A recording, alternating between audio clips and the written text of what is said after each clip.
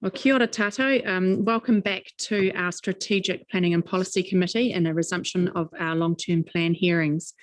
Obviously, we've moved into our deliberation phase now. You all have, I believe, a run sheet in front of you that we've made sure that everybody's in the same state of knowledge in terms of progress for today. So the top of the agenda there is apologies. Obviously, apologies from Graham Webber. I understand Councillor Coles is intending on leaving about 2:30. And some from Claire for lateness. Is that, you happy to move? There were no others? No, okay, Philip, Mike moves and Andrew seconds. All those in favour say aye. Aye. Against? Carried. So just a couple of administrative matters before we launch into the substantive discussions about the LTP. The first one is obviously admitting the memorandum that has been circulated to elected members and the two attachments being our big A3 volumes of summations of submissions as a major late item. You'll see it there with referring to the sections of the local government legislation and a recommendation. So everybody got that in front of them? So do I have somebody who's happy to move the recommendation that that memo and the two attachments be considered as a major late item to the meeting? Roger and Lou seconding. All those in favour say aye. Against? Carried.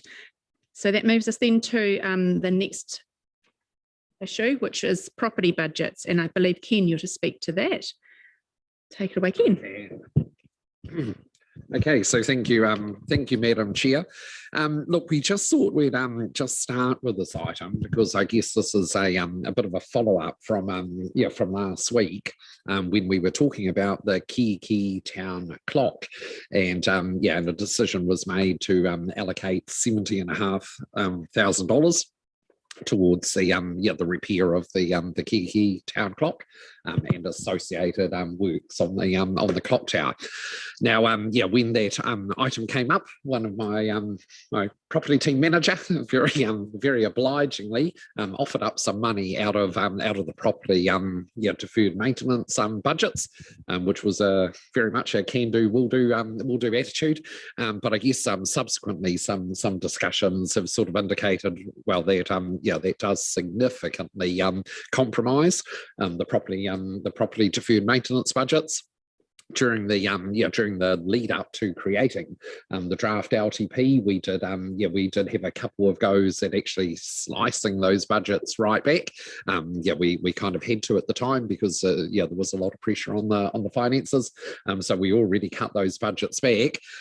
So I guess there was some discussion around. So this is not taking the money away from the Key town clock. That was a very clear resolution last week. But I guess what we are looking to do is to bring a recommendation that basically says, recognising the additional spend required for the Key town clock, the Strategic Planning and Policy Committee approve an additional $70,500 of funding to the property maintenance budgets, which effectively restores them to what they are. So so that is a recommendation from staff. Quite clearly, that is something that you need to debate. But we thought, look, let's get that item out of the way before we move on to the new stuff. Andrew. Thank you, Madam Chair. Look, I put my hand up for this. I think I was the one who suggested, was there any other budgets? And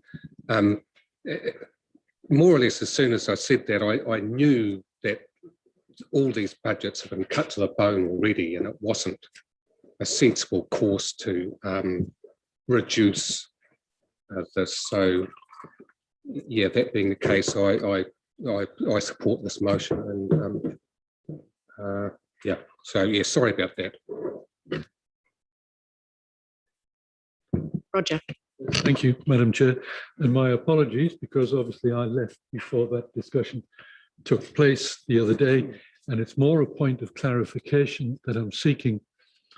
If that 70,000 becomes an increase in that maintenance budget, does that mean that it does have an impact on rates, that in fact that will be, say, 0.1% that we've only got to play with, so that reduces our pool that we've got left? Yeah. So through the chair, absolutely correct. What we are saying is, let's increase the rates by $17,500 to restore that property deferred maintenance budget. Yeah, Madam Chair, look, I haven't changed my opinion on the expenditure here, but just a question for point of clarification.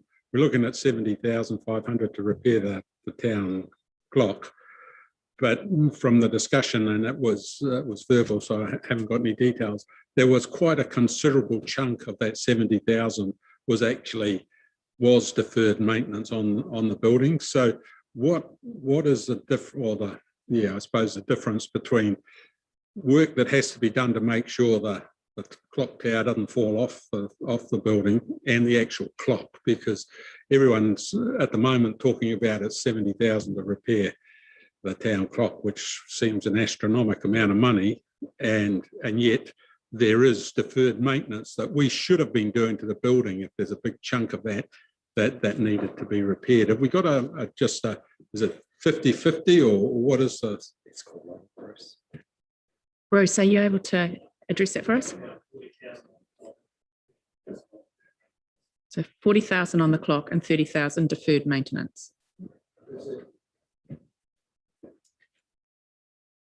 Mm-hmm.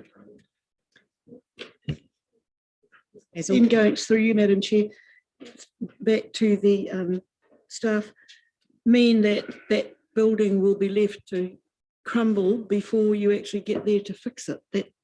So I just say, because that's been the excuse for not doing the clock for ages, is that the access is too dangerous because it's a little bit. No, Hazel, Ken will address that. So through Madam Chair, being very clear, so this committee decided last week that we would spend the $17,500 on the clock and on the deferred maintenance. There is no question about that. The only question that I'm raising this morning is where that funding comes from.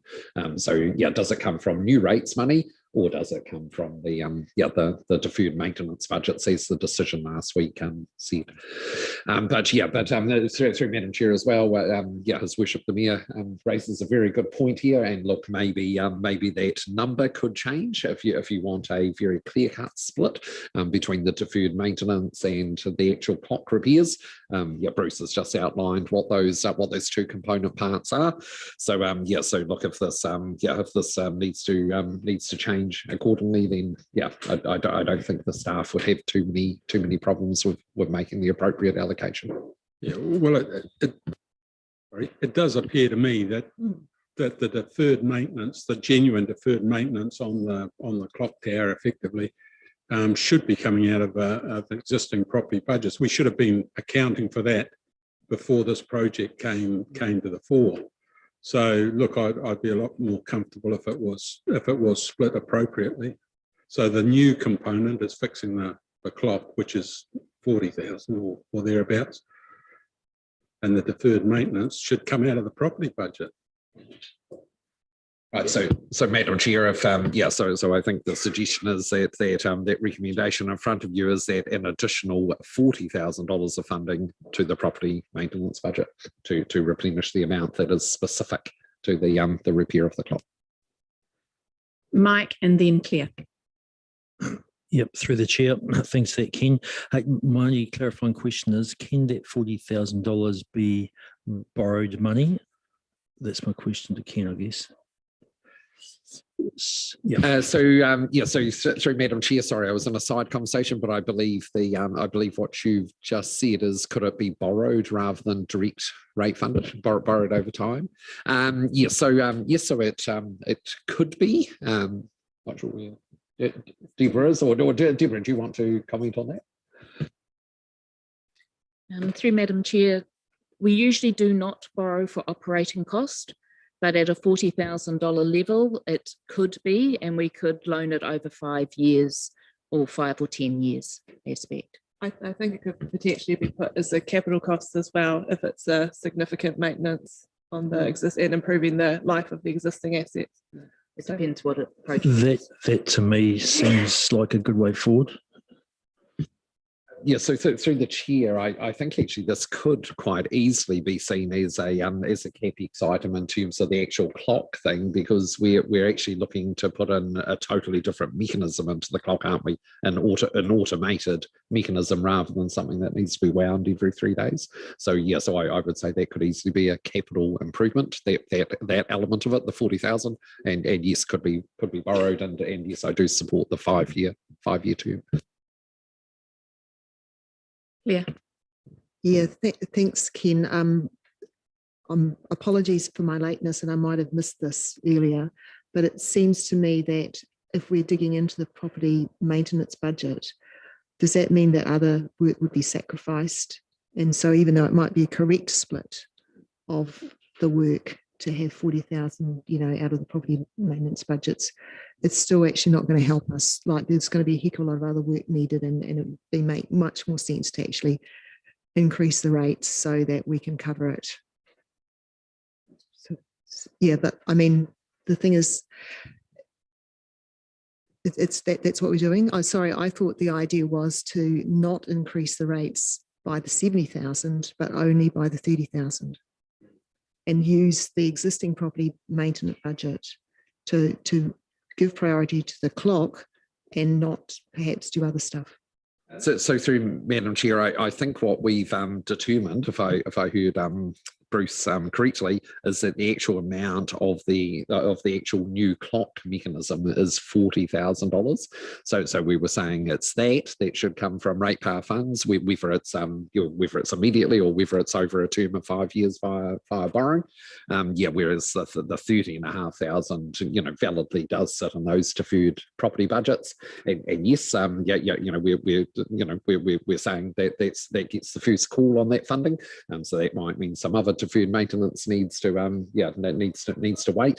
But yeah, look, I don't imagine the property team would have any concerns about that for the first 30,500 of those deferred property maintenance budgets to go onto the key clock.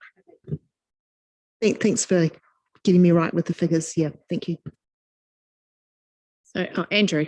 So yeah, I'm happy with that. So all we need to do to amend that slightly to 40,000 of funding to be loan funded over 5 years. If we can add that into the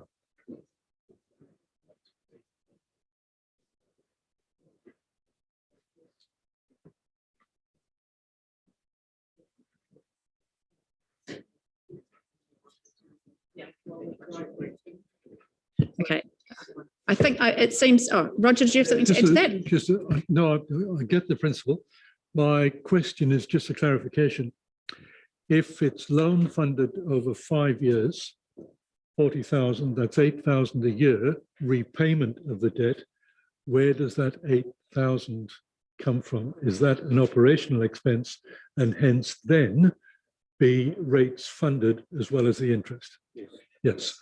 So it'll be 8,500 a year or something of that nature rather than the 40,000 direct in this year. Got you? Thank you. Appreciation as well. Oh, yeah.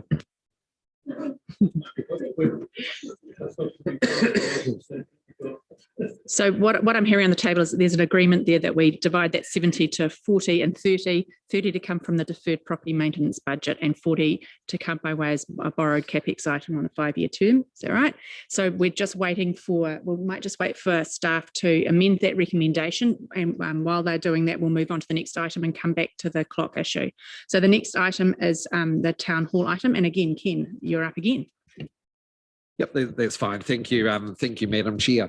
So so look, this is speaking directly to a submission from the brand new Cambridge Town Hall Community Trust. You'll remember that their newly appointed chair, Kirsty Johnson, together with a couple of the other trustees, did present last week. And what they asked for was essentially $250,000 of initial funding, and and with that money to be used very much for activation type purposes for the Cambridge Town Hall. And I know from discussion with Kirsty, that what they are looking at, with that money, with the $250,000 that they asked for, was things like some additional catch up repairs to to the town hall, potentially contracting in a resource, and contracting some marketing type activity designed to try to get some immediate activation of the town hall. They are also talking about some community engagement and consultation, like pretty early community engagement and consultation in terms of basically sounding out the community for their thinking in terms of what that town hall building could be potentially used for going forward. I stress that would be very much initial. I'm sure that they will then pick maybe 1, 2, or 3 of those ideas and actually do a decent feasibility study. But their request was for $250,000 to get them up and running. Now this, of course, is a trust that this council resolved to create. They obviously don't have a particularly ready source of income at this very early stage.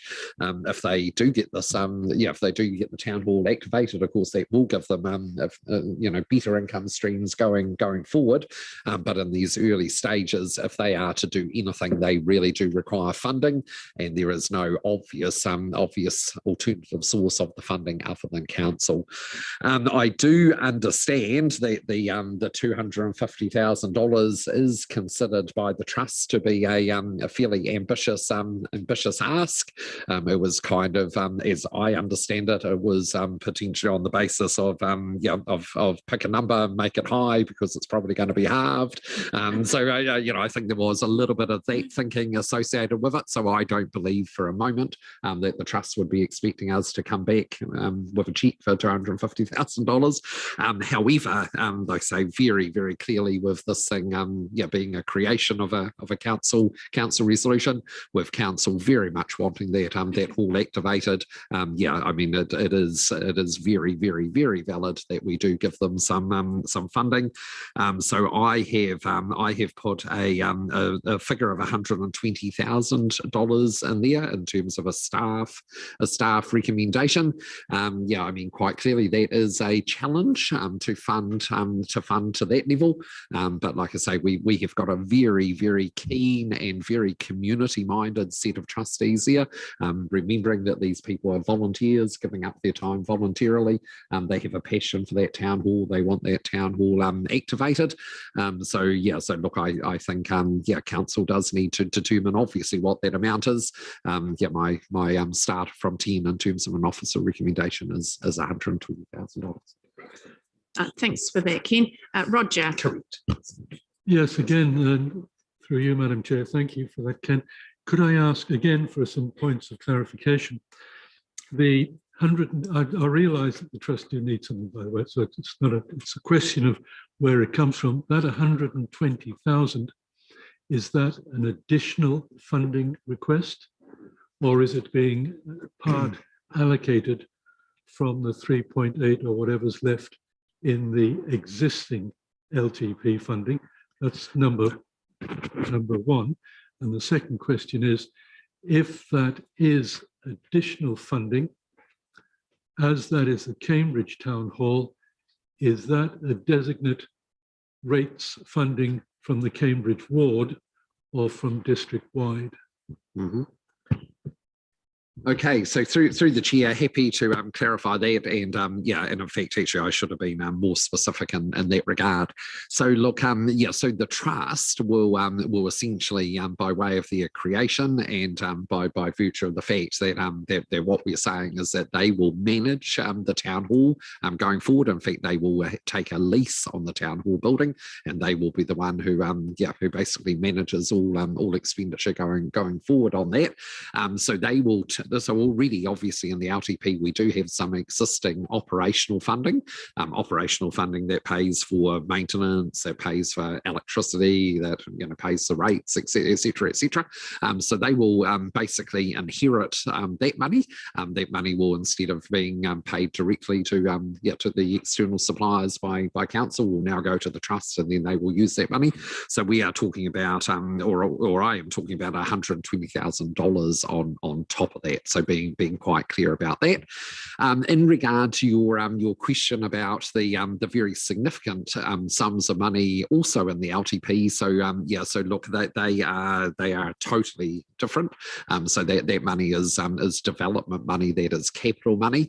So that money is still in the draft LTP, and that will go into a future development at the point that is required. That is set out a little bit further distant in the LTP, and that money is being preserved for capital items. What we're talking here is very much operational money. In terms of how that is funded, so you're asking about, would that be funded by the Cambridge ward, or that would be funded district-wide? So I mean, I guess that's a decision that can be made here, although we would very much be guided by our revenue and financing policy, although I'm appreciating that this is new money over and above. But Deborah, do you want to just talk about, so the current operational funding for the Cambridge Town Hall, can you just indicate, is that district-wide funding, or is that very ward specific?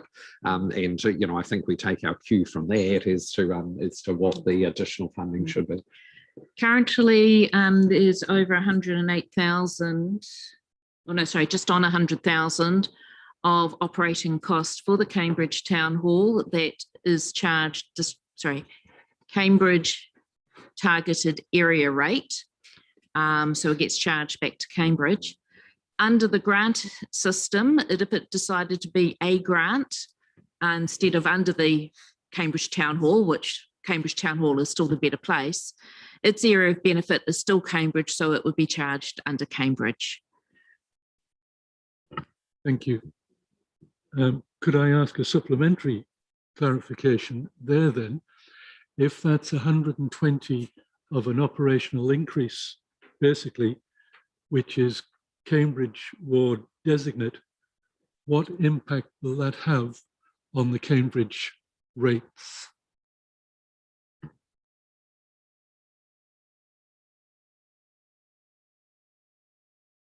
Hold the line, caller.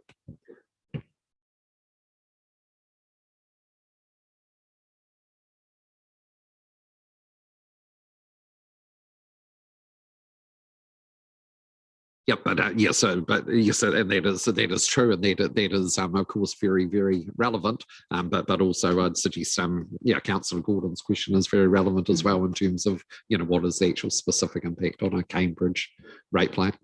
Yeah, which will require a bit of calculation on Deborah's part. Through Madam Chair, the cost would be $15.37 on a Cambridge ratepayers bill, and that includes the GST. Can you give me that in percentage? No, sorry, we can't do it as a percentage because this is a fixed portion that goes on their rates. And then for each individual property, depending on the value of their property, they will have a different amount that comes on valuation.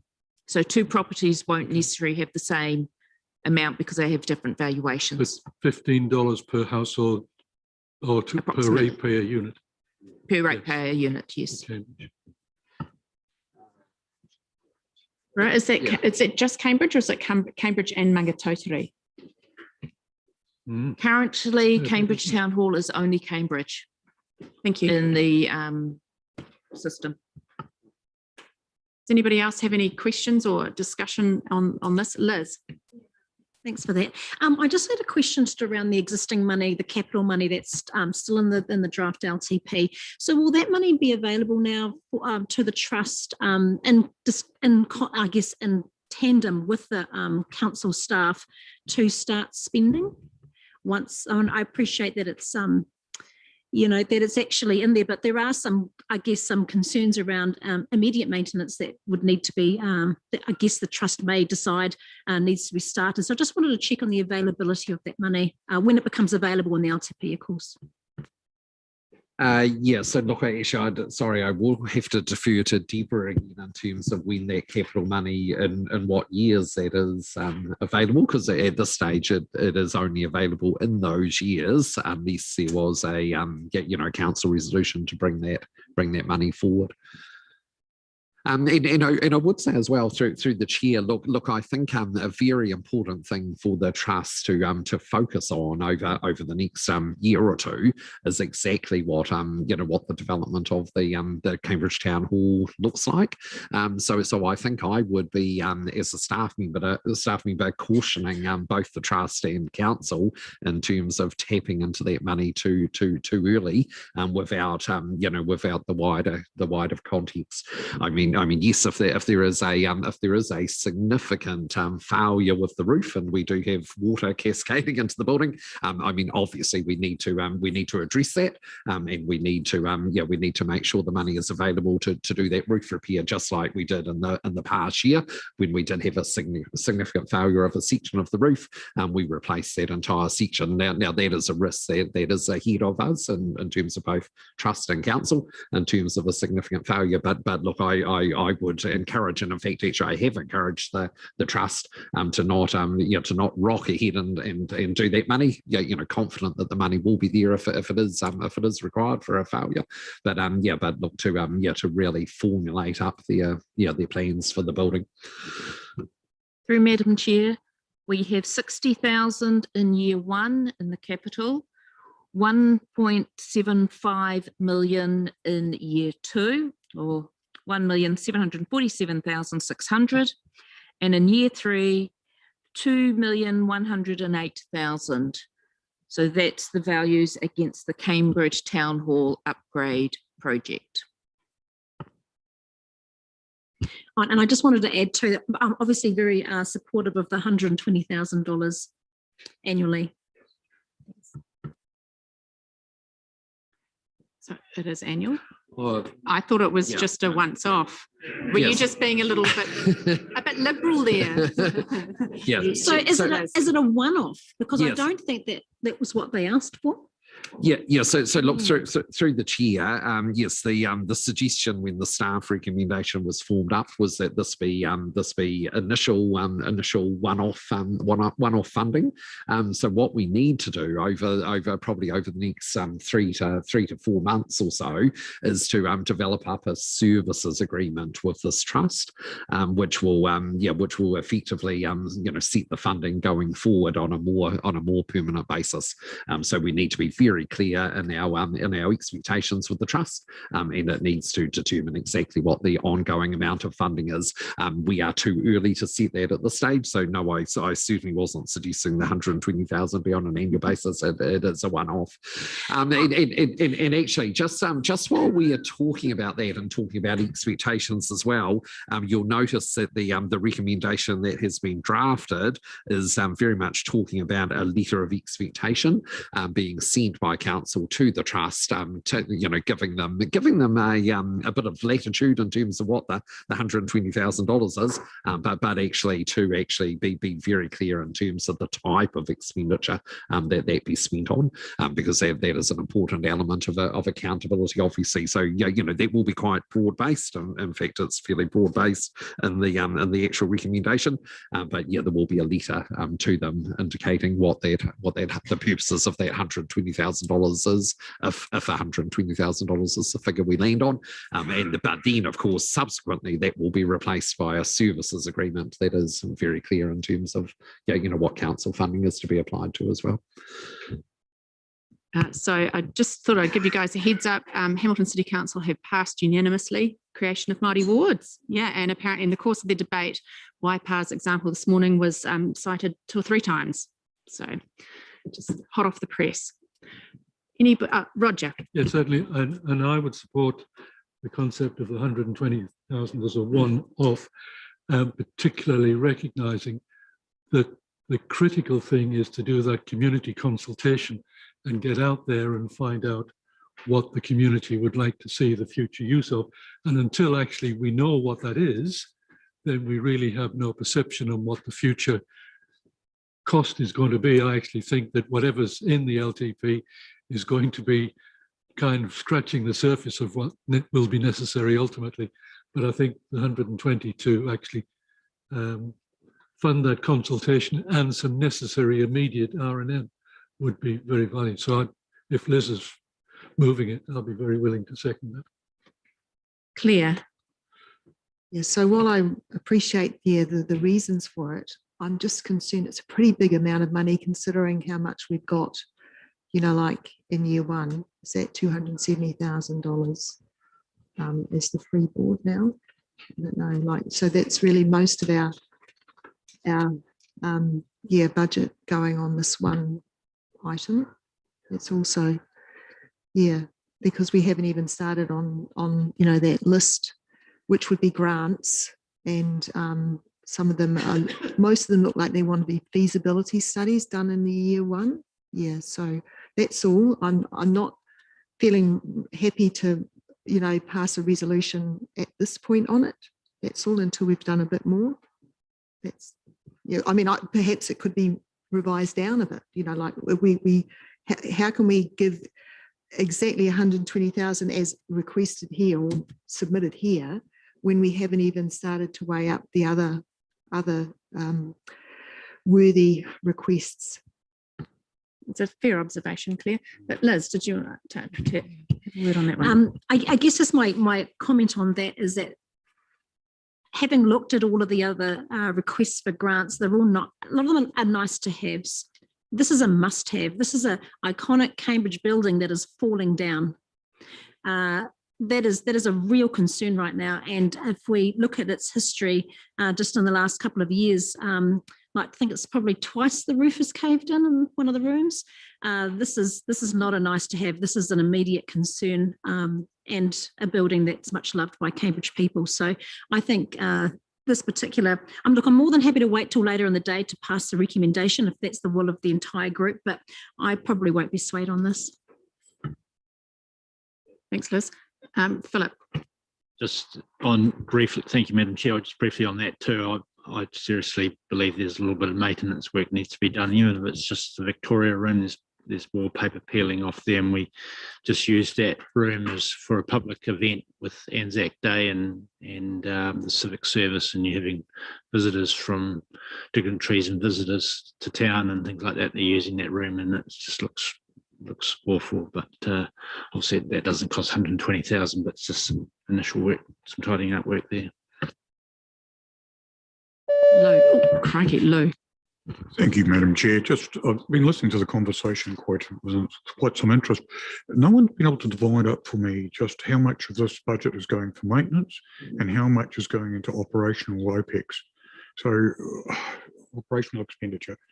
I believe that the hall had some monies granted to it some time ago to the roof and a few other things. Is this a continuation of this sort of process? I'm not aware of the maintenance levels that are needed, and just wonder how much this is necessary to get this through this first year, which is our crunch year.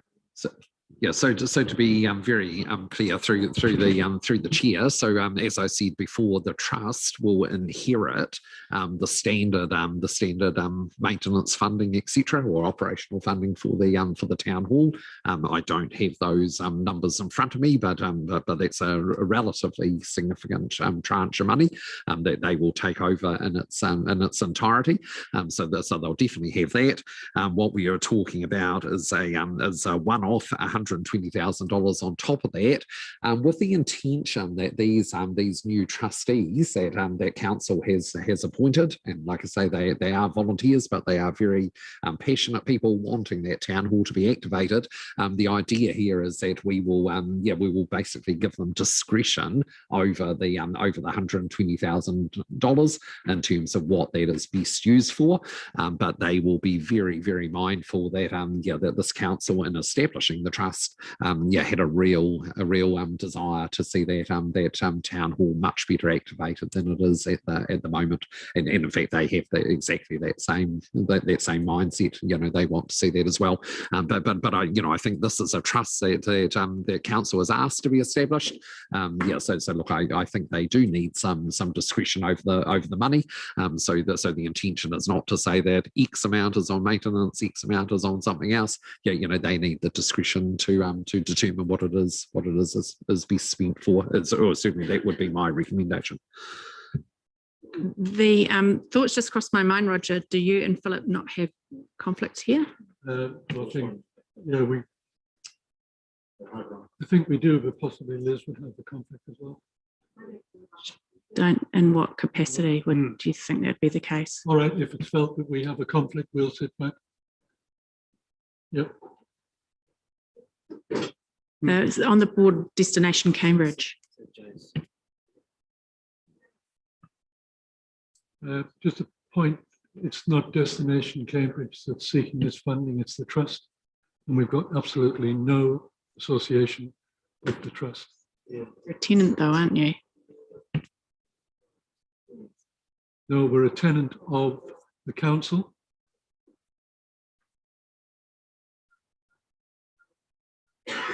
It's a perceived conflict anyway.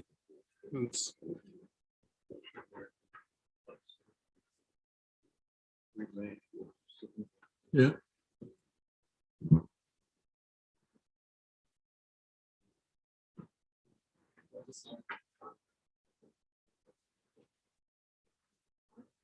Could we just adjourn for a moment just to take a little bit of advice on that? Hold on a moment.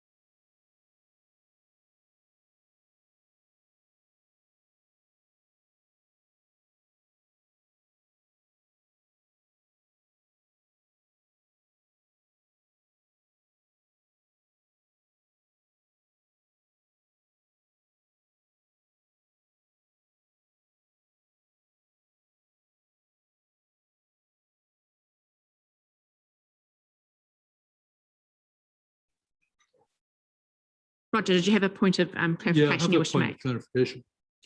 Given that there is a certain amount of existing operational funding that is to the ongoing running of the town hall that will pass to the trust, that's fine.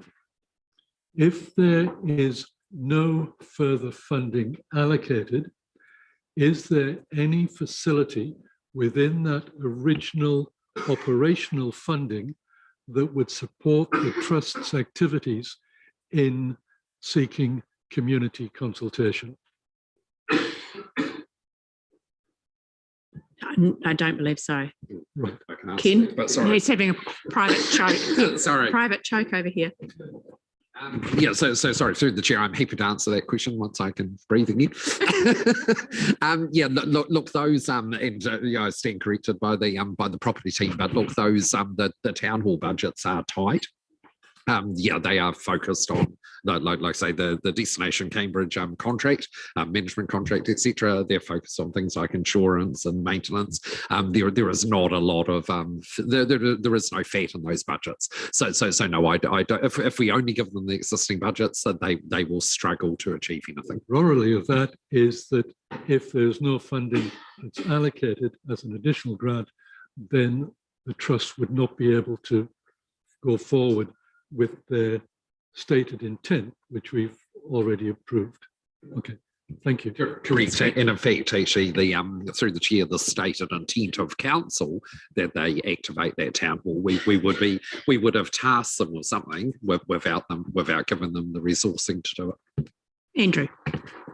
Madam Chair, I certainly share Claire's concern, understand and share, but at the same time, yeah, to create a trust and then hamstring it from the word go is insane.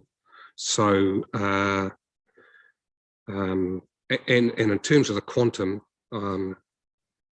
you know, I guess really we have to be guided by, I'm sure the suggested amount has been suggested because it's deemed necessary. So you know, that's my 2 cents worth, I guess, but I'm quite happy to pass this resolution along with all of the others when we've got it all in front of us. So yeah, that's. Yeah, I was going to add that to Claire's point. I think what we will do with this one is we'll park it for now in that parking lot and see how it stacks up in terms of the other requests that have been made. But I hear your point. Obviously, staff didn't just pull the figure out of the air. It's obviously got to be an amount that makes the trust's actions doable. And you're right, you can't set up a trust tasked with that responsibility without giving them sufficient funds to fulfill it, but it needs to stack up against the other things. So that's how we'll deal with it, Lou. Yeah, look, I'm absolutely keen that you're going to park it, and I agree with what Andrew and Claire both said. The one thing I'd like to ask is, can we widen the base to Mangatautari for the targeted rate? And would that alter it a little bit or not? Yeah, so through the chair, that would be pretty unusual to do that at this stage. So yeah, so essentially the funding sources for all of our expenditure is determined, you know, by way of revenue and financing policy. So yeah, so you'd be, I guess you'd really be reviewing that on the fly. Yeah, as an officer, I'd recommend against that. Yeah. Good try though, Lou. Mike, lateral thinking, I love it. Hey, could I just ask that the total amounts are just put at the top so we can just do some mental arithmetic there? So was it 320 or something thousand that we had to sort of, it's based on that 0.4% increase? Yeah, the amount we've got to play with available. Yeah. No, through Madam Chair, I'm keeping a running tally. So if you want to ask at any point, because it'll be easier on the spreadsheet than changing values up there. So I can give you the running tally at any point. So for now, with the fact that we've put in 120, we are at a increase in rates for year one of 4.6%. And the available to get us up to the 4.9, I think we were at, yes, 4.9 is 206,000. Can we include the 8,500 for the clock? Already done. That has already been done, and that impacts on year two onwards. Through you, Madam Chair. Andrew. Could I suggest that we could go to 4.94?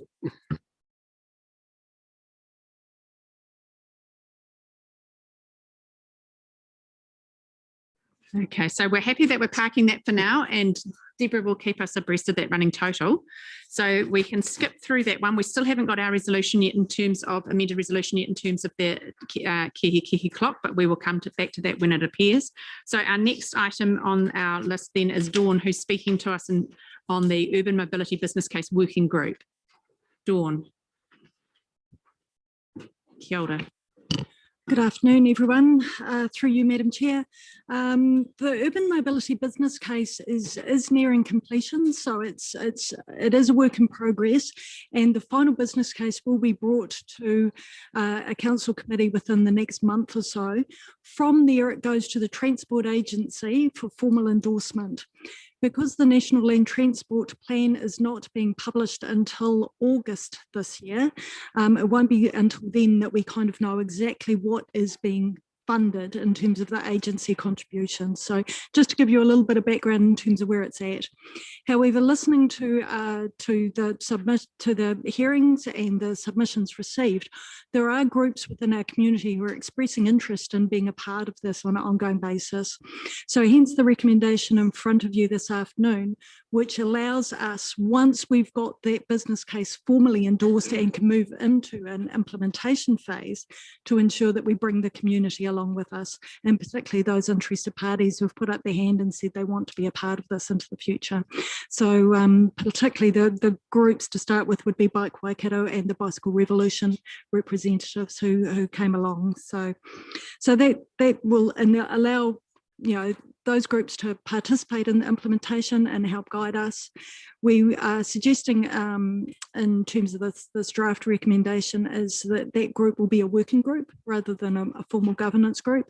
Hopefully that finds the balance between getting that participation involvement from the community, but doesn't bog us down, I guess, into a significant administration associated with it. So keeping it agile enough, and then still keeping the decision making with yourselves through council or council committee. Thank you, Dawn. Hazel. Thanks. And through you, Madam Chair, to Dawn, I hope that committee, the community representatives, include somebody that can speak for our senior citizens and our disabled, because what we're finding throughout New Zealand, where this is all happening, is that their consideration of these particular groups is not been there, and some of the stuff that they're coming up with is downright dangerous for this particular group. So I'd love our group to be absolutely way ahead of all of that.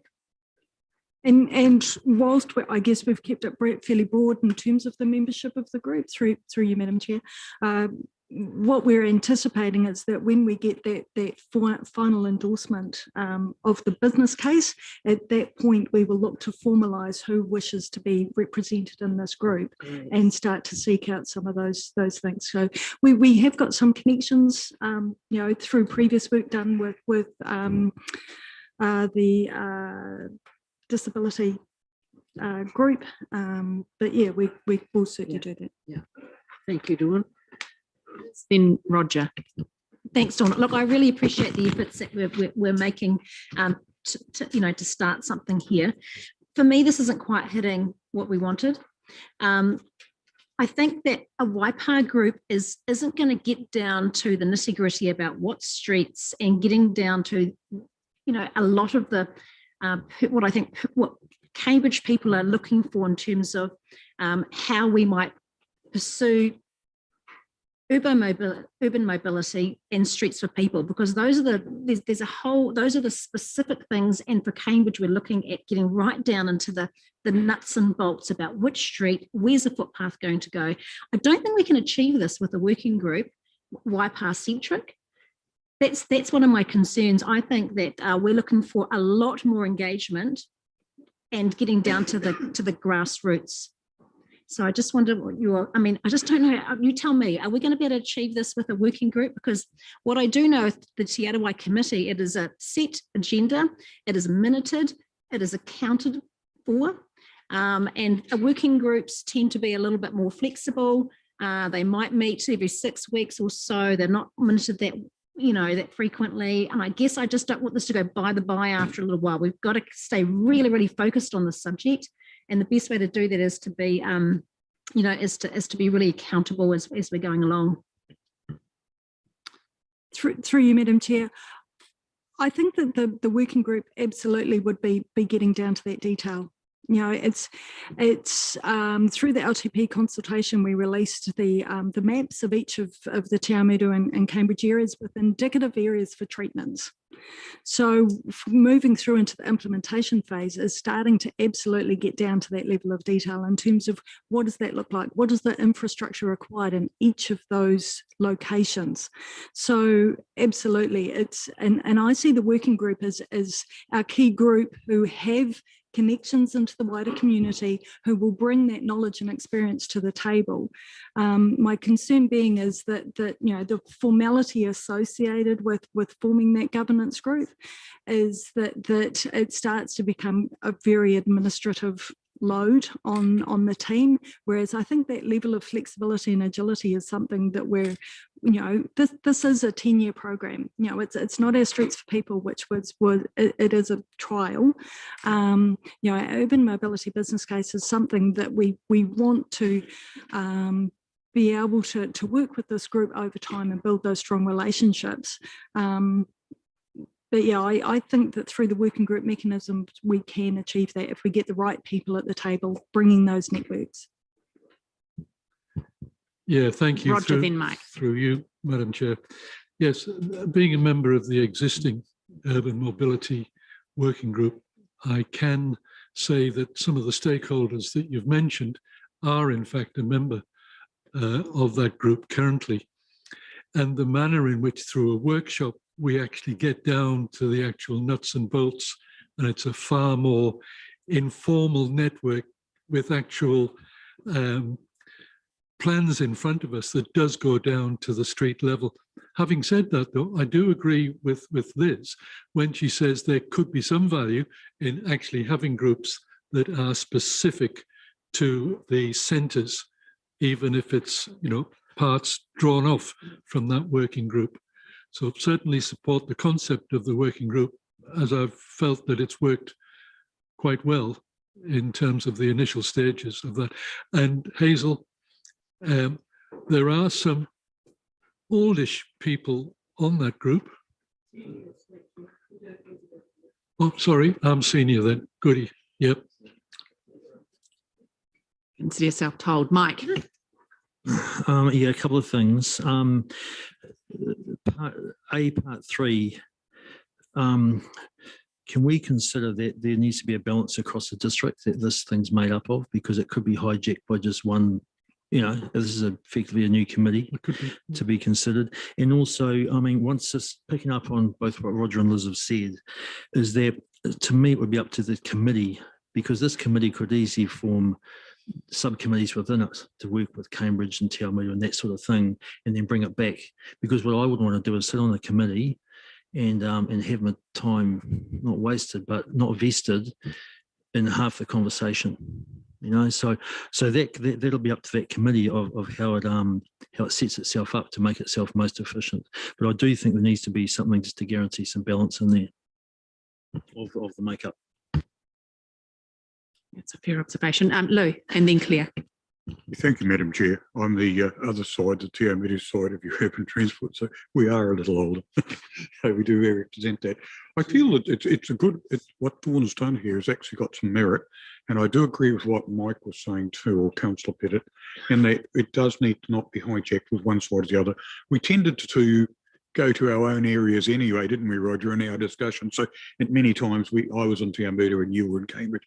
I just wanted in our inclusion on representatives there that we should actually bring in some of our community board members, because the community board members are the people on the ground, right at the ground, and unlike councillors, they have a much smaller perspective, a more localised perspective of their area, and could probably add a little bit to that. And I just thought, and having them as well in their group, your councillors could be the sort of representing the whole area, your community board down to the nuts and bolts of actual streets a little bit. That is covered off in number 3, though.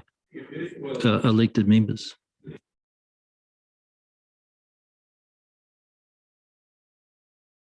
Claire. So I'm really strongly in favour of this initiative. I'm really pleased to see it dawn, because that was something that came through strongly in the submissions, that you really need people involved that understand the dynamics of whether it's cycling or scootering or whatever, and they're the people that we're trying to empower to use those streets. And so I just wanted to say that the community voice that you're going to have there, I do want to see a lot, kind of like balance again, but like, I know you're already thinking about the cyclists, but we really need to make sure that you've got representative across all of those users that are likely to be there, so that you get, because I just feel that they're probably more important, I think, than representatives of council even, because you've got designers, you've got staff who are driving the project, but it's really making sure that it's on the ground work that's done. It's going to make sense. It's going to do the job for us. So but really delighted to see it there. Thanks. The other thing I wanted to make, like it came up yesterday about the number of stakeholders or the different kind of voices. You don't need to have lots and lots, as long as we've got the spread of them. So I'm not advocating that you have every single interest group, but be sensible, take a lens to it, so you know that you're getting the representation across the different interests. Andrew. Thank you. I think that's been a pretty good discussion. That's given a fairly clear indication of where we think it should go. I totally agree that when it comes to actual streets, the people living in those towns or communities are the ones that really need to be involved in that sense. But I think this motion does cover all of that, so I'd like to move. I'll second. So Andrew is moving, Philip is seconding. All those in favour say aye. Against? Carried. Thank you, Dawn. I think the key to that one is balance, isn't it? So just before we move on to the next one, we have our clock recommendation to hand, I believe. Kieran has it. I believe she's going to chuck it up on the screen for us to have a wee look at. Strategic Planning and Policy Committee has received new information and resolves to amend the following recommendation passed at this meeting. Do include funding of $70,500 for the remediation of the Kiki clock tower and town clock in year 1 of the 21-31 long-term plan to be funded from existing property budgets, to the following. Do include funding of $70,500 for the remediation of the Kiki town clock in year 1 of the 21-31 long-term plan to be funded $40,000 from loan funding over a 5-year loan period and $30,500 from existing property budgets. Now, to my mind, that reflects exactly what we've discussed. So Hazel's happy to move. Lou is seconding. I've got the motion there. Mike, did you have a question? Yeah, I didn't know, a statement. Statement? That no, I'm not. No. You've too hard to get out. Okay.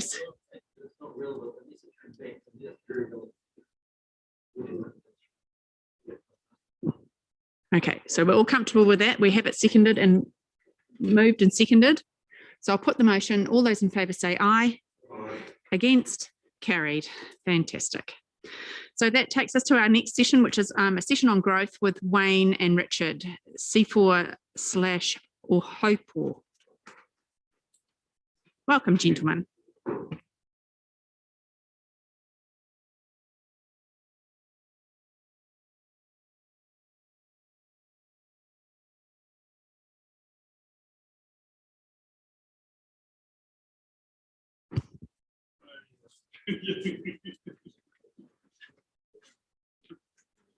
Okay, well, good afternoon, your Madam Chair, your worship councillors. So Richard and I just chairing this, involved with this session with managing growth, and we'll cover off development contributions as well straight after. Won't take too long. We just want to quickly just focus directly on some of the submissions and presentations in relation to 3 of the growth cells, Ahalpo 0304, T2, really just for information, C4, so Lamb Street, Leamington, T2's Frontier Road, Te Awamutu. So the rest of the submissions are responded to by way of the staff comments in the spreadsheet, unless there's any questions in regard to that. Just firstly on Ahalpo, and Councillor Stoic had raised that earlier in terms of what we're doing in Ahalpo for the growth cell. And of course, we had presentations from CKL. Did I get that wrong? Sorry, or Councillor Claire raised it, I believe. Claire, okay. I spoke to Councillor Stoic afterwards about the issue. In relation to Ahalpo, which was submissions lodged by CKL, as you recall, Hamish Ross came along and presented to the committee. The submission noted there was no pre-2035 growth cell in Ahalpo or appropriately zoned land available for residential development. Of course, the O1 growth cell, which is the southwestern side, has been pretty much completed, built out, in fact. So they were looking at activating the 0304 areas, and that's essentially, if you're going north, it's on the eastern side of Ahalpo. And they advised that they could deliver around 60 sections, large lot, or if it was used for residential purposes, probably 3 or 4 times more. Currently, Ahalpo is not serviced for wastewater development. That's one of the key reasons why we can't activate for residential purposes. PC13 that the planning team are working on does not assist really Ahalpo, as these 0304 growth cells are post 2035. So they do need to bring it forward as a plan change. We are also working on proposed plan change 21, which will consider the NPS urban development for more housing intensification as infill and affordable housing and urban design. And part of that was to consider Ahalpo for possible residential servicing. But then again, we're not considering Porongia and Nahanapuri, for example, as non-serviced areas. So the request that came through to you from CKL was really to investigate the current environmental issues of the on-site effluent disposal systems in Ahalpo with those sections less than 2,500 metres squared. They asked to investigate options for providing a wastewater network to Ahalpo, investigate land availability for development in Ahalpo, bring forward the current 0304 post-2035 growth cell timing by a council-led plan change they asked for. Our response on that and our recommendations to you is we do need to activate 0304. There is no more suitable land available for development in Ahalpo. We think that 0304 growth cell can be brought forward to cater for section and housing demand that is needed in this part of our district. The proposal should be advanced by way of a private plan change, and that's no different to what we've seen in T2, where there's essentially a benefit of the landowners from that development. We would need to advise future-proof partners that we're bringing that growth cell forward of post-2035. The plan change should also consider provision provided so when development occurs, that infill can actually occur, because of we think that should be promoted as large lot development at this point, not residential. And if there is development that does occur, then essentially that it can be future-proofed for infill development. So the positioning of the houses in those new sections should be considered. And the future of the reticulation of wastewater for Ahalpo can be considered at some later point in time investigation. We don't think that we should hold up development of Ahalpo at this time until we do some fully investigations of the wastewater connection through presumably to Te Awamutu. PC21 can, when it is promoted, can look more generally at our large lot residential areas and whether we have infill developments, both current and proposed. And particularly the cost of servicing for some of those communities such as Ahalpo and Porongia, which much out of line and will cost a lot more to activate. So the recommendations essentially, did you update or not? Yeah. So just want to comment on that. Thanks. So as a result of those that discussion, we've amended the proposed response to take out the funding for wastewater, for the wastewater study as proposed. So if the committee are happy with that, discussion. Comments, Jim and then Claire. Madam Chair, I just didn't catch that. So you're suggesting we put money aside for a wastewater study, is that correct? Sorry, just to clarify, we take it out. We had it in the proposed response. Yeah, yeah, okay. Yeah.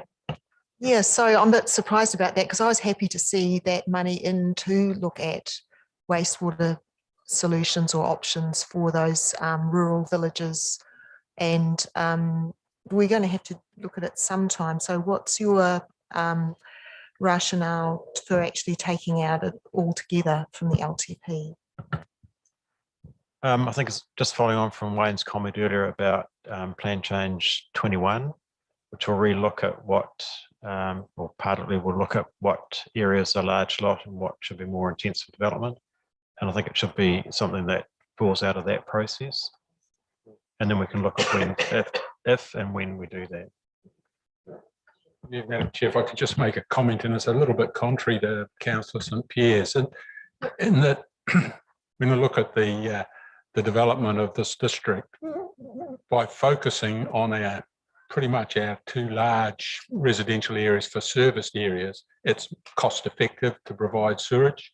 When you start looking at trying to provide a wastewater system for a small number of lots, which is effectively what's being proposed at Ahaupo, it just won't stack economically to have intensive residential development there. And I also question whether we should be looking at too much development when you're effectively establishing both sides of the state highway with no plans to reroute the traffic through there. Are we just creating another planning nightmare for the future? So the questions that will probably come out in the private plan change, but certainly servicing an area the size of Ahaupo for sewerage, the cost if the individual section holders are going to have to pay for it will blow it out of the water. It just doesn't make economic sense, I would suggest. I don't have any idea of what it would cost. I mean, I have read that there are some quite good smaller units that have been used overseas, for wastewater solutions, but I don't know if they're used in New Zealand or if they meet New Zealand standards. But look, I'm quite happy that, you're designing if you're bringing forward development in those growth cells to allow large lot residential, and in fact, there'll be controls around it so that intensification could happen when it might become possible, and that you think that the Plan Change 21 will have the scope to consider servicing and stuff like that as part of all of those considerations. So it sounds like it's covered reasonably well. I just feel that it's important to have something in there for those people, looking to, they know that there's nothing really for any new sections or so we need to have something. All right, so I think we're all agreed. So the recommendation is as per what Richard has indicated. Just in terms of T2, which I think is page 4529 on your agenda list, really it was no changes there essentially. For Kotari properties, the water supply costs of 350,000 have already been added in there. The wastewater is to be funded by owners as a private benefit, and there's a transportation project in the LTP for the upgrade of Frontier Road. Anything else? Yep. That's it. So there's no change there, it's just covering that off. The other Kotari property matter, page 4528, C4. So this is C4, Lamb Street area, Leamington. And of course you had John Illingsworth and you had submission by Catherine Drew on the matter. And you recall in the presentation by John that for the C4 growth cell, he discussed the demand and supply of sections and generally around Cambridge and a shortage of sections. he had indicated, and essentially that he had sold around 64 sections without even advertising, and that he was proposing around 60 odd sections plus 30 compact housing. Part of his developments are around 90 odd section housing. He did indicate district plan, possible change in section sizes from 600 metres squared to 500 metres squared in relation to that district plan matter, something we'll pick up in the PC21 issue of infill. But in terms of the funding issues, the C4 growth cell is not funded in the LTP. It was around $33.6 million cost. There was a request through those submissions of funding of around $15 odd million. Now, Richard has been in discussion with Kotari developers who are wanting to develop a section or part of C4 about them funding the $15 million infrastructure and offsetting DCs as a consequence of that cost. So they required a development agreement, and I understand Kotari are wanting to get on with developing now. So Richard, you just want to talk about the costs and the DA approach? Thanks, Wayne. So just to add to that, the Kotari have done some work in terms of what they estimate the costs of developing their block are, and also what they've assessed as what the DCs might be if they were included in the DC policy. And there is a small, relatively small shortfall. And what we're proposed to do is that if they're successful with taking their application a bit further, at the stage it's only been a pre-app meeting, that we would bring the development agreement to council to get signed off. And as part of that, there may be some funding that council would need to agree to repay at some later date. And I've discussed that with them and they seem comfortable with that approach. So I think the positives are it's more sections to the market, which everybody is pleased to see, I'm sure, particularly with these ones that are potentially pre-sold. So we expect to bring something to you in the next 2 to 3 months, if not sooner.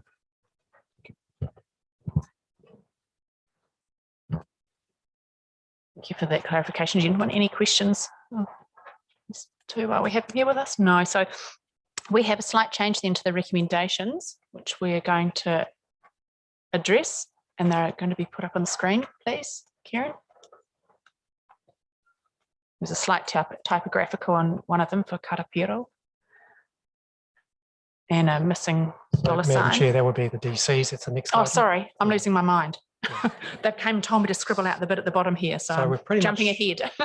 We've pretty much finished the growth issues. Unless there's any questions, we'll just My move on to the apologies. development contributions section. So the team have further reviewed the development contribution amounts for the growth cells, and having regard to the submissions of Transland, made some further amendments to the amounts. And as you've just indicated, Madam Chair, there's a revised recommendation that's in that run sheet. So just Richard can just speak to the changes and why they've changed, and Deborah can also comment on the rate of impact from interest on the loans. Thanks, Wayne. So as up on the screen, there's a couple of adjustments to the water DCs in Cambridge, affecting the C4, C6, Cambridge, Karapiro and Cambridge North water rate. So DC rates we're talking about here. And likewise, there's some changes as a result of the work we've done, or Deborah's done, identified that the reserve rates for C1, 2 and 3 need to be amended, and also Cambridge North. So these were, as Wayne said, as a result of a submission we had to the DCP from Transland Limited, and made those changes. So that's positive in the sense that we can address the submission points they made, and they should be comfortable with what changes we have done there. There are some flow-on effects to rate, or minor flow-on effects to rates, and Deborah can explain the impact of that. That's okay. Through Madam Chair, the main any of the impacts from the additional revenue that we get later on and the drop in revenue in the first couple of years from the development contributions will go to the development contribution loans. It will not have an impact on rates. There is an impact on rates where the percentage has changed of growth for the Cambridge North Reserve. And that means that we then have to loan fund the capital work as if it is just our normal capital assets and not growth funded. So they are level of service assets. So that means that we would have 630,000 of loan in year one, 450,000 in year two, 217 in year three, and 245,000 of loan in year four. So the impact of this, because it's an infrastructural asset and we pay off the principal when we're able to on the infrastructural loans, we don't have a set amount, it is an interest only aspect. And the rates impact is 8,000 just over in year two, 13,200 in year three, 15,600 in year four, and just short of 19,000 in year five. So it is a very marginal rate impact for the fact that the percentage of growth has dropped down and of course had to go over to level of service. So through the chair, Deborah, so can you just confirm that those rates impacts you've just spoken about, they're in the amended figures that you're giving us? Like you've built them into your sheet?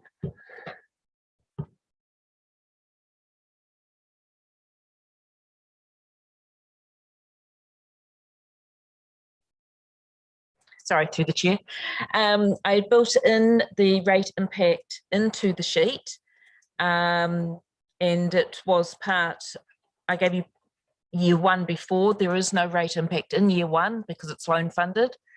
Year two, we are currently sitting at 4.2% because the year one is up at 4.6. And year three is still at 3.5. Yeah, so Deborah, sorry, I was just wanting you to make the councillors be confident that when you're quoting updated numbers during the afternoon, you've also included those. Yeah, they're in the tally. Yeah, cool. And also the actual rates, DC rates, came through on a printed page like this that you should have in front of you all.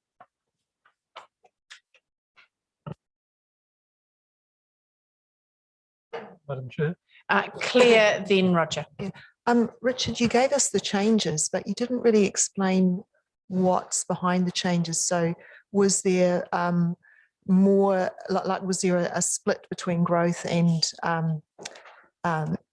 I suppose, what is the word? Yeah, like wider benefit, so it's not just growth paying for growth, with all of the development being paid from DC's 100%, is that what's driven these changes? Through you, Madam Chair, there's a mix of reasons. There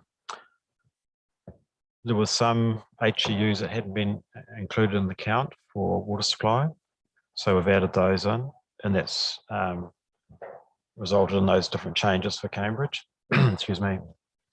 In the reserve area, for C1, 2 and 3, there was an adjustment made as the allocations weren't quite right.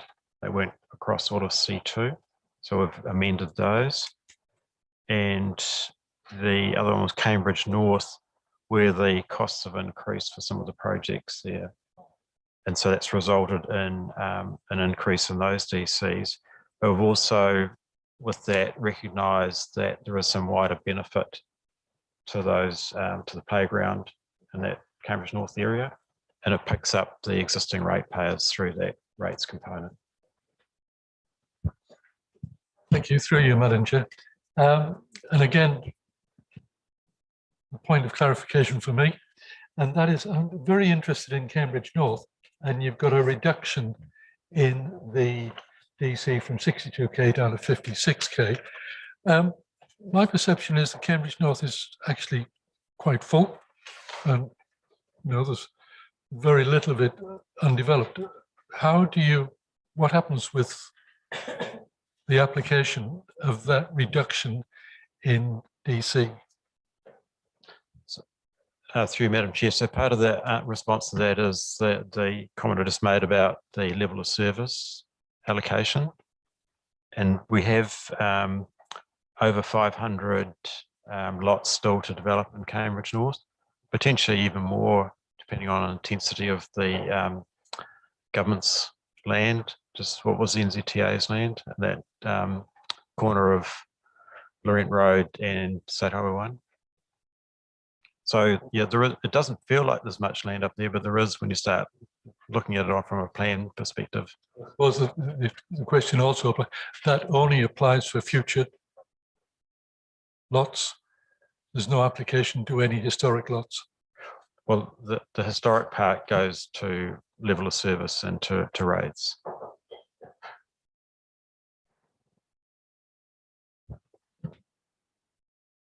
Okay, any further questions for this gentleman on the issue of the DCs? No? We've got the recommendation there. I take it board had the opportunity to read it. Obviously, a small change in terms of typographical errors and the removal of a paragraph at the bottom as it appeared on our run sheet. So just the two. Do I have anybody? Oh, you're looking like you want to say something there.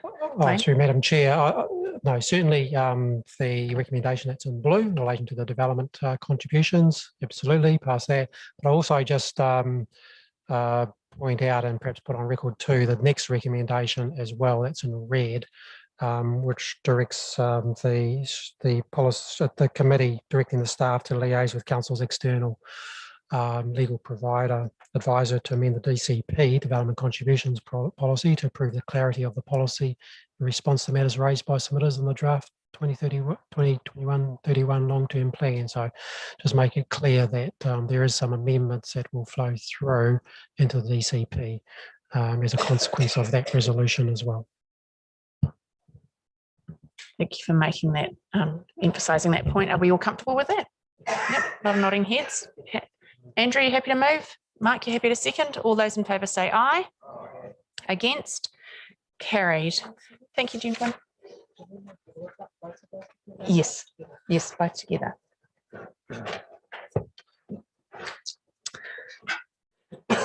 So I guess this moves us to the potentially larger, more substantive items to discuss today with our large attachments here. And in order to set the scene, I believe Ken is going to address us. So Ken, when you're ready. So thank you, Madam Chair. So look, I just want to, I suppose, just draw your attention really to some distributed information, just to make sure we are totally clear on that and totally clear on process. So yes, so you should have a one-page or a double-page memo in front of you with today's date on it, and that yeah, you'll notice the table on there, which was very much the table that was on that that whiteboard on Thursday afternoon, and his. Oh, you haven't got it? Oh, sorry, it's been pushed out through Diligent. So, yeah, it's in Diligent. Yeah, sorry, you've got it through Diligent a day or two ago. Yeah, so we are. So it's the one that says remaining deliberations to the draft 2021-2031 long-term plan. Okay, so yeah, so just pointing out that that table that was on the whiteboard on Thursday afternoon has been reproduced here. Yeah, it's tab 22 in our agenda. Tab 22, thank you. Okay, and you'll remember the thinking behind that, because we've actually referenced it today, is that yeah, is that obviously on Thursday we were dealing with an existing rates increase, which was up a little bit in relation to what the consultation had been, or the consultation document had been. Remember, we did have some of that depreciation expense flowing through, etc. So yeah, so we had the 4.4, 4.4, and 3.5, etc. etc., all the way through. Those were the existing rates increases we were dealing with. There was some comment that, in view of the fact that the community has presented to us quite a few requests that in many cases involved funding. How high could we high could we go? And of course the second line down there is how high we could go, although that was absolute to the upper limit, the maximum limit. And what we talked about was we needed a buffer in that because of course things can change in terms of growth expectations, in terms of inflation expectations, etc. going through. So we landed on the third line down, which is 4.9, 4.5, 4, etc. Being the level that that perhaps there was some comfort around the room of going to, and that translated into an amount of dollars of rates funding that we could have available. You will notice there are some points at the bottom of the first page and into the next page. And most particularly the comment at the top of the second page that really it is not suitable to have additional capital projects in year 1 or year 3 because the impact kicks in the following year, and for exactly the same reason it's not suitable to have new operating projects in years 2 and 4, because years 2 and 4, if you refer to the table above, you notice that there is very little capacity in years 2 and 4. So just obviously making that conclusion or that recommendation. Okay, the other thing to be very familiar with is the very big A3 wad of papers in front of you, and there's actually 2 of them, but I'm thinking specifically of Appendix 1, which the first page is skate parks. So look, the idea today, or from this point of the meeting on, is that we will work through this big wad of A3 pages, topic by topic or theme by theme. So you can see that starts with skate parks. If you flick over a page or 2, it goes on to, I believe, motocross, motorcycle track, and then onto dirt jumps, etc. So so the idea here is, in terms of a systematic process going through that will assist with the flow, is that we just work through this theme by theme from the start of Appendix 1 to the end of Appendix 1. There is a suggestion that where these things have financial implications, that you maybe decide from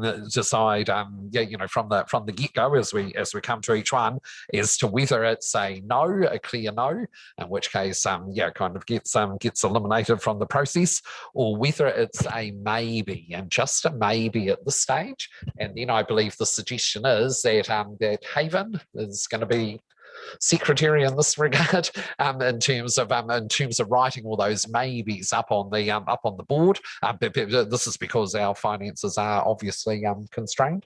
So he will write all the maybes up on the board, and then we will be able to return at the end once we've gone through them all and we know the lay of the land in terms of the maybes, and then you can then prioritise from there in terms of what is actually a yes, or what maybes maybe become no's. Okay, so that's so that's the suggestion, that we very much determine either no, or we determine maybe, but let's not worry about the yeses until we have all the maybes identified.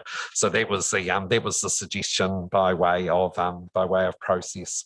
So Madam Chair, I think that's probably, well, unless you want to just engage in a short discussion on that to clarify that, that was really what we were proposing to do. Seems logical. Everybody's comfortable with that? Yep, excellent. No, we seem good with that. Oh, you do. Oh, Philip. Thank you, Madam Chair. Just with regards to conflicts of interest, did we do that before? Because I've got 3 with regards to this. Perhaps if you just raise them as the topic that your conflict arises, and just raise it at the beginning of that conflict, that probably be helpful, I think. Yeah, and I think the beginning. This meeting last Tuesday. Yes. So anything you declared last Tuesday is recorded in the minutes. Yeah. So it's only if just.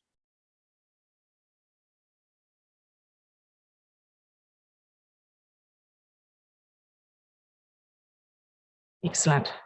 So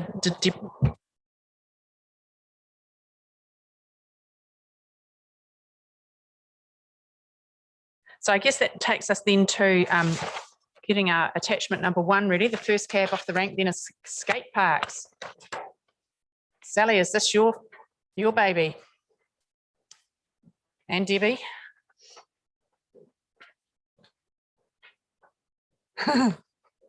Oh, and Brad, he's got a skateboard out too. Excellent. Just before we get into the detail, can I just provide a little bit of an overview? Because we've looked at these submissions as a whole, and I just did want to give you a bit of contextual background before you jump down into the detail for each of them. So if you can cast your mind back to last week, so Matthew Cooper from Sport Waikato sat in front of you and he talked about the Regional Active Spaces Plan. So if you recall, he did mention that within that plan, there is a process for people who want to develop new facilities or new turfs. The reason that they have that process in place is that because within the region, the space of the region, they want to make sure that we are taking a considered and strategic approach to the development of these facilities, and following that process clearly establishes the need for those. So those processes are important for us to consider, and you'll note that in quite a lot of our responses to these, you'll see that we've suggested either a feasibility plan, a master plan or a concept plan. So these basically are just pointing to the fact that we need to undertake these processes first before we can really establish a community need, and that's just about making sure that we are allocating money in an efficient and responsible way. So I just wanted to put that out there because I know that you might be a bit overwhelmed by how much we are saying needs feasibility. It's not because we're trying to be bureaucratic and slow things down. It's because we are trying to assist you to make informed and strategic decisions. So we talk about wanting to be strategy led, and this is just an example of us putting that in place, basically. So what we are also proposing, we won't just push these back out to communities and leave them unsupported. So we have 2 community advisors who are very willing to work with these groups to support them through these processes. And so we are proposing that in a lot of cases, that's how we can respond. So I just wanted to give you that overview before the team get into all of the detail on that. Yeah, thanks for that, Debbie. I think it's really important to give that framework to our discussions. So the first item, obviously, we were talking about is skate parks. So I think we just need to recognise what has actually come through the submissions. There is feedback, obviously, on our 2 existing skate park facilities. So that is in Cambridge, and that's where we had the kids turn up and talk about that. We've also got a facility at Centennial Park in Te Awamutu. We've also received or heard about a new facility in Kiki, as well as one in Parongia. So just, I think, for a wider context, we did identify a business case to be included within the draft LTP that was to look at our existing skate parks, knowing their age and the work that needed to happen, so investigate what that looked like, and also look at what could be offered across the wider district in terms of what the needs were for those local communities, so working with them. Unfortunately, due to the constraints of the LTP, this business case did not make it through. So that's why we've referenced what we've called the district-wide skate park facility review of 50,000 was that business case that we did suggest. So to complete this review will enable us to work with mana whenua and stakeholders to identify appropriate sites for skate facilities. So the 2 new facilities don't actually have any locations identified, and we do know the struggle that's happened in Kiki around that. We also know that there's been previous discussions in Parongia around suitable sites, and I think it's fair to say that these types of facilities are ones that the community really supports until it's in their backyard. And so we need to be very careful around the consultation with our community to get these locations right. So that's what we had identified the business case to do. The one thing that wasn't included in the business case and is feedback that we've received just this week or since the hearings last week is that in order to actually look at those locations, a key thing is ensuring that we're making doing geotechnical assessments so that the facilities can go on that site as well as concept designs for the site. So I think, you know, when we talk about skating, and if you're out with the terminology, Brad is a little bit more with than I am, but it's around the transitions, it's around the hips, is that right? And the other things, the manuals, that's another one. You know, while kids will come to us and tell us they have all of those ideas, if we get that wrong, they won't use it. So you do actually need some technical expertise, which is way younger than I am, and some expert on that to be involved. So, and that is really to get, you know, I suppose the buy-in from our communities around, and the kids to involve them in those processes and those designs so they're translated into what they actually want to use. So there is some good examples that can be taken for those approaches in terms of, there's a recent one in Waiuku that's recently been developed. So I think from there, from our perspective, we think it is, in terms of within this process, it's actually is identifying what we need to do with our existing skate parks to start with, and then looking at what those new facilities would be, with having to identify locations, having to work with the community around those designs. In terms of development of a skate park, I think a good figure is that there's they range in cost between $500 and $650 per square metre, if there's not a lot of significant earthworks required. So they are not cheap in terms of building a skate park facility either. Is there anything I've missed that you want to add? Sorry, not so much missed, but I think if we can get the location, the geotechnical work, the concept work done, it allows us to go back to those communities and say, we've done that bit of planning work for them, and then we can look to partner with them. If they've got external funding, they might be able to fund some of that. But if we can get that planning piece right, then that's a big step in the right direction. Good point. Claire and then Marcus. Yeah, thanks. I'm really pleased to see that that sort of initial work has been planned to be done to help, you know, because I know that's what's been the sticking point in Pirongia. The question I really have is, why does it cost so much to redo the existing skate parks, you know, like 750,000 and 780,000, when, see, a new one might be just 100,000? Like, wouldn't it be better just put in a new one in those places and save a lot of money? Yeah. Yeah, sorry through the chair. Just to clarify, there is no funding for that planning piece of work in the LTP at the moment. We would be seeking that today if you support. And so these numbers that I've got at the top here are very high level. I have used the current size, but perhaps a slight expansion on both the Te Amutu and Cambridge facilities. The Te Amutu facility in particular is not in a good state. That is getting a lot of cracking in it already. We've done some patch-up work, which is not achieving an awful lot because previously it wasn't done with a good substrate. And so we're starting to see a bit of movement there already. So that's why we need to get that chair deck work done right now for the new facilities. So that's pretty much a start again site. The Cambridge one, the information I've had from my conversation on Friday with a skate design and build expert was that we could potentially use half the site at Cambridge. And build on that and incorporate it into a new design with a bit of expansion. So again, very high level cost there. I've just simply taken the square area and applied the figures to that. The two $100,000 options there would, I put them in just as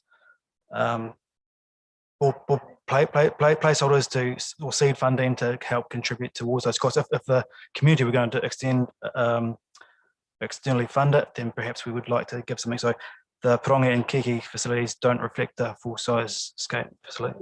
Thanks very much for that, Brad. And that is exactly the message I've received, that they do feel confident that they could attract external funding, so they weren't seeking, you know, council to cover it all. Yeah. So no, thanks. I'm really pleased about this proposal, and so I'm certainly supporting it.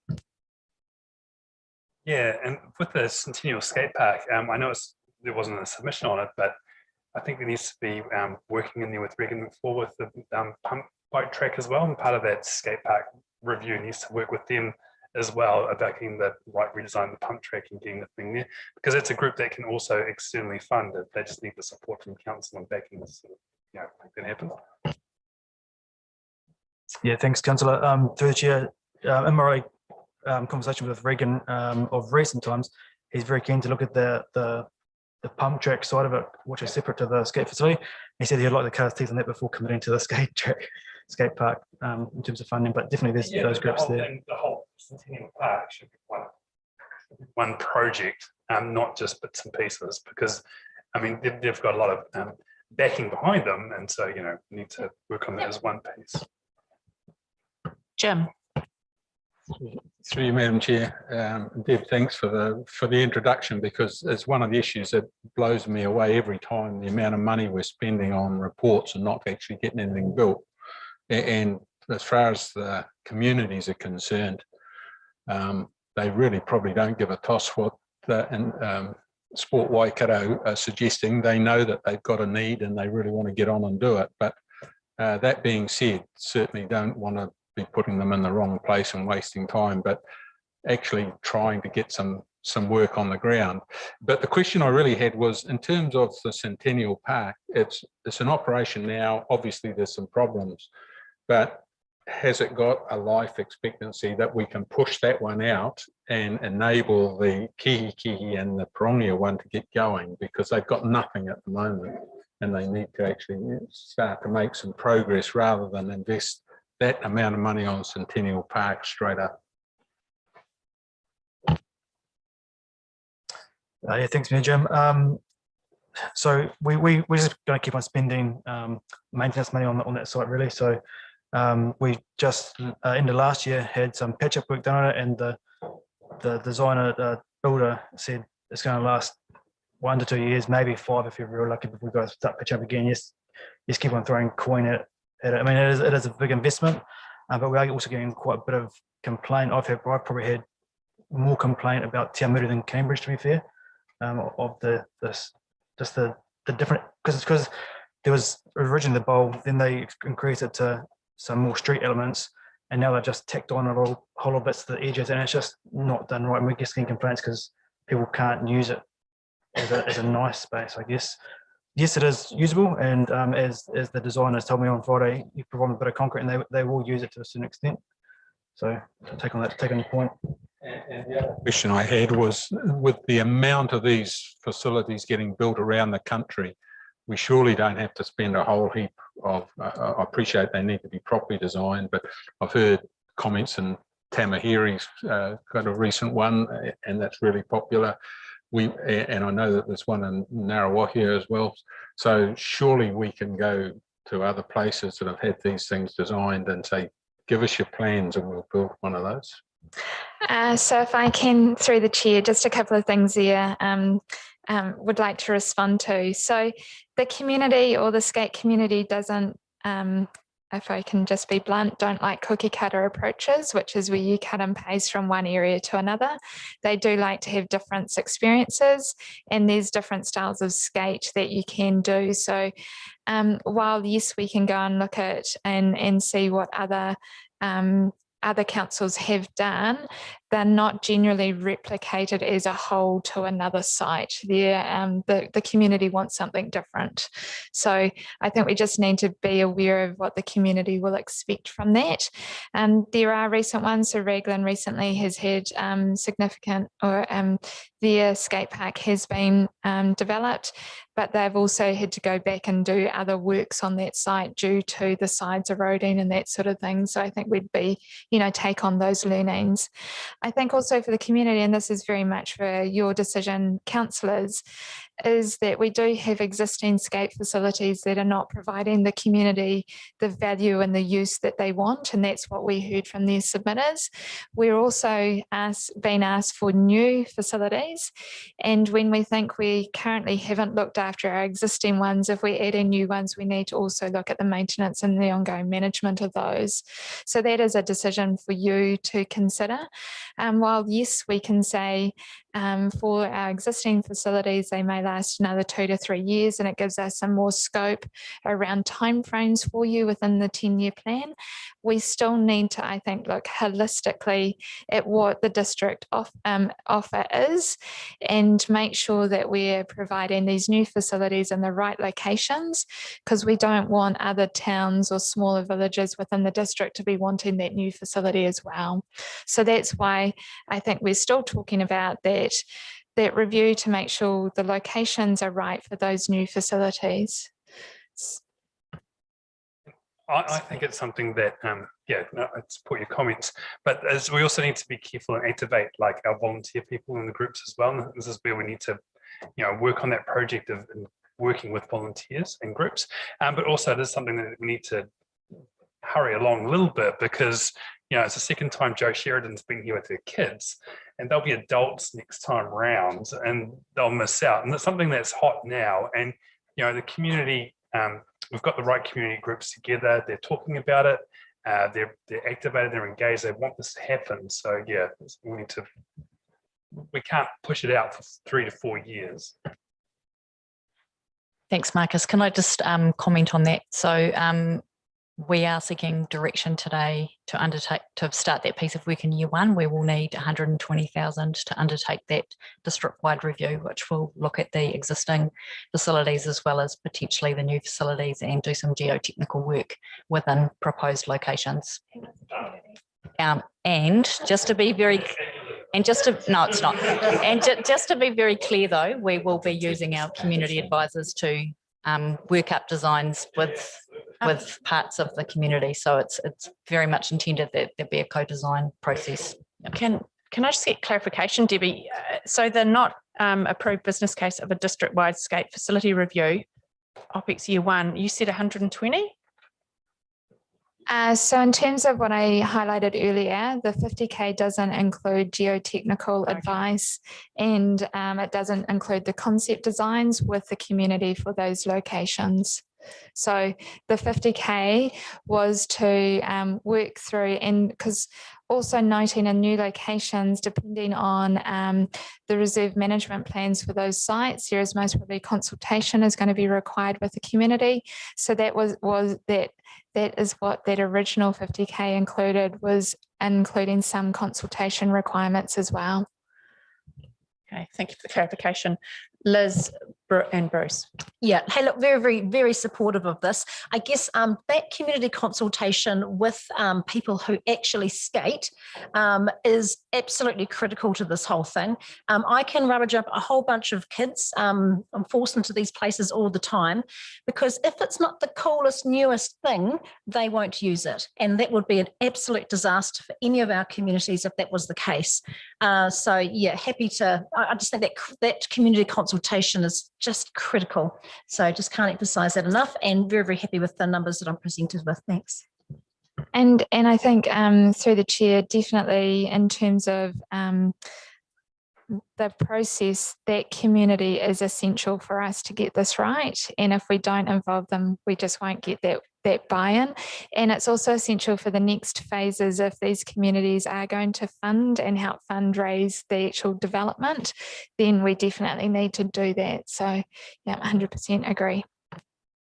Bruce, and then I think Ken wants to add something. Thank you, Madam Chair. My plea to you is, and Claire will back me up, and especially the Kiki and Prongia, I think it might be 2 terms ago, we've had just about worn a track across the road. Okay, staff change, you've all changed. We've lost that, but we had some good people there. They're still there, but I think they're demoralised, and the players, thank you to get it going. Fantastic. Ken was going to clarify something, then Hazel, and then Mike. Okay, yeah, I guess what I was just going to clarify is, yeah, so I think this $120,000 that you're talking about, if it, if it is leading to significant planning and geotech work, etc., on identified sites, I was just going to suggest that that's potentially capitalisable. So we could be dealing with a situation here where you're potentially approving $120,000 of capital works in year 1, and then it looks like I'm not sure about the 1.7 million, but if it's potentially 1.7 million build cost in year 2, etc. Yeah, but it could all be capital. Hazel. I'm just really trying to see if I agree to this, that where does that, we haven't got onto the playgrounds yet, the importance of, so if we allocate money to this as you go along, where does that leave the playgrounds? Because in Kihikihi, the need for playgrounds far exceeds skate park. And so therefore, I'm just a little bit lost as to where exactly how this all is all going to fit together at the end of the session. Hazel, perhaps that's a point you can raise a bit later. We're just dealing with the skate park for now. I think we've got a pretty good consensus around the table that it's a maybe. It's a on the maybe list. It's a maybe. It's not a no. It's a maybe. Yeah. We're just differentiating no's and maybes for now. It's a maybe. Yeah. Okay. So that brings us to the motocross and motorcycle issues. So on our, that's page 3 of that attachment number 1.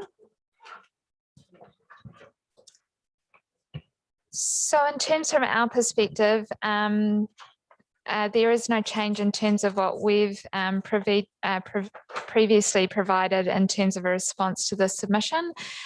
We support the club working within the relevant consenting permissions and explore any sort of fee waiver, etc., with the planning team that could be available.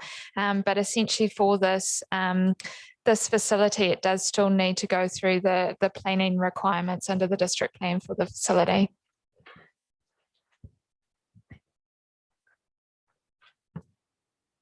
If you wanted to ask Tony on any planning questions, I'm sure consenting questions, he's also in the crowd. Mike. Just to help possibly get this over the line, because I think they identified 2 possible sites. One was at Karapiro and one was at Whitehall, I think it was, Tamiro. I'm just wondering, is to help this get over the line, because landowners obviously given use. What are those titles called? There's a EBL. Would they be considered as part of an incentive to try and get this over the line for these folks? So there's not actually a cost to council, but we are helping out in that respect. Would that be a consideration? Tony, are you able to answer that for us? You'll need it. So the question was, would an EBL be able to issued in these instances to entice owners to welcome these sorts of activities onto their land? So the EBL provisions are quite complex and they're specific to environmental benefit lots, and we've been using them in full cycle ways as well. So it really is a case-by-case basis. So we can't, it's very difficult on district plan to sort of carte blanche offer an EBL. It really needs to be case-by-case depending on which property, where they are, what they can offer. Also, transferable development rights come into it as well. So an EBL is a title that that I think under the rules, if my headspace is right, they can have one on site and they can transfer others off the site. So it's almost like a trading approach that comes into it. So it's not an easy answer, but we're happy to talk to any landowners if they want to explore that. Jim. It's over to us to set the criteria for those lots, and if it's not working for us, we can change it. But in terms of if they provided a permanent solution in terms of easement or land ownership, it is something that is possible to work through. Yes, it is possible. It might trigger a resource consent, but again, there's ways that we can assist through that.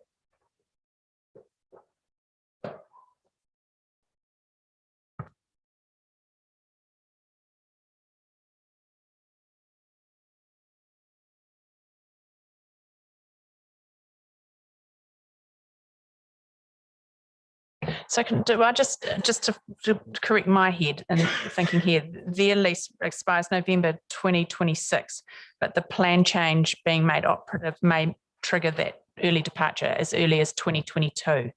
Okay, so the next year it's their backs against the wall a little bit. Okay.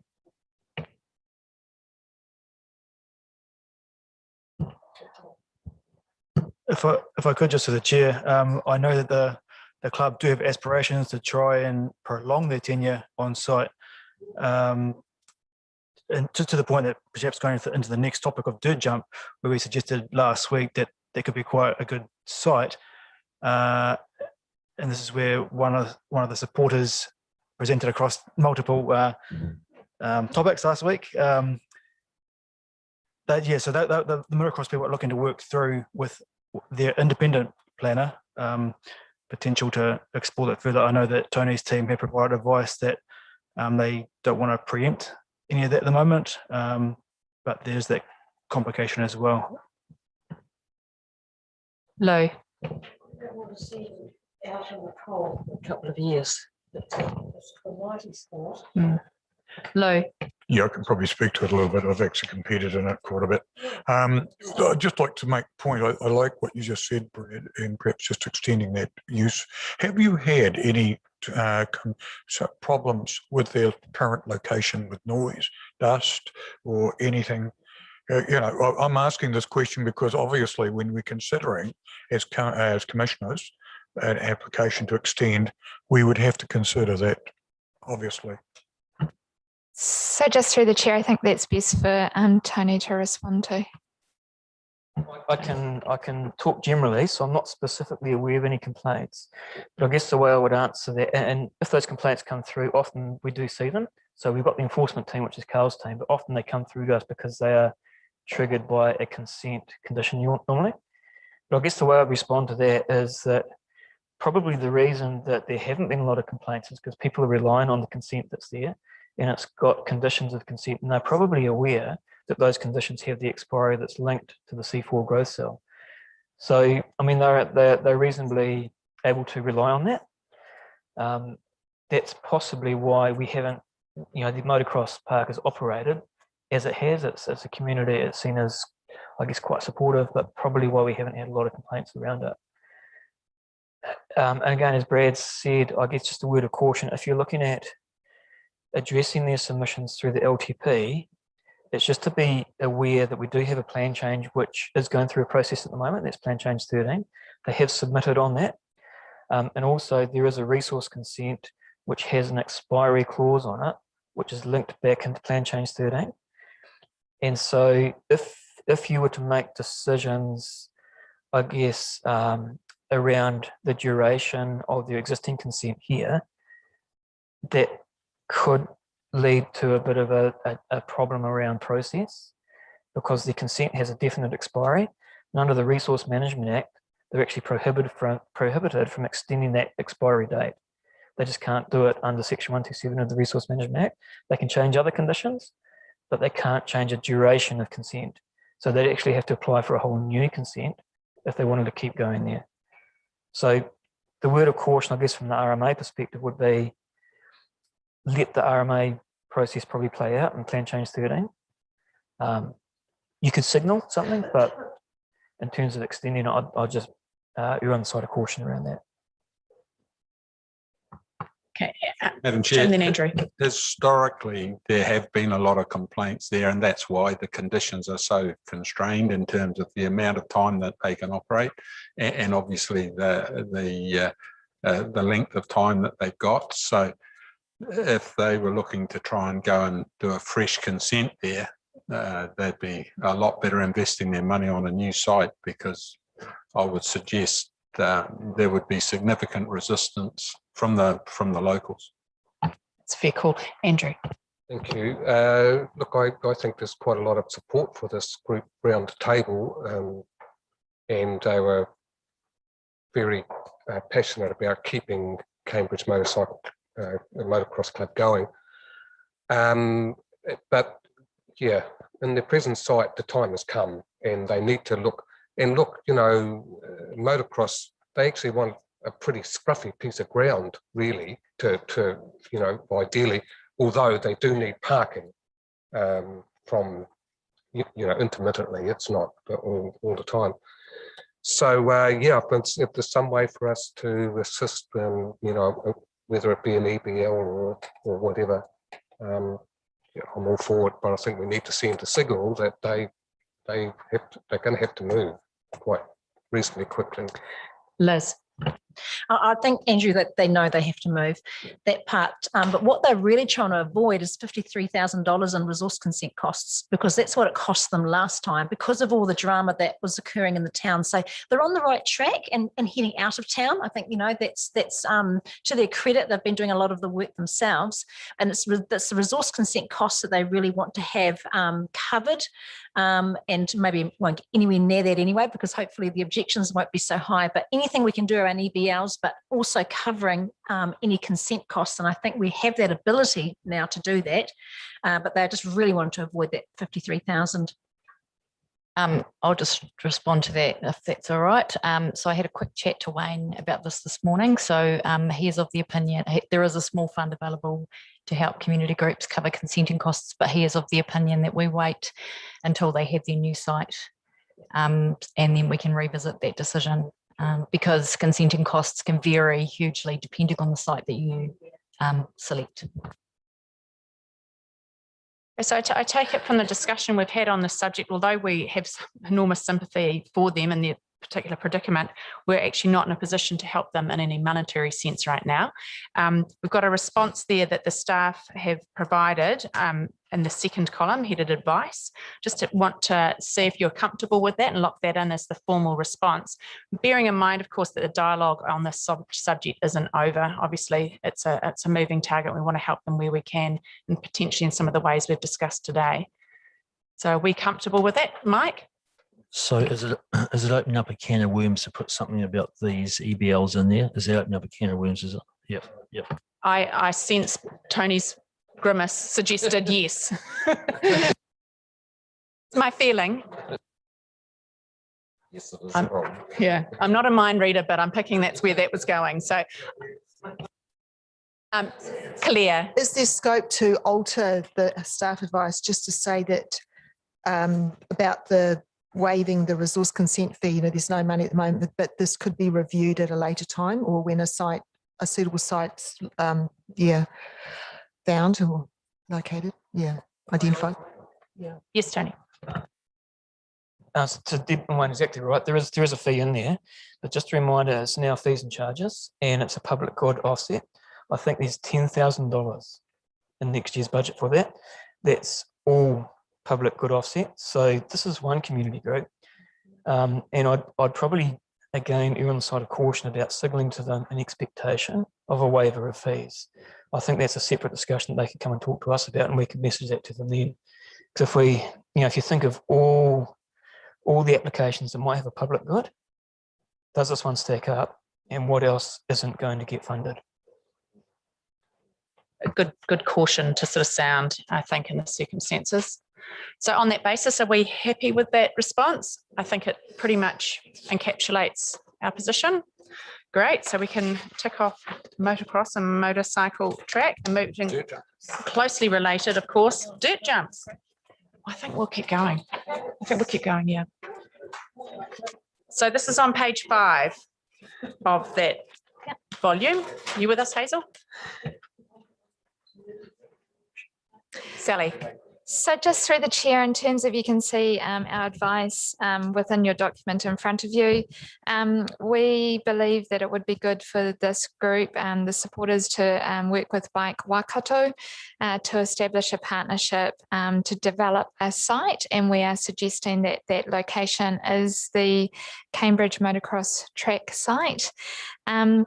And that we would obviously want to work with that group as well as with the property team around whether or not that is they have a license for use of that area, so that they do all the maintenance of the site. It is quite specific skills that you would see on the areas that they showed examples of. So we are supportive of this. Just noting that there has been no site identified at all for this facility. It was the first time we had heard of the request was through the LTP processes, so we weren't aware of that until this process. So if that site is not suitable, then there is currently no budget or no staff resource within the 10-year plan to look at alternative locations in Cambridge. So just need to highlight that. There is, and just in referring to a previous conversation, there is an a great working model in Taupo of this type of facility where they are working, the community group is working with Bike Taupo, and they maintain an area for this type of activity. So there is a really good example to use at the moment. Thanks, Sally. Lou. I think the idea's got a lot of merit, and the idea of the old motocross park, I've rolled around that. It's got clay down there. They've actually put clay on those jumps quite some years back. So I remember them being put on there. So the idea of this, of course, is that you go out and you create your own jumps, don't you? This is a thing that really I think is quite unique. They don't just go out and ride around a track. They actually go with a spade and create the actual infrastructure that they're going to utilise, which means that it's got quite a lot of challenges, and I think it's got some benefits for our youth. Yeah. I think this could be quite an exciting thing. Yeah, so just through the chair, yes, they do develop their own jumps. It is above ground. They like something with a little bit of undulation, as I understand it. But I think also because there has been no conversations around this, we need to keep in mind there may be things like consents if they need a volume of earthworks and those sort of things. So we just need to really understand a lot more about what they want to do, what that actually looks like. And I think, you know, working with a group like Bike Waikato could actually give that great cohesion there on what they want to do. Yeah. Hey, I'm just mindful that the submitters on this particular issue are the same people that built the pump track. So in terms of the reply to them, they know that what they've built. So I don't know if we want to mention that too much because it just might be a bit of a red rag. So I think what they're considering, so I just think that they're just asking if you've got any spare land around that's really poor, because you know they don't need much really, just consider us. And again, I think it comes back to the consenting. You know, they just want to make sure, and obviously we already answered that question, but if they did find a piece of land, if some of the consenting could be covered, I think that would be really, really helpful to them. But yeah, if we could just amend maybe the suggested reply. Yeah, thanks. Move that the reference to the pump track adjacent to the cave. Yeah, thank you.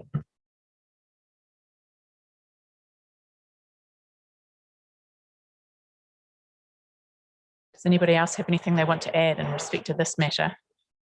So subject to that amendment that Liz has raised, are we comfortable with that reply?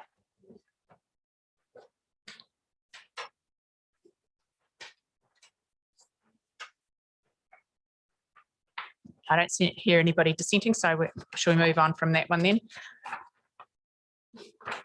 You've got your clear steer. That's a no. They're only wanting land and staff anyway. We could help them with no land.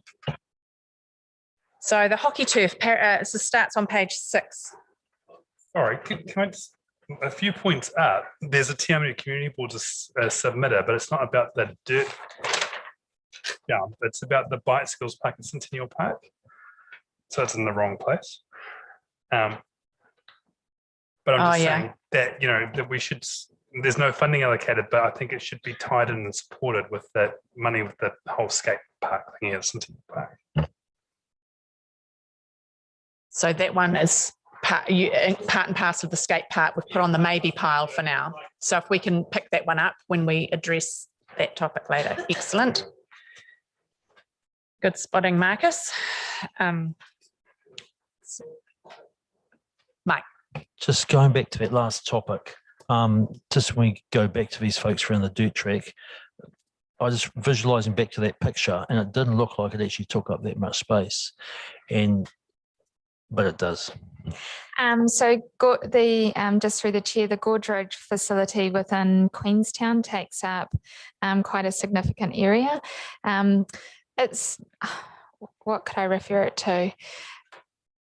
Similar space to the council car park in front of the building. Yeah, so, and it takes, they do, my understanding was for Gorge Road previously, they did actually have somebody who, most probably not full-time, but was definitely there a significant amount of time a week maintaining the jumps and ensuring that they were kept in shape for use. So they can take out quite a bit of effort to keep them going. Right, just on it, I'm pretty comfortable with what those boys said, that they'll look after their own asset, etc. But a consideration might be down the bottom of Bath Street, which leads into the back of Cambridge Primary. There's a field down there. There's a fairly significant space that at the moment is used for mulch, and there's alternatives for its current usage. It's land that's not valuable. It's out of the way. It just could be worth considering.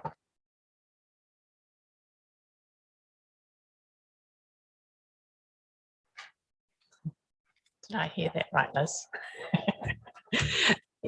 Great. Well, that moves us then to the hockey turf matter.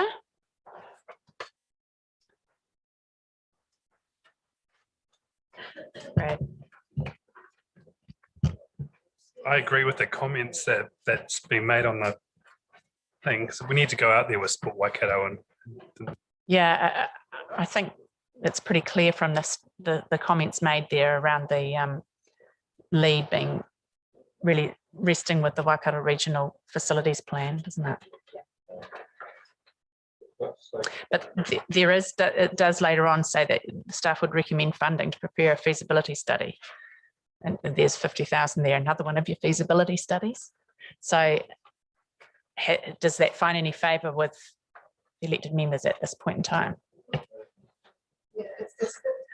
Yeah, all these feasibility studies, but what I'm worried about is that I heard from the submitters, they really need something that they don't have to travel to Hamilton for. This is what I'm a bit worried about. If you're going into sort of a broader view, that it'll always be argued, it's a simple matter to be able to travel to Hamilton to make use of the facilities there. But often it's a case of, can kids get to these places under their own steam and not rely on chauffeuring and things like that? Obviously, you've got a response to that. Sally? In terms of the current view from a regional facilities perspective, obviously Gallagher Hockey Centre in Hamilton is the centre for us and for our children to go to. Part of the concerns of the community that we heard from was access to the facilities at St Peter's, and also the time they have and the cost around that. These facilities are not cheap to fund in terms of build, and they're also not cheap to maintain. They do require significant maintenance and then renewals every 7 to 10 years in terms of the turf.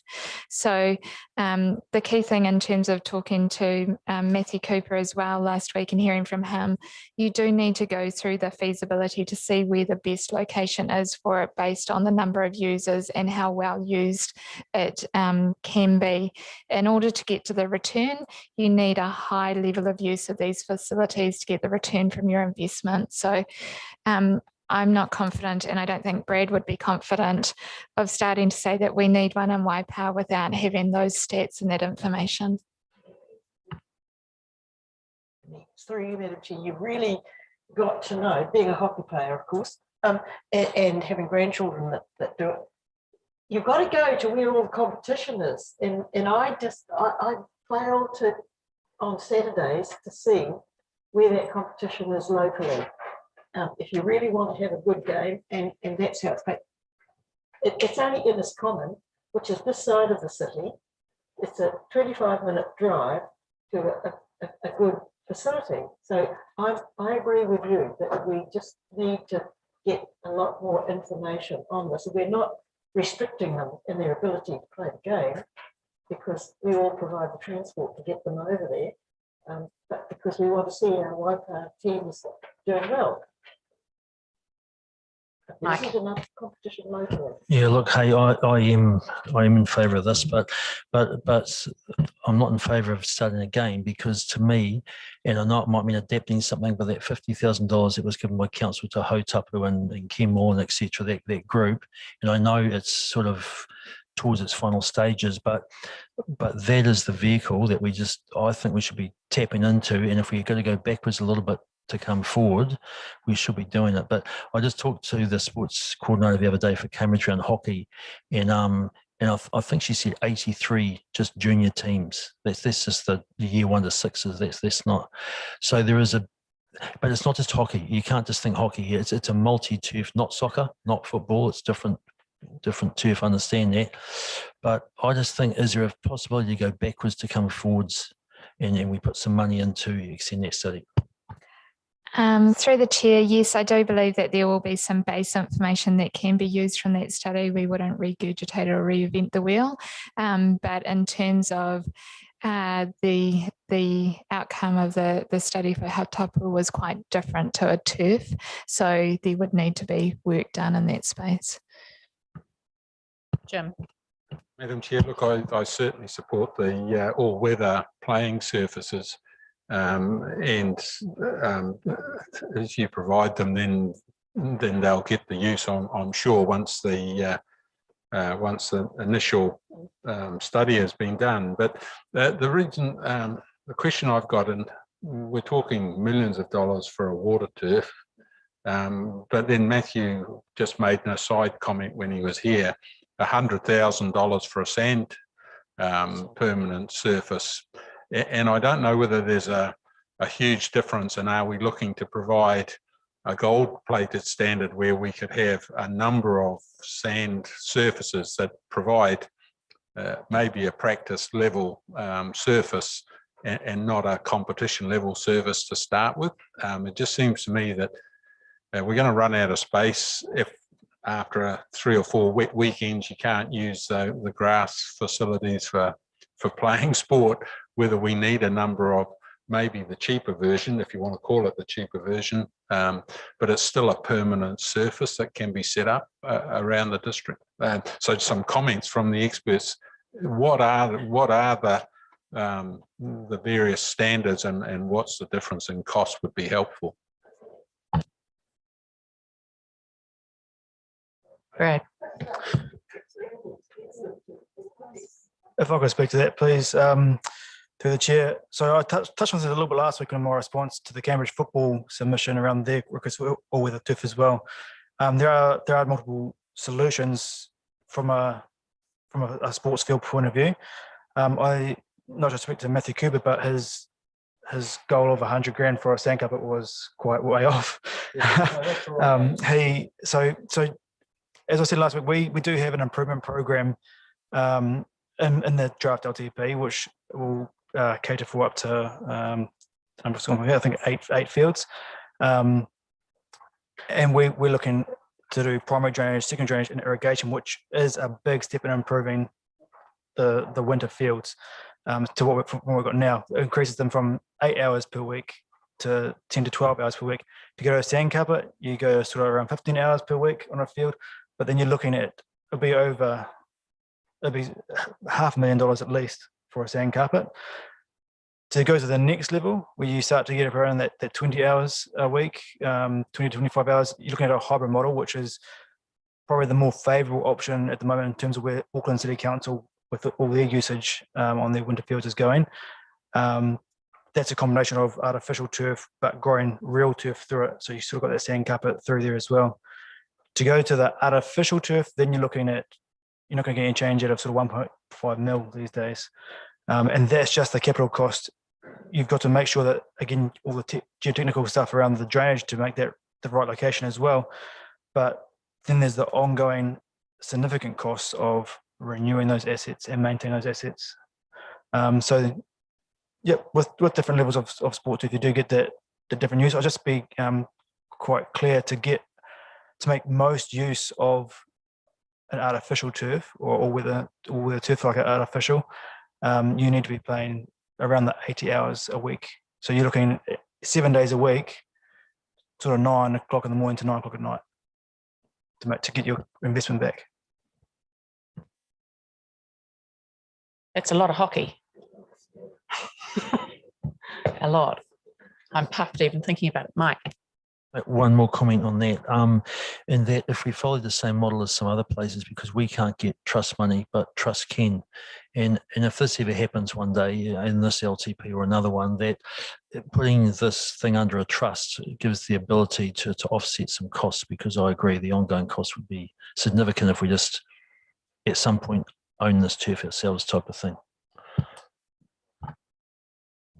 And if I can just add to that, that's why doing the groundwork around what the actual requirements are and where is a really good opportunity for us to do that. There was a piece of work that was due to be completed by Sport Waikato around looking into artificial turf and what the provision or what the needs were across the region. As I'm aware, I'm not sure if that piece of work has started, but that would help out in terms of these discussions as well. So we will definitely link in with Sport Waikato around that piece of work. Can I just add one more thing in response to your, I know that at the moment, there's a trend to hand over a lot of things to community trusts, but we also need to remember that there is a finite pool of philanthropic funding, and the more trusts that you get applying to those funds, the less funds there are to go around. So it isn't the answer to everything. Point well made. So are we happy with that advice as it currently stands? I think I get the sense we are. Andrew, as it appears there that I'm not going to read the whole thing in the advice thing, that we'll take the lead from Sport Waikato's regional facility plan, that although we would support the preparation of a feasibility study, there is no money in the LTP for that. Okay.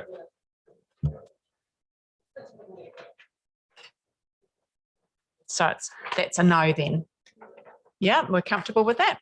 Excellent. I see a few nodding heads. And with the financial constraints we have, I think it's fair to say it doesn't take priority. Right, we move on to the horse riding one. I think is the next one in this volume, which appears on page 8. That's a no from me. Nay, it's a nay. See what I did there? I don't know about a straight out no, but I thought the outcome was that staff are going to work with the riders to do with 205 Sainsbury Road, which, isn't really a no. I mean, they've got that to work with. I think a lot of them are happy with that, actually. Yeah. That's same with Claire as well. I think 205 Sainsbury Road needs to be, better developed and managed, and I think it'll be a great space. Claire, I'm very happy with that as well, but it's in terms of money. Because this is about allocation of funding. But Sally, did you want to just make some comments? Just to highlight under the advice column, we are stating that we are working with the horse riding on 205 Sainsbury Road. Our advice for today, which is in the where relevant updated comment, we're just saying we're not changing that advice. So we're still working with them. But sorry, through the chair, Sally. So, but you say you're working with them, but have you got cash resource to? Have you got budget for that? As I talked about last week, yes, we do in terms of doing the concept plan for and management plan review for 205 Sainsbury Road. That is already on our work program to complete. So yes, we do. We don't need additional funding for that. Cool. So I just suggest through the chair that we probably update our staff comment, which will ultimately go back to the to the submitter to indicate that that it is a project that we're resourceful. Yep. So that is staff will continue concept plan development in year 1 of the 2021-2031 LTP. Yeah, I just wonder in terms of, and I'm not uncomfortable with the comments, but horse riding, to my knowledge, is not acceptable shared use of cycling or walking tracks. Is that still the understanding? Because we have to be really clear, because in the advice that you've given here is that council will consider to consider opportunities to include horse riding as an approved activity on future trails. Now, is that right? Because it'll build expectations. As I say, my understanding is that they just don't mix. I'm not against horse riding, but putting them on the same path as a cycle is not going to happen. So through the chair, yes, that's our intention. So I think it's the appropriate activities. So yes, we would not be looking at putting cycling or horses on the same 3 metre wide track. So yeah, so if you wanted us to update that to make that more clearer, we're happy to do that. Yeah.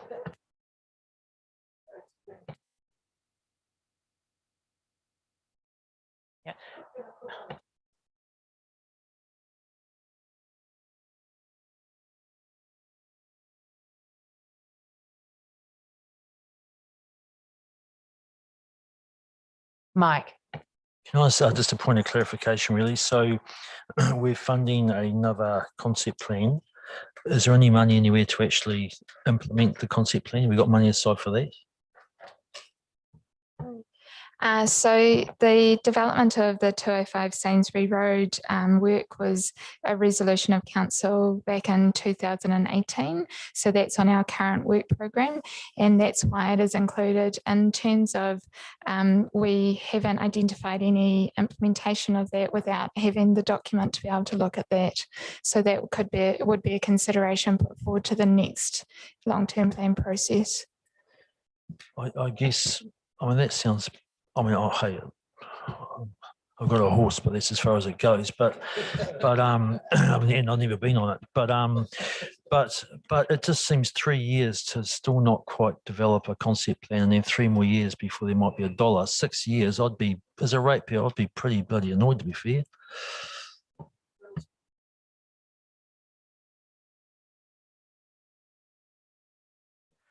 So if I go through the chair, there are already existing tracks there, which they are using, but also will we, again, partnering with this community to help form this concept plan.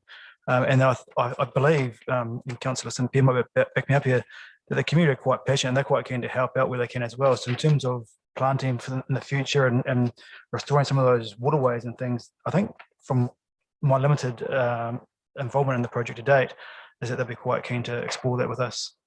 I think that's where, like, you know, we've really got to up our game working with our volunteer groups, because I'm sure like you know, the local pony clubs and stuff are real active, and they've had no worries like having planning days and stuff like that. And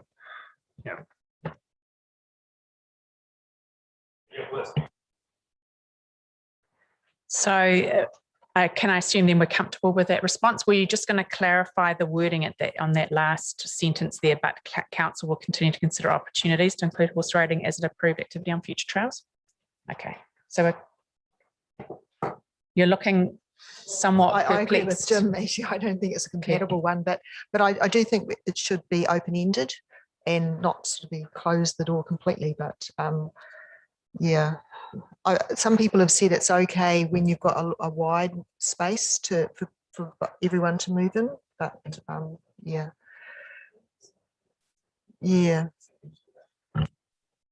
I actually think there's quite a danger in setting an expectation personally, and I mean, I made no secret before that my understanding is it's a huge risk, health and safety wise. So my preference would be to remove that last sentence altogether. But I don't know, there are a few nodding heads. Anybody vehemently opposed to removing that last sentence? Yeah, I think we should remove it. Okay, so that sentence has been removed. Beyond that, we're comfortable with the reply. Excellent. Okay. Now we haven't taken a break. How about we take a short 10-minute break before we commence the next one, which is developer contributions. Should we do that? So adjourn briefly for 10 minutes, return just before 10 past.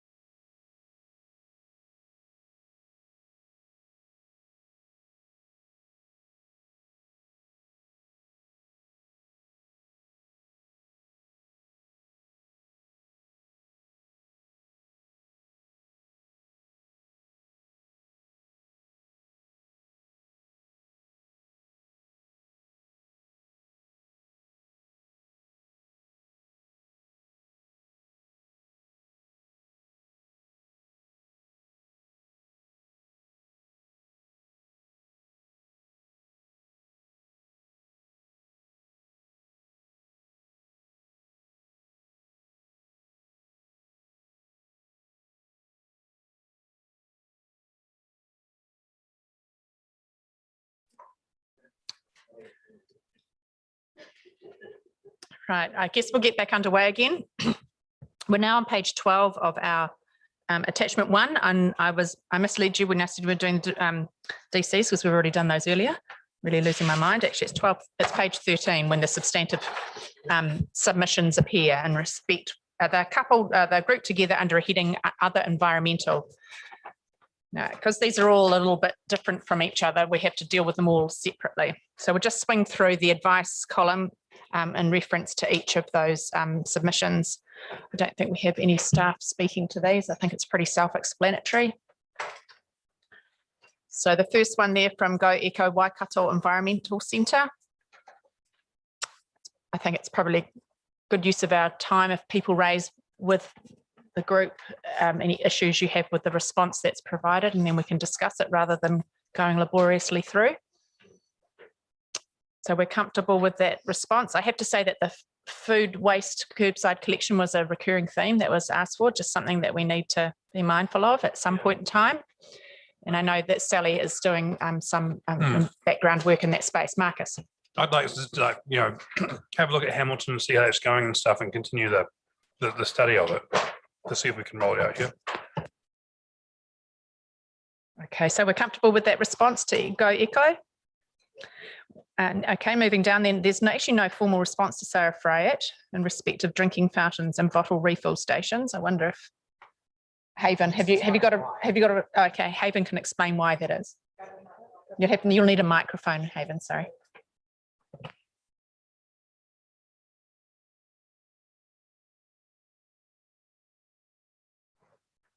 Page 13, the second submission down. So this point 23x2346 is where the submitter made a number of requests. A lot of them could be BAU, and then just this one was potentially not. So that got pulled, so that there was a response to everything. It was packaged up. Just noting that there are a number of work streams and projects that deal with the issues the submitter raised that are underway. And then the submitter's points with respect to the other initiatives are well made.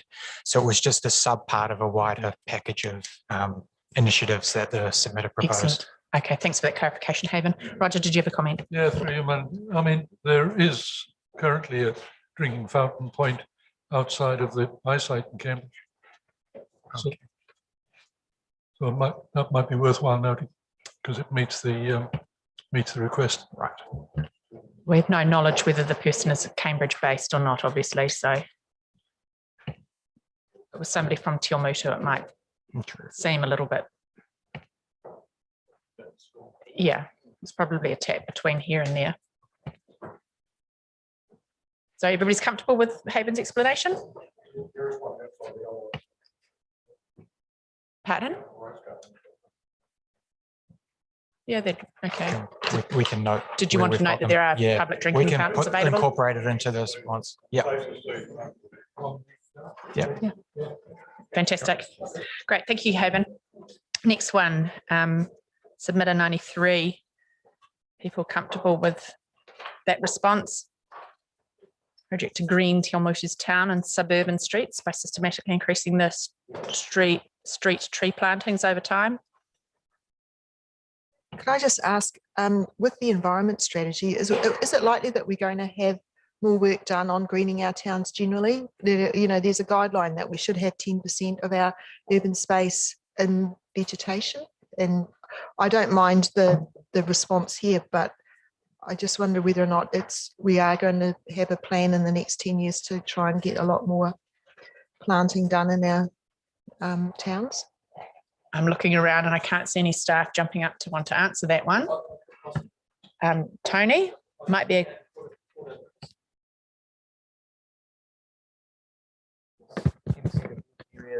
Yep. So that comes out of the national policy statement for for Indigenous biodiversity. National policy statement for Indigenous biodiversity. There is a recommendation in there, so it's not live, it's not operative at the moment, it's only come out in draft. There is a recommendation in there that 10% of urban areas should be revegetated into Indigenous biodiversity. So I think that comes from. We don't know what format that's going to come out yet, and we probably can't preempt what that might be. I know there was quite a, in submissions coming back, there was quite a bit of concern around what that means practically for the cost of councils to implement that, and also how you might do it. But I see Brad's got some other things to add too. Thanks, Tony. Brad.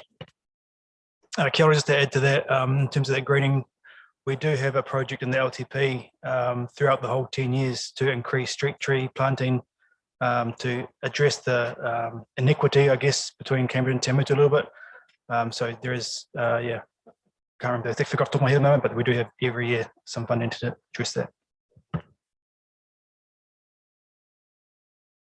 Yeah, part of that funding should be to cut down trees that are too big.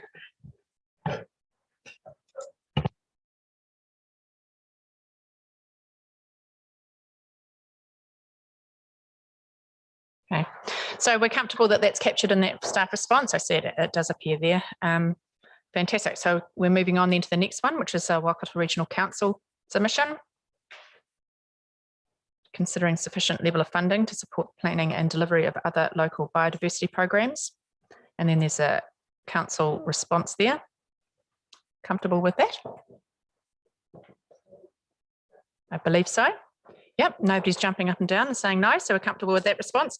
The next one is another Waikato Regional Council one about to ensure full compliance with RMA obligations. Obviously the good response there, particular about the Cambridge wastewater treatment plant.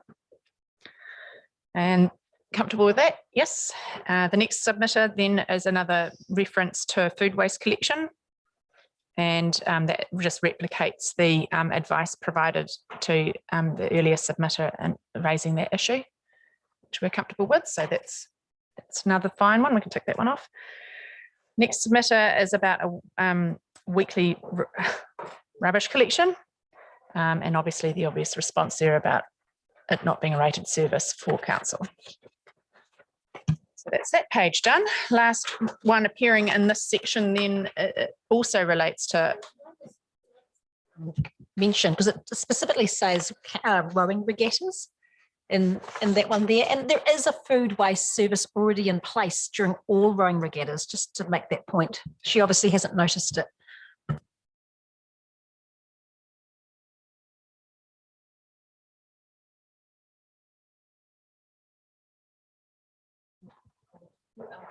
I don't think our abbreviated one here recovers that. Is that what? 13, 14. Oh, is it? Yeah, okay. Oh, crikey. Okay, so we're comfortable with that.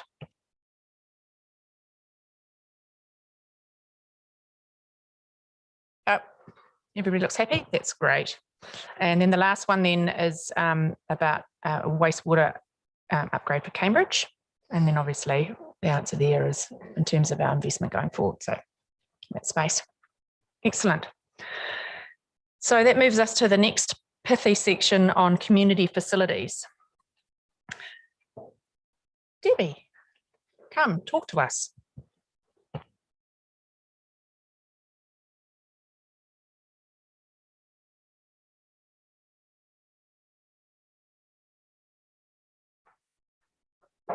So I guess just to start with, I would just like to say that Gina has been working quite closely with the Kihikihi residents and ratepayers group, and we would support that work to continue.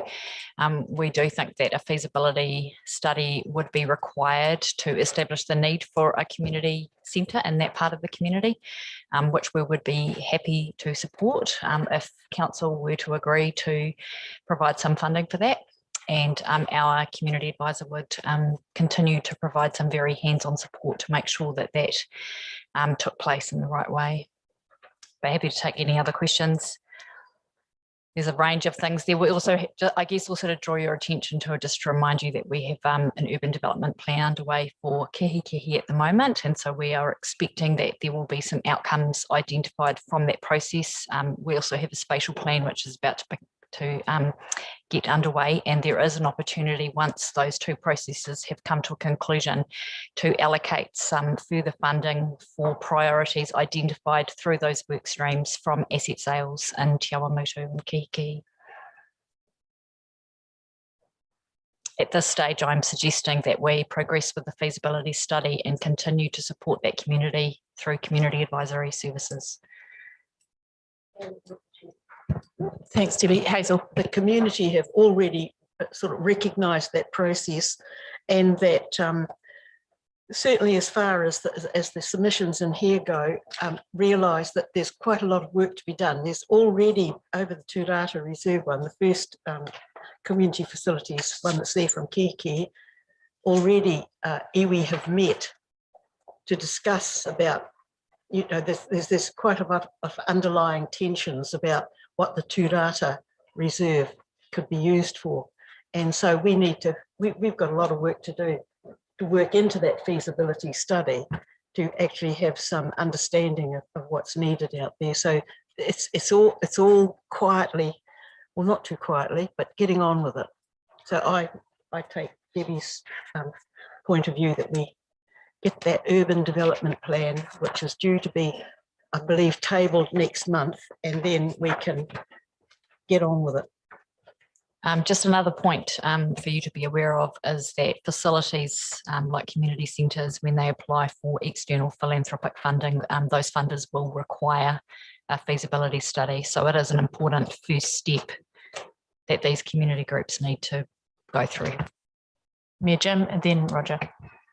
Through you, Madam Chair, and it's not specifically aimed at this, and we just keep getting, there's a number of these $50,000 for feasibility studies that keep cropping up.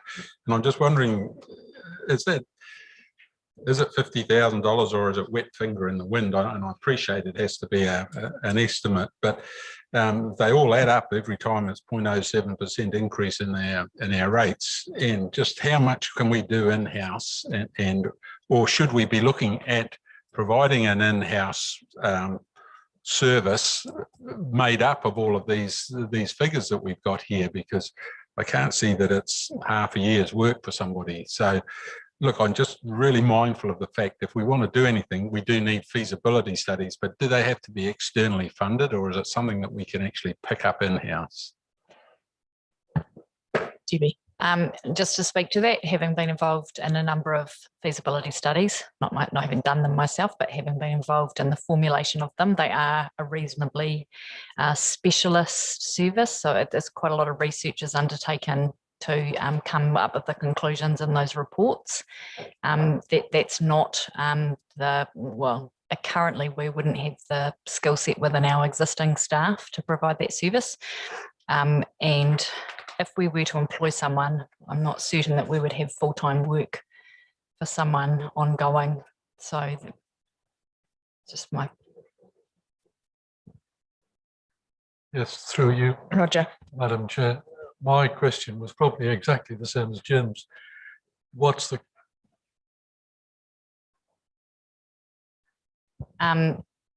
The estimate, the cost estimate was your question? Where will it be coming from? Because as Jim said, we've had a number of $50,000 feasibilities. And I don't think I'm seeing anything on the board there that reflects that cost if it's going to be a component of rates funding. Yeah, so I guess that's for council to decide today where that 50,000 would be funded from. It would be from OPEX, so it would be rates funded. I guess I'm quite keen to support the Kihikiki community, given that they have some challenges. They tend to have our lower deprivation sort of parts of the district, and I do think that this would be a good project to support for them going forward. Well, further to that, could I ask that all of the 50,000 feasibilities actually be popped? Well, we're dealing with them we will, Roger, we're dealing with them one at a time. Yeah, that pretty much goes crazy from now on in terms of the feasibility studies. Can I just have the staff comments as well about the water tower? The view of the Kiki residents is that it should go. So I don't agree with it stating that it within the community there are strong views about whether it should be retained and used for a mural or whatever. The Kiki community has, and residents and ratepayers group has decided that it should go.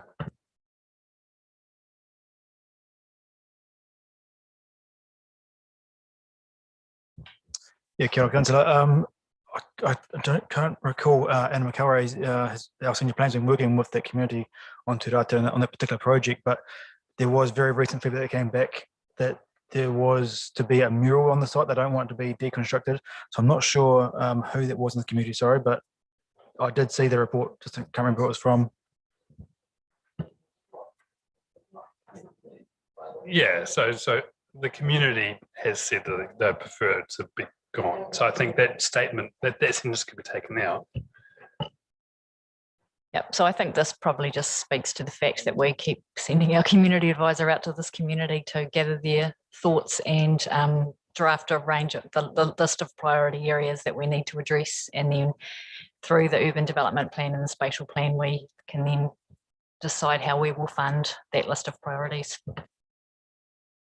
So if I'm hearing correctly, everybody seems to be in acceptance that the feasibility study has supported and therefore appear in our maybe list. So it appears on our whiteboard to go into jockeying position with all the other ones that come along. So I think we can chuck that one up there, Haven. Thank you. And we're comfortable with that response as it stands? Yeah, very briefly. I mean, yeah, I'm very supportive of, well, I notice it's recommended in staging in year 2 when we have absolutely no freeboard at all. Is the only point I wish to make. And I'm wondering if it could be, as part of the urban development plan and spatial plan, that we note that there may be a requirement for a feasibility study for a community centre that can be addressed as part of next year's annual plan.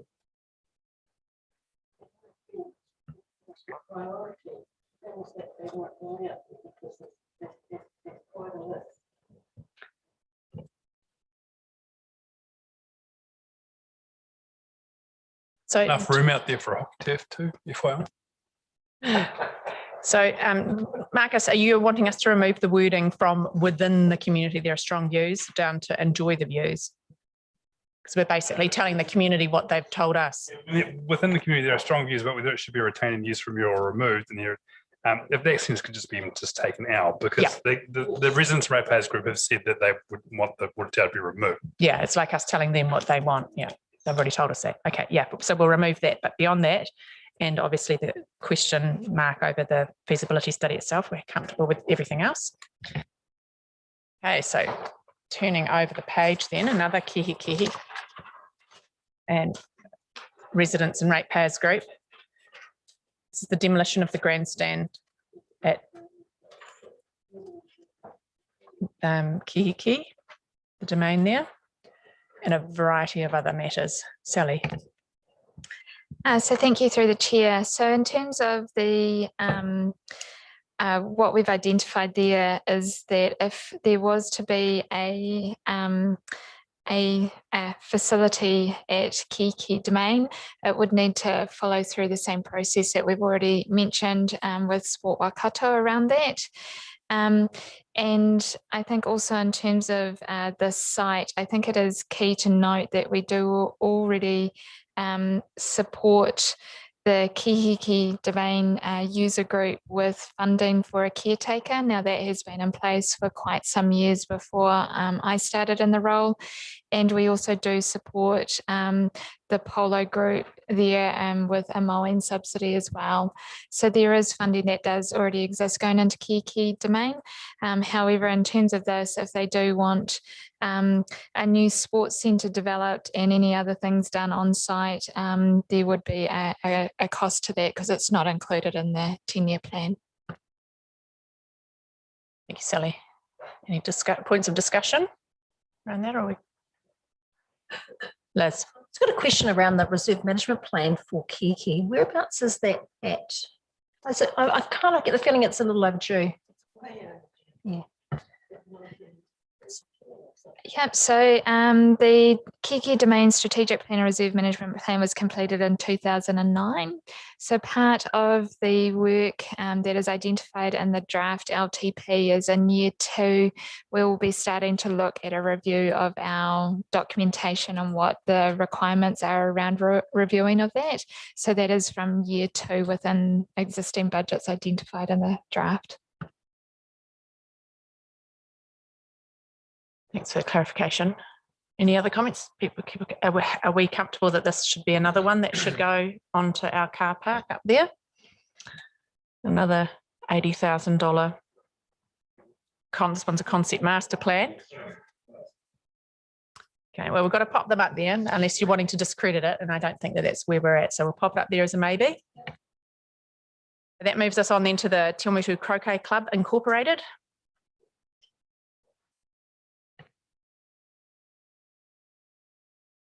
Can I speak to that one, Madam Chair? I feel quite strongly that what they've written here is actually accurate, that most bowling clubs, croquet clubs, look after their own grounds. And I think it's something that will regenerate. It's their facility. We supply the land, and I see they subsidise the insurance, etc.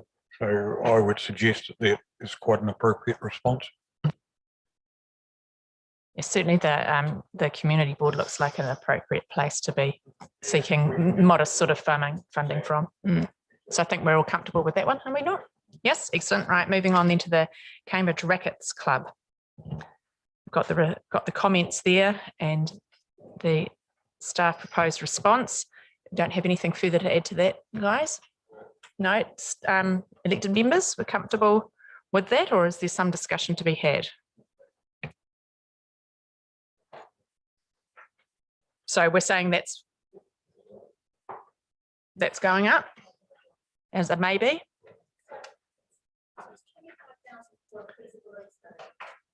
No, it's for a renewal.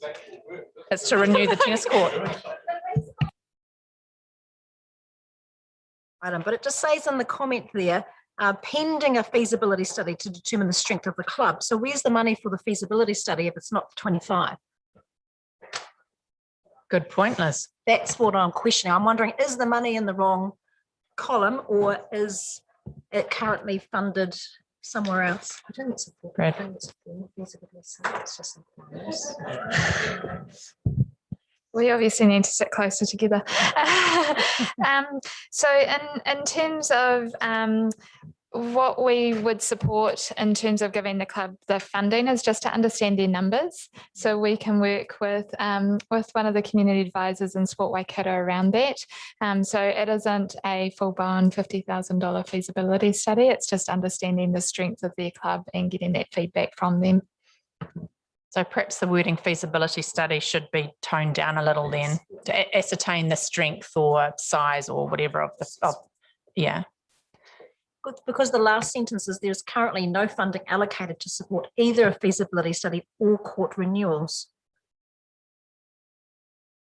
But we are going to fund some court renewals. Well, that's the decision we're making, whether we put it up there and it survives the cut. Mike. Yeah, just from memory, it'd be interesting to go back because 25,000 seems like astronomical for is that the actual cost of it? Just to cover it in green, right? Yeah, that's part of his verbal submission on whatever that was last week, sorry, that he provides two options and we've just taken that higher option at the moment until we can investigate it further. 16. And if I recall correctly, I understand that they were based on quotes that they had received.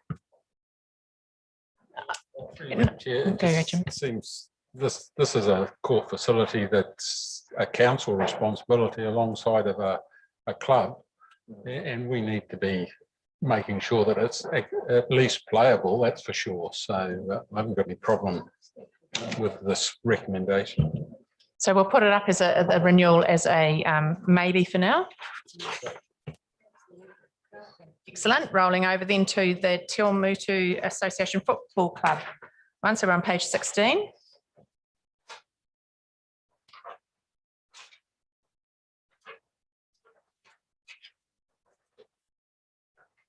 We're looking for funding in respect of the club rooms, funding to upgrade toilets and provide public facility, upgrade floodlighting. So various matters they've raised there. Obviously the response we have from staff. You know, that facility down there is a disgrace. And I've spent many a winter's day watching my grandson play football down there, because the grounds are pretty soggy, but the toilets are are terrible. It really is. And it's the only place that they've got to play junior football. And they've been trying for years to get something done about it. And I think we should show a little bit of support here. Yes, certainly the ablutions are rather Disgraceful. stomach churning. Yeah, Not to put a finer point on it.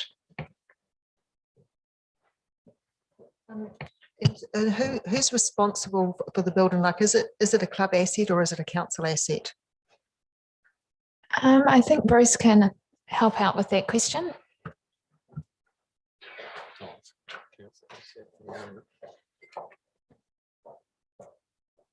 It is actually a council asset. So sorry, it's a council asset. So we own the buildings, but the day-to-day operation and general maintenance of those buildings does sit with the club. So it sounds like it's well overdue for renewal. Yeah. Yeah, since the 1980s. It's well overdue. It's in capitals.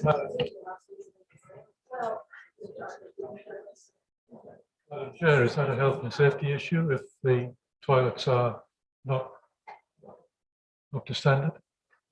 And therefore, as the property owner, then we'd be responsible for health and safety? If the toilets are substandard, then that's a health and safety issue. And as the property owner, would we not be responsible therefore for that health and safety issue? Potentially, if there is a health and safety issue with the actual facilities themselves. I'm not aware that there is actually a health and safety issue. So the amount of use of that area gets from all the schools that go there for the athletics days. It's not just football club. It's school athletics, it's cycling, it's everything. It's a bit wider than the football club that uses those facilities. Yeah, you're quite right. The net is cast further than just their activities. So it mentions the public facility because I mean, is it an accessible toilet? Like I thought that's what the problem is, that it's not even can't be used by disabled people. Yeah, there are some concerns with accessibility, accessible compromised people into the actual building itself. There's a ramp. I think there's some ledges and things you got to hop and try bunny hop across. I think Councillor Gow is quite correct. This is quite a busy site, and it probably lends itself to a facility that isn't within the club rooms, because the club rooms on their own generosity as the leaseholders open those buildings up. But I think we probably would do something a bit more open to the public towards or facilities for those various user groups. But I mean, obviously that hasn't been considered as part of the 10-year plan, so we don't even have any high level cost to provide you at this time. So I'd be in favour of more work being done to ascertain the number of users and therefore the urgency of actually getting some new toilets there or something. So not necessarily changing the funding that's in here, but maybe looking. No, it's more groundwork. It's more homework. Like if you did do some more work on the number of users, and if you found out some of the issues that some of those users are having, it would actually create a far stronger business case to, program some new work later on. And that was the actual recommendation, to look at the capacity demand as well. So that is actually what's being recommended there.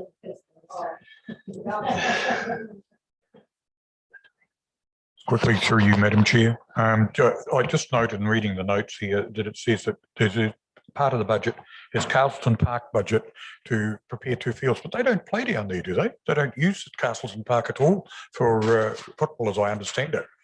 So would we be able to reallocate some of that budget for the development of 2 fields, primary and secondary drainage and irrigation, that's got written down here, to look towards toilets, to a facility that is utilised possibly a heck of a lot more? Just a thought.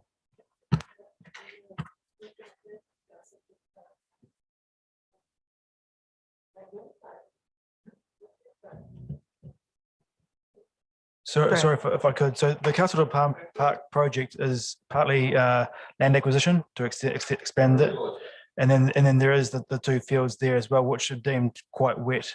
And yeah, so if we improve those, we'll get more playability in Te Awamutu to address what limited shortfall there is in Te Awamutu.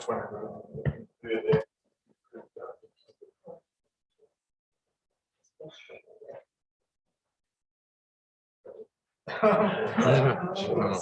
I'm just trying to ascertain where we're at. We've got a response there which seems to mirror some of the concerns and address the concerns you've had around usage, analysis of usage and users, which I guess is referenced in the assessing existing capacity demand.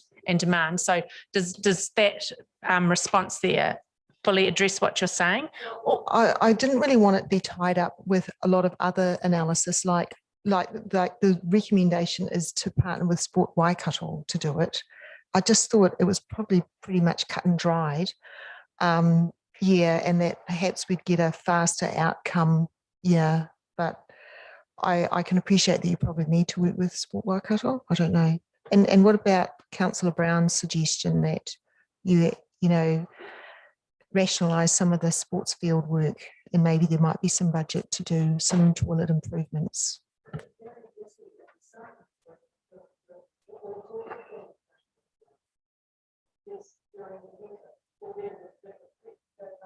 Can you press your button, please?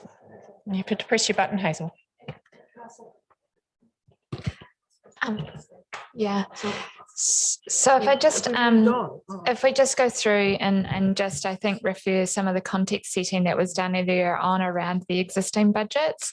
So we have gone through significant processes to refine our existing budgets that are included in the draft to meet our current financial constraints. I don't think we have a lot of leeway in terms of what that was trying to achieve for those parks to then be able to put that somewhere else. So it's, we would be robbing Peter to pay Paul as an example to do that. We also have to understand that, it's fantastic that these clubs are coming and highlighting these issues with us. There are multiple numbers of them, but the reality is we don't have the base information to be able to give you that direction. And I would be uncomfortable to slice and dice already reduced budgets to try and meet what we can with those. Yeah, it's kind of the reality, isn't it? Liz. Hey, look, and I think over the entire district, how many toilets and bathrooms that I feel are so substandard in our district. I'm thinking about Keely's Landing, on the shores of Lake, the Waikato River there. And over here in town, I can count so many that I will not attend to. You just can't go, can't use them.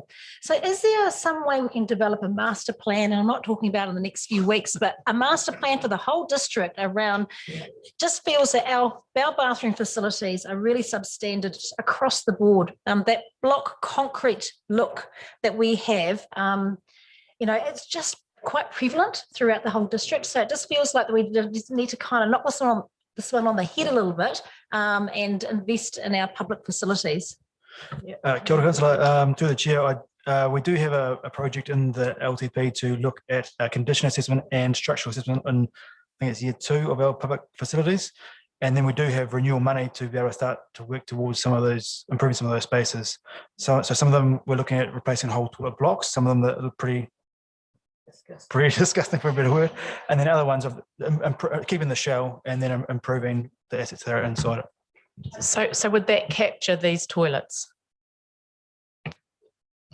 No, not these ones. These ones, those ones are the ones that the public toilets will be out. The ones in this building are. I'll pass that on to Bruce. Okay, we will capture those because we have a similar project around identifying condition of all of our facilities. So that's such we actually have a project in there to do that, then a project to address deferred maintenance and then develop preventative maintenance plans. Okay. So we will capture those. Okay, so what years are those off the top of your head? Well, the condition assessment work is basically a 3-year program. So yeah, so it's a rolling program of condition assessments. Yeah. Okay. So yes. Well, that gives me some comfort that it will be caught at some point. Yeah, look, absolutely. And we've made a headway. I just reflect on the Parongia toilets. Honestly, yeah, we've made some headway. We've made a start, but really, pleased to hear that it's an ongoing, plan. Well, is that something we want to make mention of in our response to them? Because we're not offering them much. At least we can give them the assurance that at some point in the near future, it will be looked at in that project that we have on a rolling basis. And that will identify condition, and then we'll understand what we need to do. We don't necessarily have the funding to do major significant renewals on it, but at least we'll know exactly what needs to be done. So yeah, I think which is the first. The 10-year plan does it. While it contains provision for addressing deferred maintenance and preventative maintenance plans, it doesn't have significant renewals in it. My sense is it's the best we can offer them in this environment. That'd be fair to say. Okay, so if we can add that reference to that, I think in that response to them, are we comfortable that everything else addresses the concerns that we have discussed? Madam Chair, can I just say here that it's growing more and more in my mind, and having years of listening to all of this, is that do we need that budget to be increased? Like, you know, you can't have substandard toilets and even letting them get to that state. So anyway, that's just what I'm thinking. Take a bit of money off some of the other nice to have things and give it to the budget that needs to put in stuff it has to be there. Right. I'm pretty comfortable. We've done that as part of the 10-year plan. The last 10-year plan didn't carry much in terms of that space, but I feel like we've addressed that for this coming 10-year plan. Like a couple of million? It is up around the vicinity. It is my. Look, actually, Celine's got the booklet there. Bear with me. I don't need to have it answered because I don't want to delay this meeting. Yeah, I just mindful, Hazel, we kind of need to keep moving on. If we're comfortable with that response, and perhaps Brad can get back to you with that information a bit later. Haven't? No, I think we've got no dollars to add to that on the whiteboard, because our sense is that hopefully it will be, the toilet issue will be caught at some point, and that the rest of it is we've got that done feasibility study promise, haven't we? About which we haven't funded.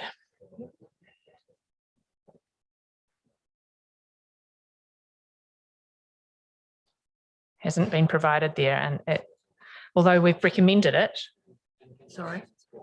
Yeah, in conjunction with, so what would our outlay be of that? Brad or Sally, are you able to enlighten us on that? If we're doing this in conjunction with Sport Waikato, any estimation of costs we'd have to fork out? At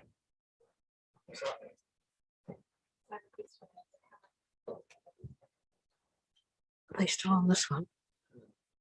Yep, okay.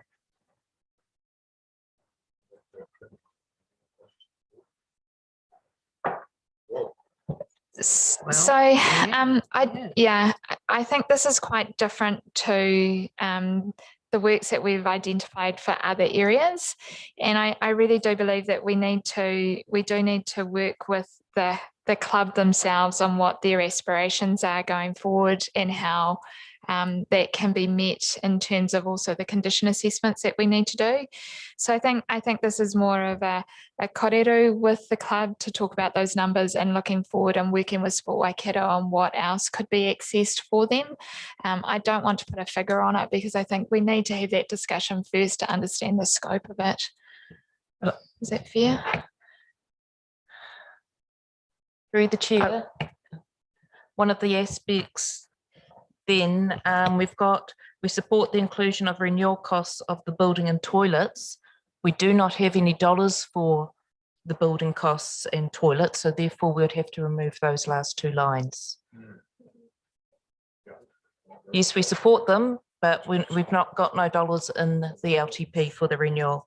Yeah, it's the same with the feasibility study. Yeah. I wonder if they might be encouraged or consider approaching the Te Awamutu Community Board to assist with the feasibility study. We have in the past assisted rural hall groups who have required feasibility studies. So I'm wondering if maybe that's a place they can go to, and especially if they're partnering with Sport Waikato.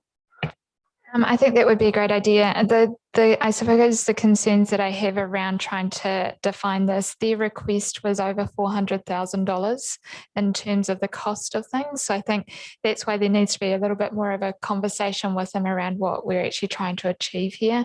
And if we could develop that scope with them, then that could go to a different option, the community board or Sport Waikato as well.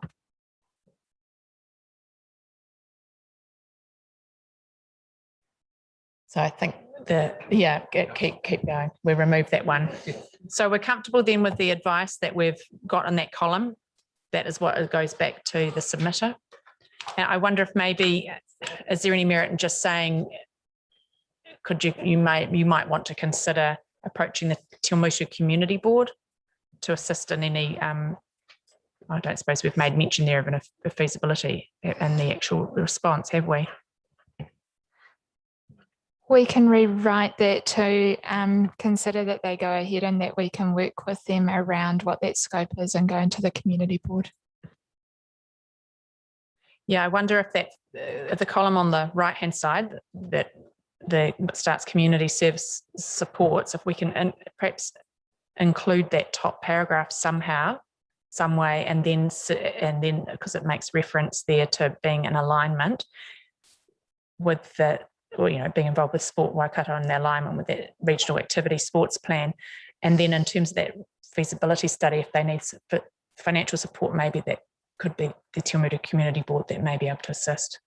I don't want to sound like we're knocking them away with no other place to go. So we're comfortable with that. Excellent. Right, moving on to the next one then. It is the Timutu Community Board. And that's really just supporting the submission of those other entities, so their response is noted. So I think we're comfortable with that. Yes. Next one, the Cambridge Dog Obedience Club. They have a request which costs $30,000 for a covered deck. Sally or Bruce or whomever.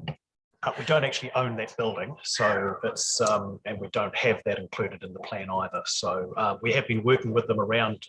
They've indicated a desire to do that, but apart from that, that's really all that we've had in communication with them. So they own the building, and we certainly don't have it included in the LTP. Ken. So so through the chair, in this situation, we do have a policy that basically pushes us to a loan guarantee situation. So so the club approaches the bank, council guarantees the loan, which enables them to organise the finance. So we've done that with multiple sporting organisations over the years, and that's our preferred position to offer that to them. Madam Chair, just in way of explanation of that $30,000 which is in there. That was considering we over the course of the submissions last week, we received and written. We received multiple requests for the area between Victoria Road and Swain Road. So the suggestion here in the $30,000 is to create a concept plan which brings all those people together for korero and lays out a good map, considering that we also looking at a destination playground somewhere along that northern town belt. So in terms of the Tom Boyle committee, the Hautapu committee, the school, the dog exercise area, plus us and potentially other interested parties, we just wanted to maybe have a clear map of how that space is going to be used, take into consideration that Hautapu have got the current plan that they're working through at the moment. So there could be some overlap there, but that was where I was going with that. Yeah, I'm really happy with that. I mean, like with Cambridge growing so rapidly, you're going to have that increased pressure on the use of outdoor recreational space, and it makes sense to do that planning work, to make sure you're going to meet people's needs and be efficient in the use of the space and make sure that going forward, you're going to be able to, provide for the community's, recreational needs. So, I think it's a really good move.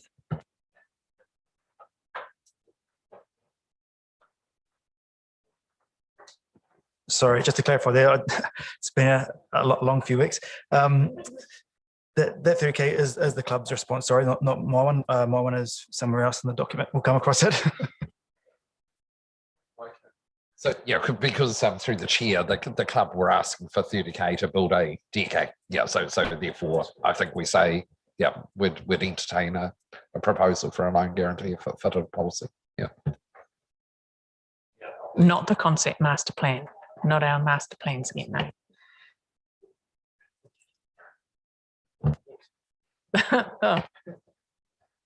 Okay, so we're comfortable with that way to treat that. Excellent. Moving on then to the next one, Cambridge Netball. Develop a sport and recreational hub in the Leamington domain.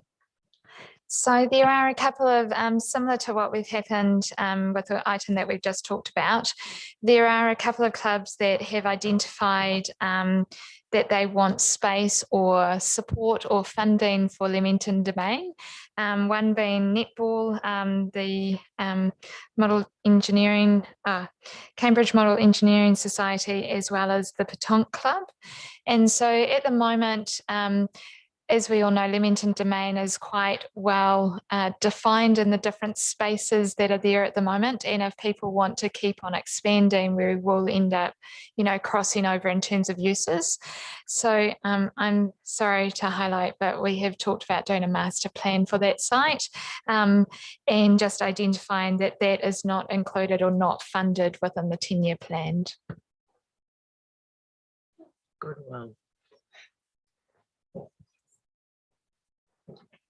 So are we comfortable putting up it as a maybe to vie against all the others and not knock it off at this point? Okay. What kind of cost would we be looking at? There's 40,000. Okay. Well, it's quite cheap. It's cheaper than I'm 50,000. clearly in the wrong business. So we've got two different costs here. Gary has a so just the points made earlier. I've asked Deb to keep an eye on all of these feasibility studies to see if we can simply develop a template and employ someone on a fixed term contract to crank them out. So she's looking at ways of rationalizing them. So let's put the figures up, but see if there's a way of rationalizing it when we get to the end of the process. Right. Yeah, so if I can, in terms of that, that figure is incorrect. I think it should be aligned to the 25,000 that is below. So it should be 25, not 40. I like the 25 offer better. It's a bit more palatable. Okay, so we're agreed, I think, and I hear what you said, Gary, that makes a lot of sense if we're going to have a lot of these being generated under this LTP. So put it on the whiteboard there, Leamington domain usage. Moving to the next one then, and that's same one. So through the chair, are we dealing with them as a group of three, or are we going to just deal with them separately? Deborah, through the chair, the Cambridge Model Engineering is asking for a covered area on the model train station. So I believed that 25,000 was for the covered area, not for a concept plan. So if I can, through the chair, what we're stating is that we should be doing a master plan for that site first and not responding to the individual requests for expansions or growth or development on that site.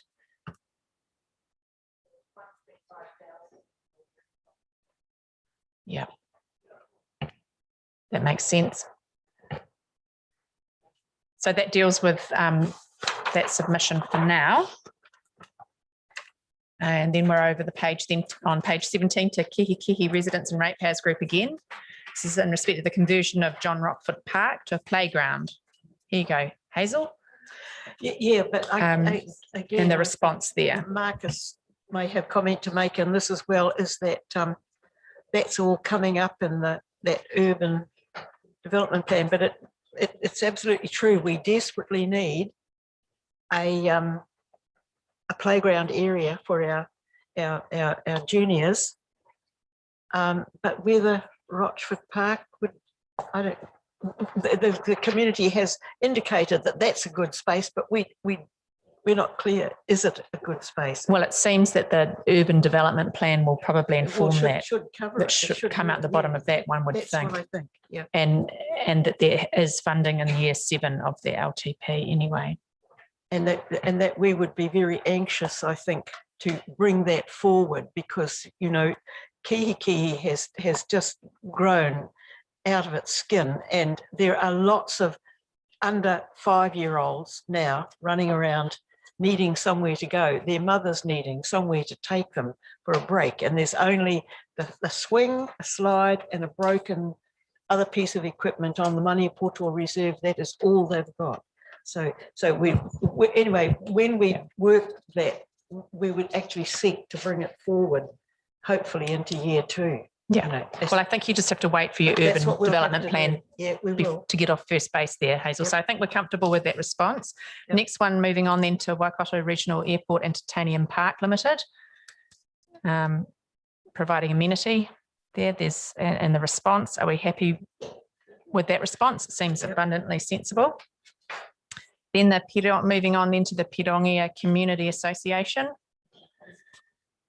CCTV, skate park, purpose-built hall, and fencing off metal scrapyard. And those are the responses. Obviously, the skate park has been picked up in our earlier discussions. And the response is there in terms of the CCTV matters raised. Does anybody have any issue with any of that? Great. No? Comfortable? No. Excellent. Moving on then to the Pirongia Heritage and Information Centre request for long-term support for the Pirongia War Memorial Hall, including maintenance, development, continued protection, and so on and so forth. No funding? I'm comfortable with it. I understand that a group's going to be formed like Friends of the Hall to try and raise more money and do more development work, Awesome. and they've been encouraged to work with council staff. Oh, that's awesome. Yeah. Good to hear that, Claire. Thank you for that. So we're happy with that response and the circumstances. The next one is an Architects of Change submission regarding our famous now owned building, the Bunnings building, and we've just noted their response. Oh.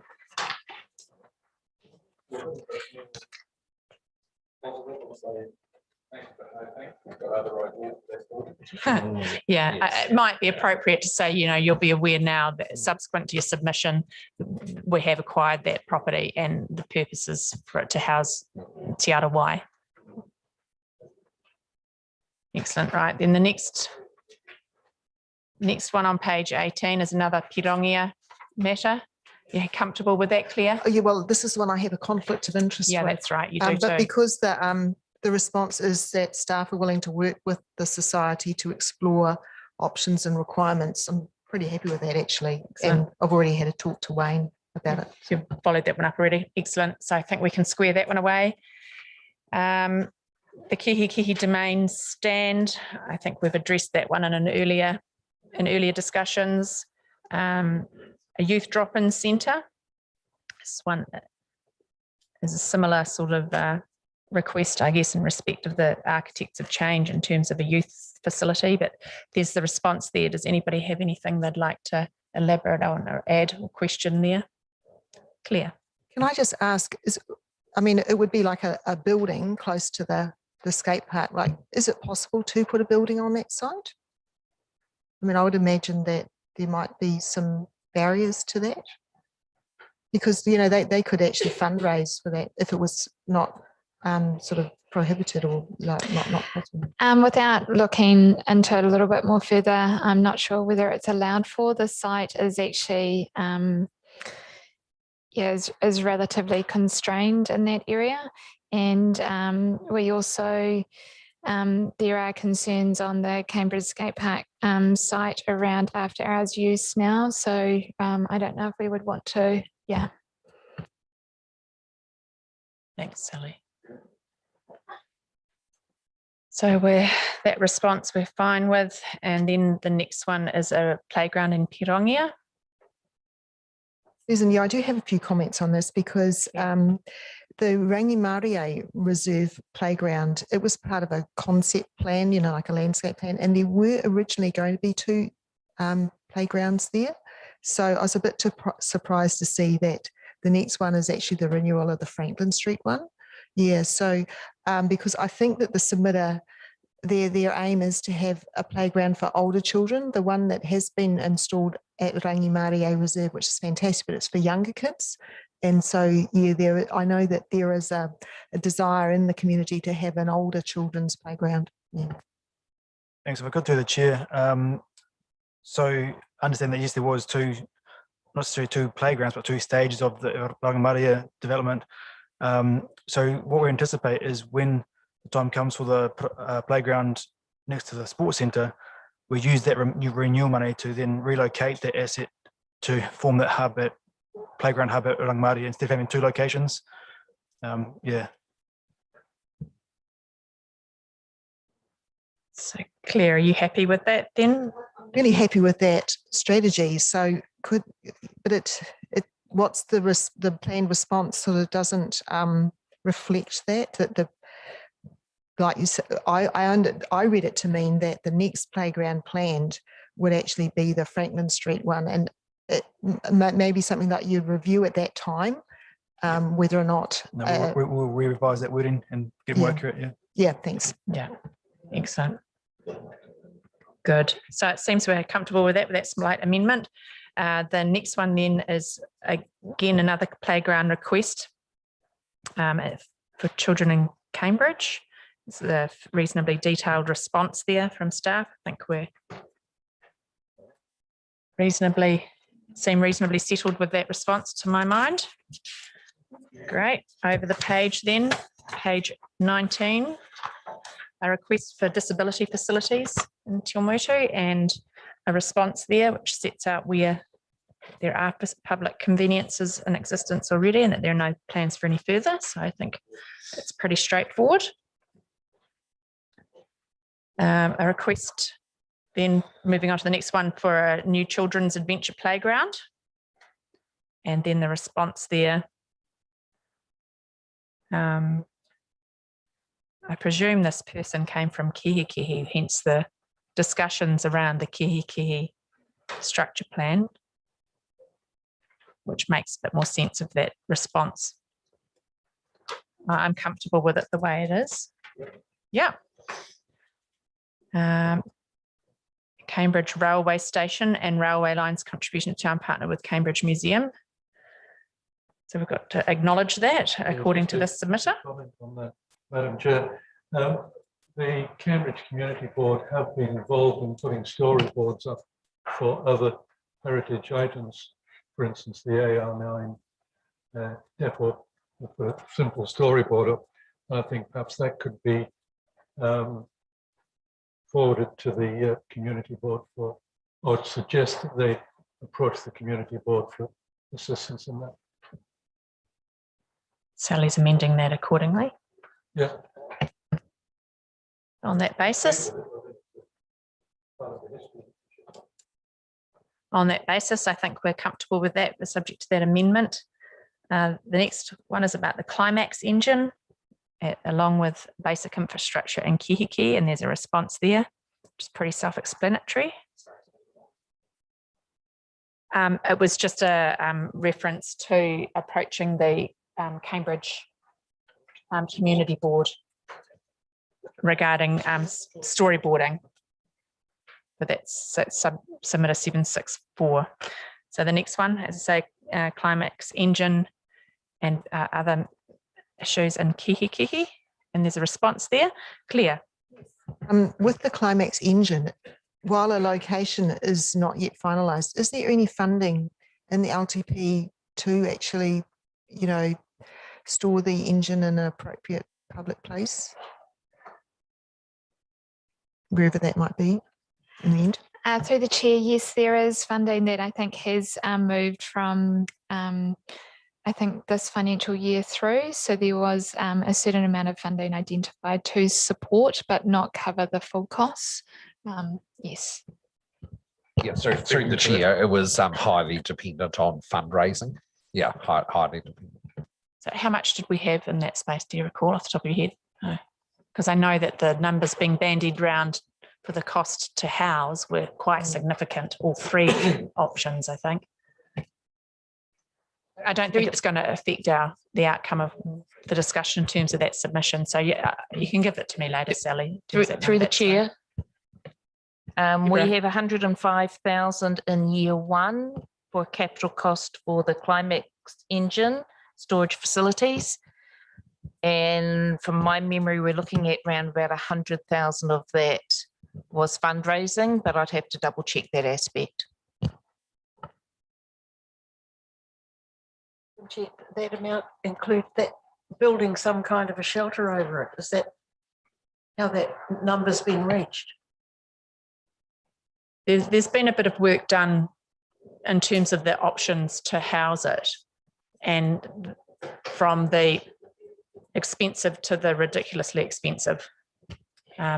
Debbie will be able to So speak speak Gary to that. Knighton has been working with some local funders on what that will look like and where it will be located. I can ask him to bring an update to our next meeting. He can just during the break give you an update on where we're up to with that. Thanks, Debbie. Lou. Through you, Madam Chair, we're holding a meeting on the 2nd of June with Russell Easton and down at Daphne Street. So we can probably give you some ideas. Gary's actually pulled out of that meeting, so I'm going down instead. So, but they do have some funds of their own that they'll put into the actual relocation. There is a cost to relocation, of course, as well, other than the building. It's actually to pick it up and bring it around. Yeah. So, and with that said, we're comfortable with the response that has been crafted there by staff to that submitter in respect of the engine. And so that moves us on then to the next one. Conversion of the sewage bridge to a pedestrian scooter cycle crossing to increase connectivity. So that's a no. Madam Chair. Roger. Yeah, I think the intent of that suggestion was actually to connect the two parts of the town greenbelt, which is possibly the only place that could happen. And I think the last phrase in it, or the last sentence, the past studies show that the Cambridge has adequate bridge capacity for the medium term. That's actually assuming the result of the transport strategy review. So I think it will come out, or that will be discussed in the transport strategy. But I think, probably not correct to assume what the result of that strategy would be. I just ask that last phrase be removed. I read that as saying that past studies say that, and that is, we can't argue that that's what past studies say. It might not. That's true. Transport strategy might not support that. I mean, it might not, but this isn't saying, this isn't predetermining the transport strategy. This is just making reference to the fact that past studies have shown that that there's adequate bridge capacity for the medium term. That's a fact. Past. Therefore, why is it relevant to the future? Because things change over time. And I think we're kind of putting a qualifying comment on the results of the transport strategy, which is, I think, could just put a full stop there. I mean, I don't have any difficulty with it being there, but obviously you do, Roger. And do people support removing that last bit, or are we quite comfortable with leaving it there? I have a little bit of difficulty here myself, because what the actual submitter is asking is using the sewage bridge. And we're not talking about a third bridge, it's using an existing bridge and converting it. And I feel that that's already been addressed. We've talked about this, it's been built. And I think we would rewrite this a little bit and just state that at this stage, we've reviewed this, we've come to a decision, and we have to live with it as it stands. Yeah, I agree. Andrew, and then Liz. The thing is, this was addressed, and engineering advice was the cost was absolutely out of the question to do this, to convert it into a cycle walkway or scooter bridge. Presumably a response will incorporate that information. Liz. Yeah, I get my recollection is slightly different actually. So this is the new sewage pipe that we put across, and we had a cost to clip on a cycling bridge at the time. And look, we couldn't do it at the time because we really were faced with a number of large costs for the Cambridge pool. But we were advised that at some point in the future, we may be able to clip on a pedestrian cycle bridge to the existing pipe. And I don't think that should be discounted. It could very well be something that our community wants. I'm wondering if the response could, or what one way to perhaps look at this is, we've got a new urban mobility committee working group. I'd really like it to be, I guess, just keep it live. I don't think this is something that should go away just yet. I just kind of think it should be something that we should, or that group could potentially consider in the future. And I know there's a massive cost around it, but hey, with some fundraising, there's lots of avenues for, for money that appears to be coming for cycling initiatives. So perhaps that could be incorporated, our new working group into the response. Yeah, fantastic idea. There's any, yeah. So could I suggest you could, in the first sentence here, another bridge is included in the 30-year infrastructure strategy, and a clip-on to the sewerage bridge is possible, but neither is included in the next 10-year plan. Current transport strategy will assist. Does that help? So it acknowledges the possibility, but yeah, we're leaning on the transport study. Yep. We capture that, Haven. Yep. Excuse me, through the chair, just as an aside, because this issue's been going on for 7 or 8 or 9 years, to be honest, I'd like to ask staff for the documentation that Andrew's talked about, because I've heard about it from councillors, I've never seen a beam, and we strongly supported this when it happened. You guys had the info, we never saw it. I'd like to ask staff, I'd like a copy of the information, all relevant to that proposal back in the day and anything subsequent. Okay. I'm sure Barry Bergen was here at that point. Okay. Yeah. I'm sure staff are about to locate that for you. Okay. So just moving on then, just mindful of time, the next submission appears on page 20, another one from Pirirongia. Similar requests as previously dealt with, and we were comfortable with the response then. Am I assuming we're fine with the response now? The next one is a request for a multi-sport indoor sports centre in Cambridge, and we have a response there. Comfortable with that. Next request is for a fence between the pump track and the Rose Gardens in Te Awamutu. And that's obviously been a no, there is no funding for that at present. Comfortable with that? Yeah, I don't.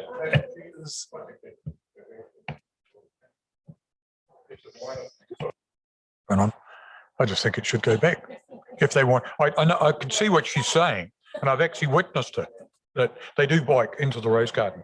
So it's just one of those things that just a definition of 2 areas. I can't see a real problem with that. So maybe the staff response ought to let the submitter know that maybe she could apply to the Te Awamutu Community Board for funding for that. I would just throw it back. Sure, she'll know how to get hold of them. It may be more that that the submitter was unsure whether the staff would be happy to have a fence in that particular location. So I'm wondering if we might get Sally or to just kind of, it's gone now. Yeah. Brad. Yeah, sorry, there you are. Yeah, I mean, I'm just thinking that's possibly behind her a submission. Well, I think it would require more work than just here's some money and go build a fence. So yeah. Yeah, thank you, Councillor. Yeah, in part correct. Yeah, so we wouldn't be looking to have a big barrier fence, but we can certainly look at different treatments of how we can close off that space to stop accidents from occurring.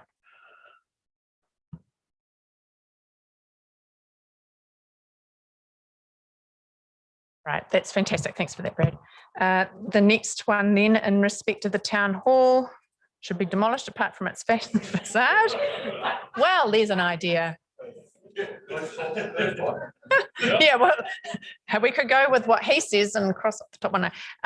Excellent. We've got a reasonably succinct response to that suggestion. We're comfortable with that. Next one then is Sport New Zealand. We're comfortable with the response there. 8 million for play development and renewal in our LTP.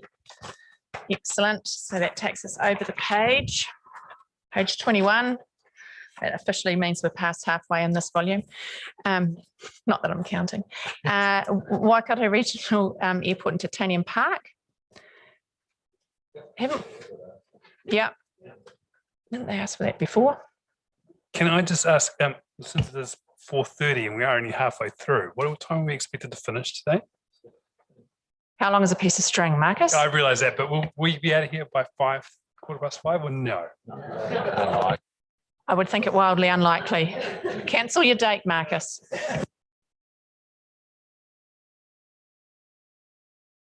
All right.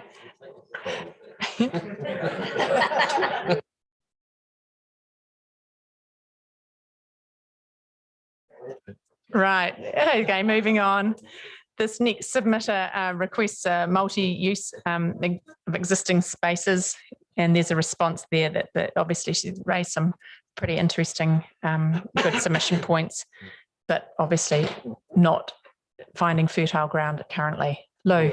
But just quickly, as a developer, surely they're responsible under their application to supply. Which one are you on, Lou? I'm on the Waikato. Oh, sorry, we've already squared that one away. Okay. We think it seems right. abundantly Sorry, I'm off. sensible. We're on to the next one. Marcus has got a date we've got to get to, so we've got to go quickly. So we're comfortable with that. Yeah, excellent. The next one, Bowling Green and Ohopo. Obviously, there's a response there. It's privately owned. They're privately owned and they're owned by the RSA and the bowling club. All right, collectively. Yeah. So this next one obviously relates to the Memorial Park in Te Awamutu. And there is a response there to the submitter. Presumably there's a gap between the words be and in the second and the last sentence. I'm sure we can pick that typo up. I'm comfortable with that. And same submitter has suggested the erection of a monument to women who've supported our country over the last 100 years. And I think this is brilliant. I can't see it come to fruition, however. Yeah, can't see it.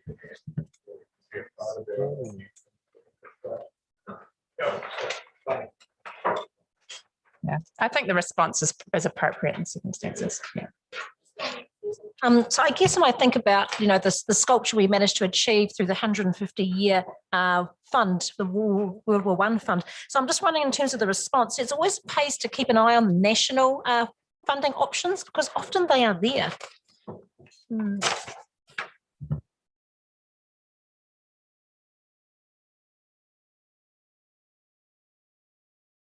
So over the page, Lana Quickfall, and I'd like to know if she's related to you, Tony. She's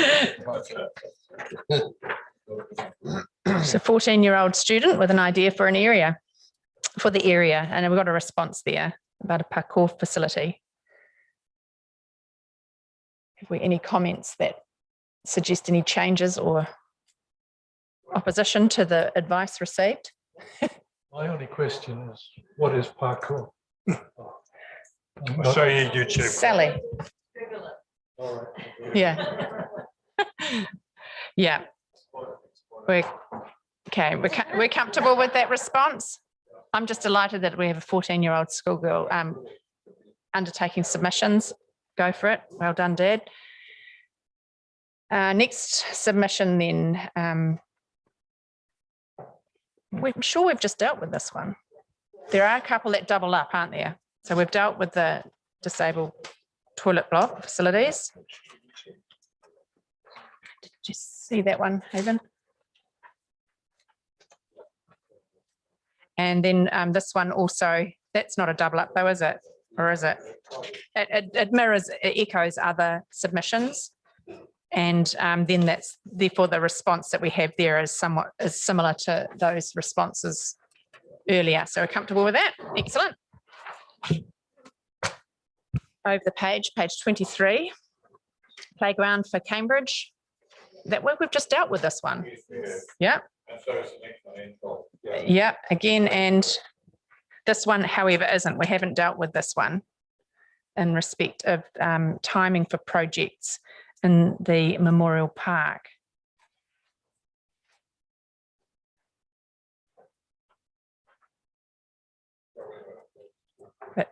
Yeah, we're comfortable with the response. Yeah, excellent. The next submission then on page 24. This organisation wants to work with council to develop more community-based activities or places for people they support to go to. So there's a response there by staff. And we're happy with that. Yep, excellent. So that moves us to our next big section on transportation. The Cambridge Community Board. Permanent pedestrianisation of Empire Street. It's just their submission is noted. Nothing further to add on that one.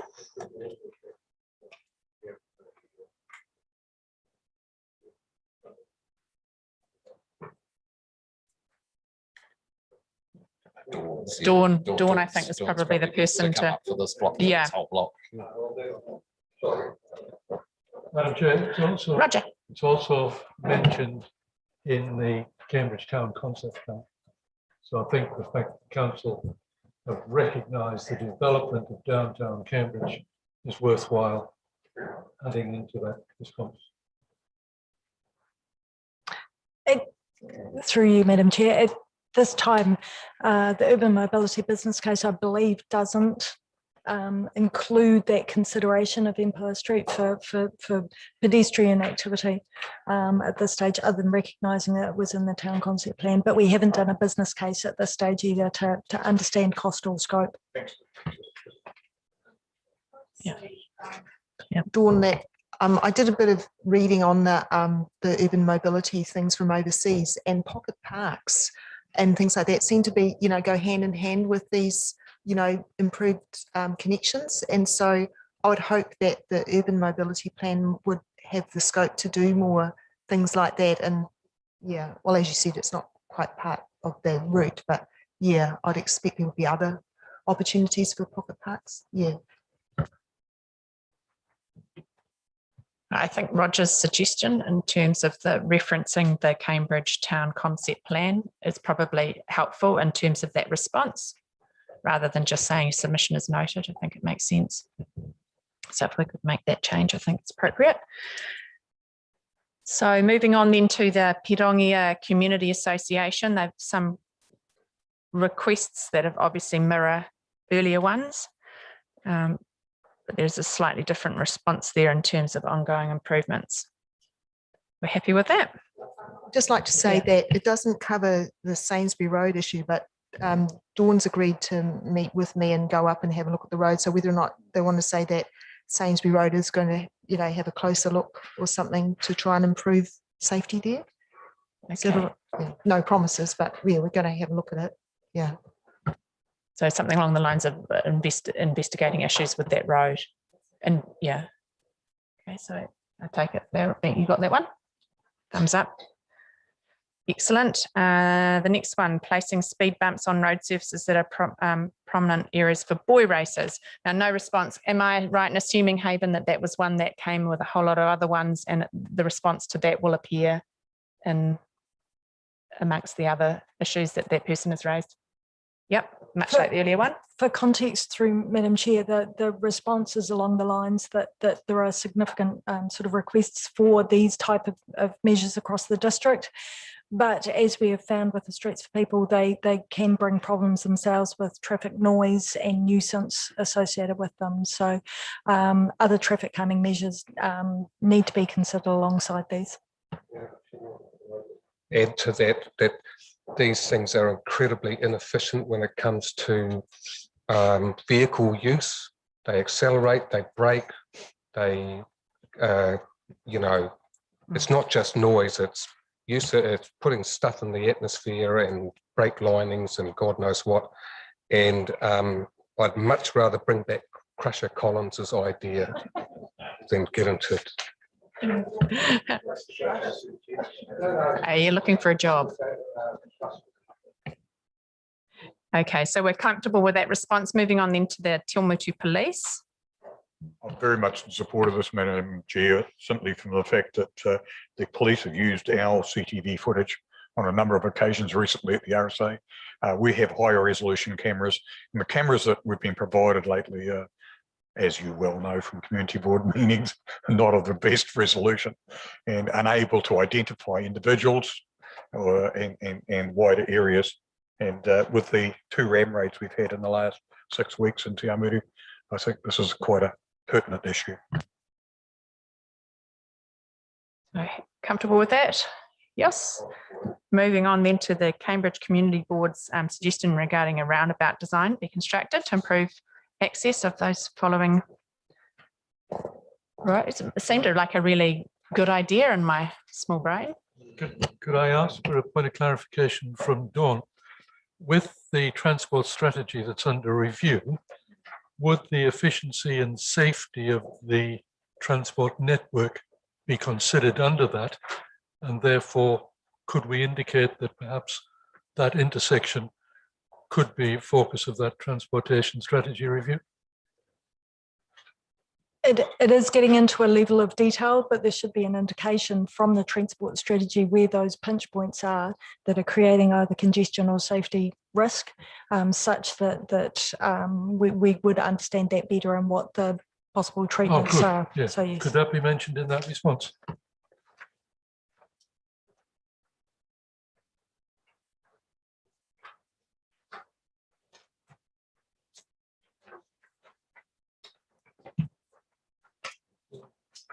So you've got that one, Dawn? Excellent. So the next one then is over the page 25, from the Te Awamutu Community Board seeking 40 km/h speed limit markings in Vale, Maho and Arawata streets. There's a fairly comprehensive response there. I think it's pretty self-explanatory. Press your button. It is one. You press the button. Okay. Okay. What they're proposing here, and I'd like to see a roundabout or something, because when you come out of the street that goes past, that joins up there, and then Mahoe Street, you take your life in your hands every time you go across that, because it's so busy with traffic that there isn't the opportunity to go straight across. So what I do is I turn left, go up round the roundabout, come back down and then into Mahoe Street if I want to stay alive.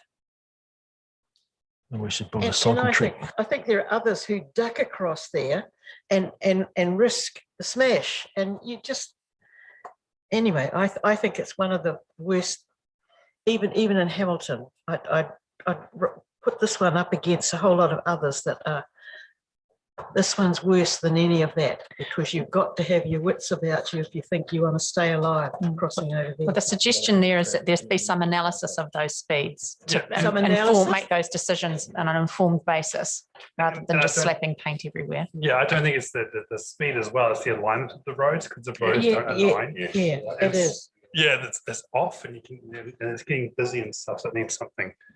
Okay, so I think the response that we've given that submitter is a pretty good one. Okay, moving on to the next one. This submitter wants serious consideration given to expressway access to and from Leamington. There's a response there in respect to this transportation strategy review currently underway. We're happy with that. Yep. Te Awamutu Community Board seeks funding to provide for the expansion of CCTV. We've obviously made reference there in terms of those funds. Happy with that. This next person would like to see a footpath from Ohopo to the ever-improving Lake Ruatuna. Nice to have, but we don't have the cash right now. Response? Is that the lake, the southern, when you're driving into Ohopo, it's not on the right? No, it's not driving.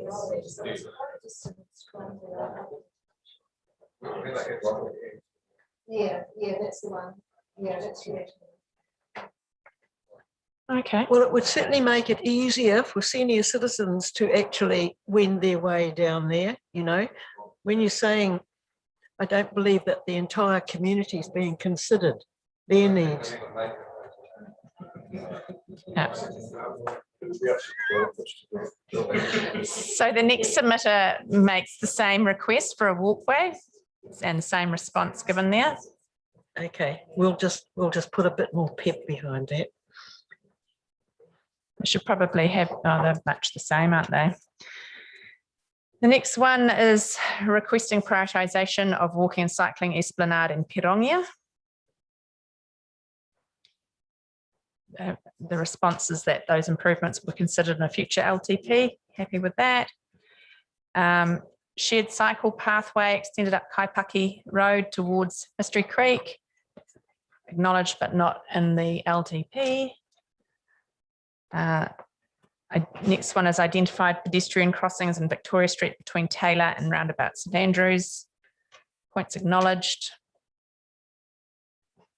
And goes on there in terms of managing speed. So happy with that.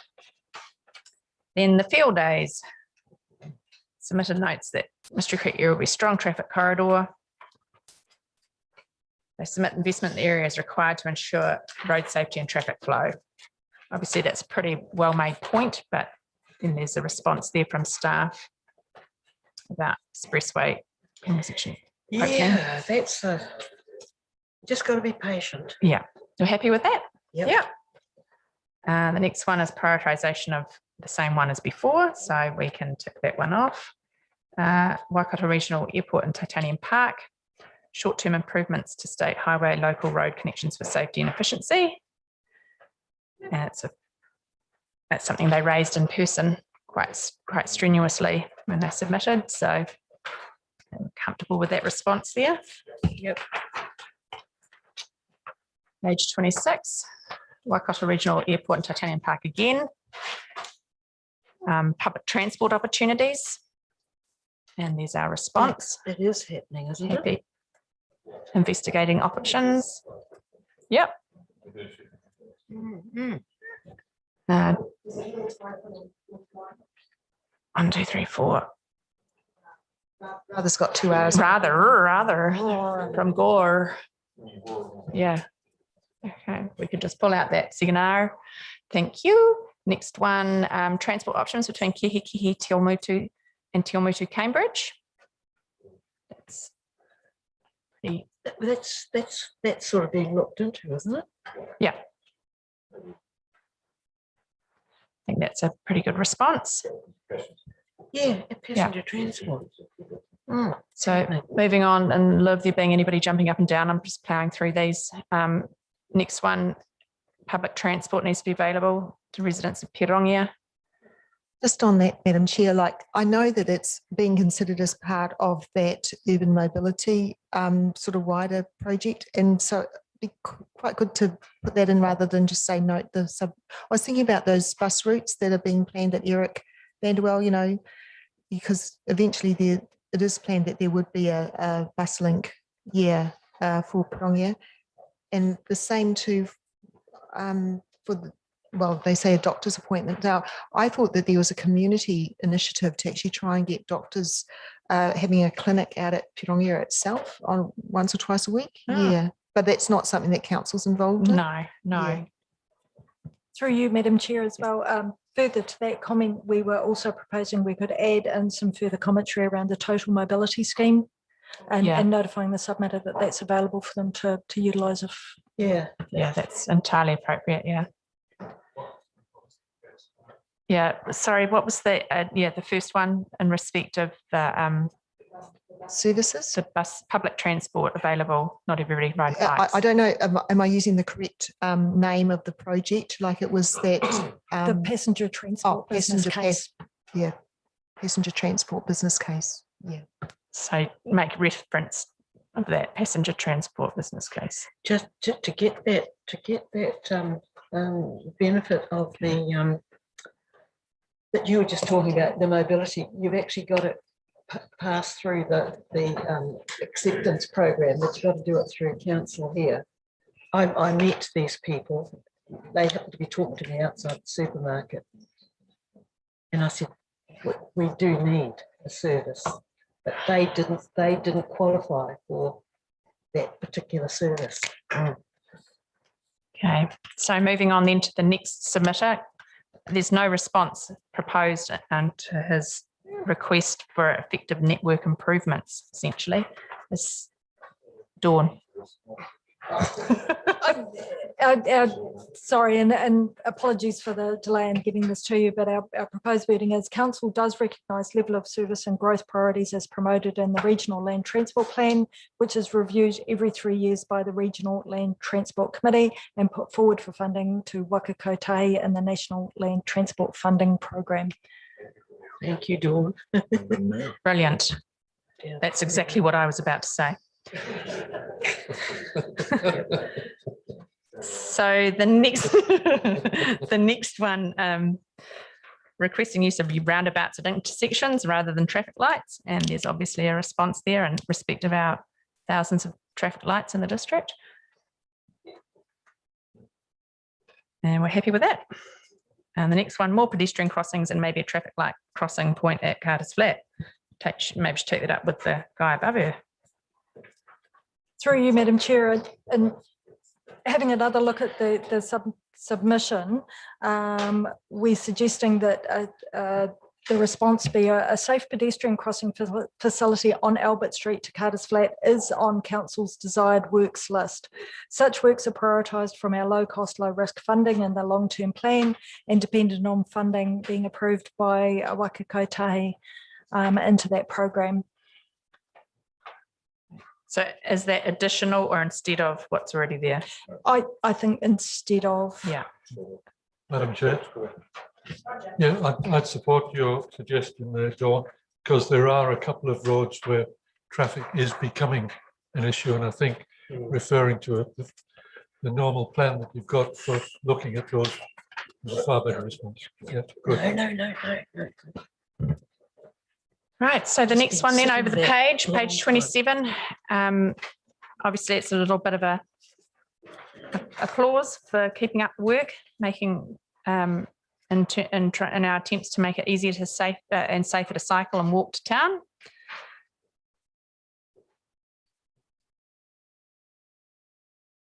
Happy with that?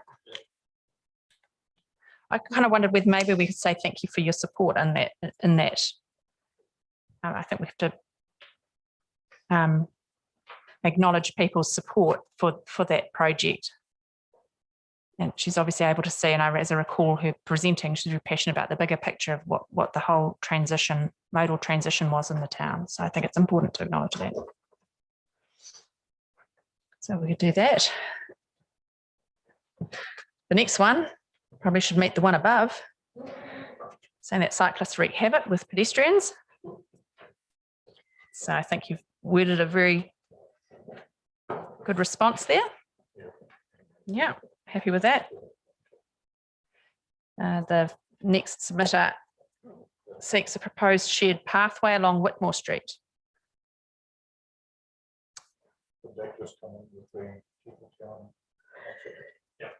Yeah, it will. And the new pathway that's been built from Rolleston Street into town, this is the one that I love. It's 1.8 meters wide and quite capable of, we've just got to join up Flat Road with that, and we've got a cycleway. So that's all being considered in our plan. So did we want to add reference there to that key urban development plan? Well, it just, isn't it, Marcus? It's just a continuation of the Flat Road cycleway, well, walkway really, and it joins up with Whitmore Street, which is already 1.8 meters wide, and which was very, that's just great, and it leads right up into the town centre. Okay, I think. Yep. So are we going to amend that to record the reference to that urban development? I think we should. Yeah. Yeah. Okay. Got that. The next submitter. Madam Chair? Yes. Might I just suggest that in that second paragraph where we, through consultation project on the urban mobility proposal, perhaps a small clause after that, which includes walking, cycling and public transport, because I think the reference there was to increase mobility through other forms rather than just walking and cycling. So it just kind of suggests that other forms of mobility will be looked at. And the inclusivity of different forms, yeah.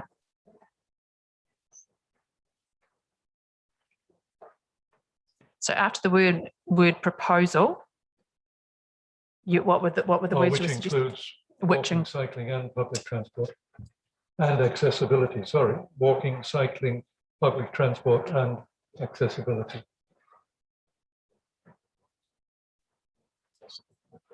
Yeah. Yeah. Walking, cycling and accessibility. Sorry, Roger, we're trying to note down what you're trying to add there, which includes walking, cycling, public transport. Accessibility, excellent. Got that. So I'm comfortable with that. Yeah. Yeah, excellent. The next one then is cycleway to connect Te Awamutu to Cambridge. We've got quite a few cycleways proposed. This might take a little bit of a time getting here. Just saying. So I'm happy with that response. Are we all happy with that? Yep. Okay. And the next one, repairing open roads consideration should be widening hard shut shoulder for cyclists. Comfortable with that? Yep. Over the page. Page 28. Cycle path over the top of New Line from Te Awa Line to Leamington. Yeah, that makes sense to me. Yeah. Through you, Madam Chair, may I suggest a slight amendment there to specifically note the use of the wastewater bridge and say use of the sewer bridge for a walking and cycling facility was considered at time of design, but rejected due to both cost and co-location issues. The urban mobility network will evaluate walking and cycling river crossings in Cambridge, and another crossing point is likely to be considered in the future. That seems a lot more comprehensive. Yes, Mike. Ask for a point of clarification. Was it the cost or was it actually the affordability? If I heard us say before, it sounded like there was a few things happening, swimming pool and things. To me, there's actually a difference. The cost and affordability at the time. Affordability at the time, hey, fine. We're happy with cost. It was actually the cost. So if it's the cost, then it's actually it's never going to sort of happen. It's not feasible. If it was affordability at the time, that's quite something different. Would respond. My recollection was that to construct a bridge strong enough to take the sewer pipe and pedestrian traffic in the one structure, it was extremely expensive. But a cost-effective solution over longer term was to build the bridge as it is now and then allow a clip on at a later time. So that's why, like, if you're asking if it was an affordability issue, like it wasn't just one option we looked at, and we decided to go for the option that was built that would allow in the future a clip on. Yeah. Okay, so that amendment is agreed to as Dawn set out. Yeah, excellent. This is in respect of Goodwood School. I'm quite comfortable with the response. If anybody else has anything further, no. Another cycleway from Kotari Downs, Norfolk Downs to Goodwood.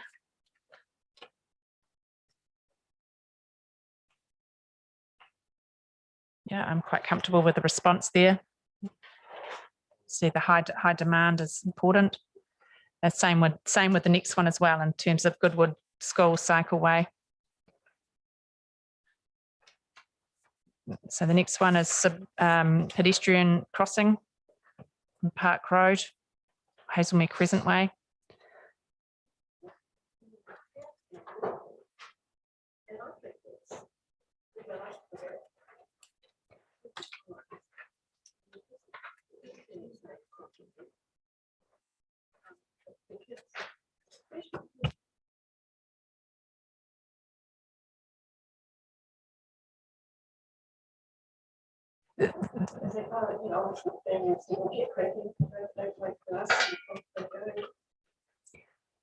There is a refuse refuge there, isn't there, though, that recently added, but I don't think you can get it any closer.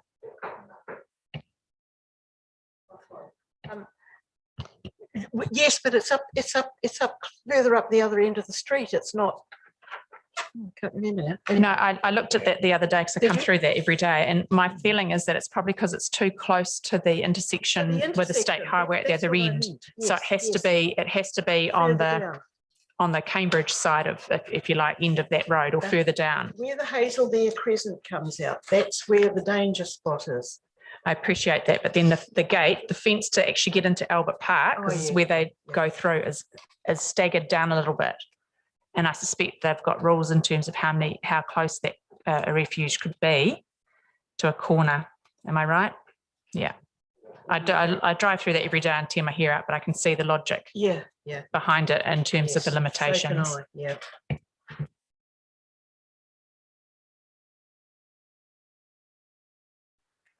So I'm happy with that response.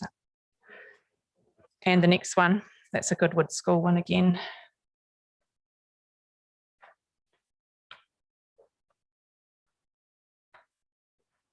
There's a complaint there in terms of Leamington being omitted from any funding. I'm quite happy with that response. Yeah.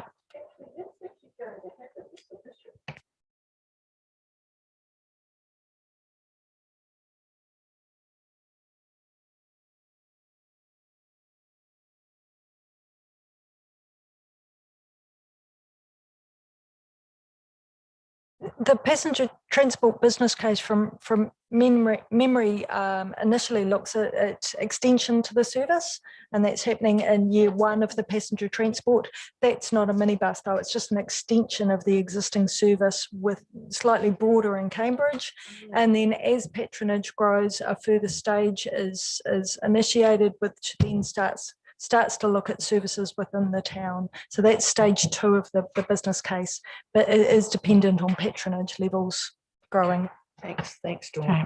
So I'm comfortable with that response. Yep. The next one is in respect of pedestrian access from McDonald's down into the warehouse in Te Awamutu. And there's a response there. Happy with that. Yeah, that's just something I think it's ongoing, isn't it? Yeah. Yeah. And then camera upgrades in the next one. Response there seems sensible. Over the page. Page 29. This person seeking better links in the town centre.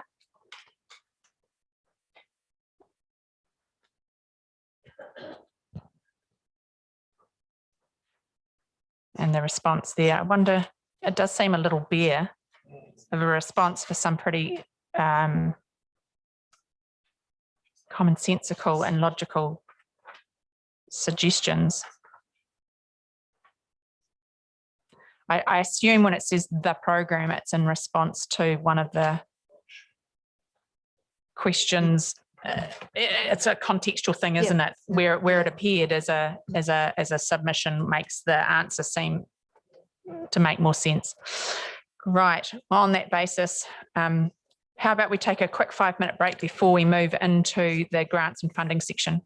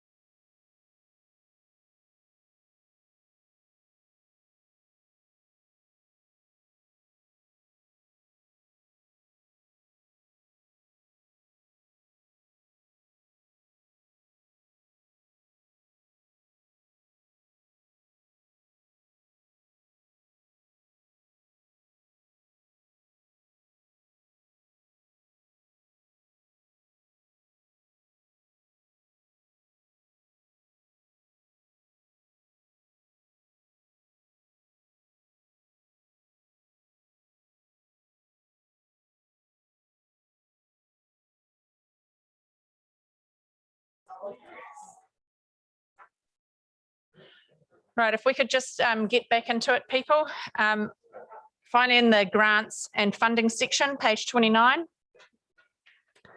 So just go through these. Obviously, these will probably be a little bit less wordy in terms of trying to alter, hopefully, some of the responses. But the first one here is the Cambridge Safer Community Charitable Trust.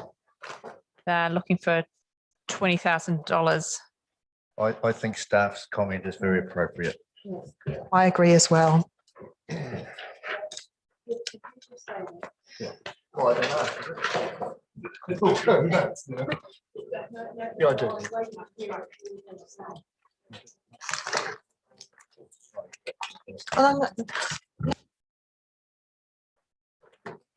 So we've got a recommendation there in terms of their advice. Are we comfortable with that? Yep. 20,000. Yeah.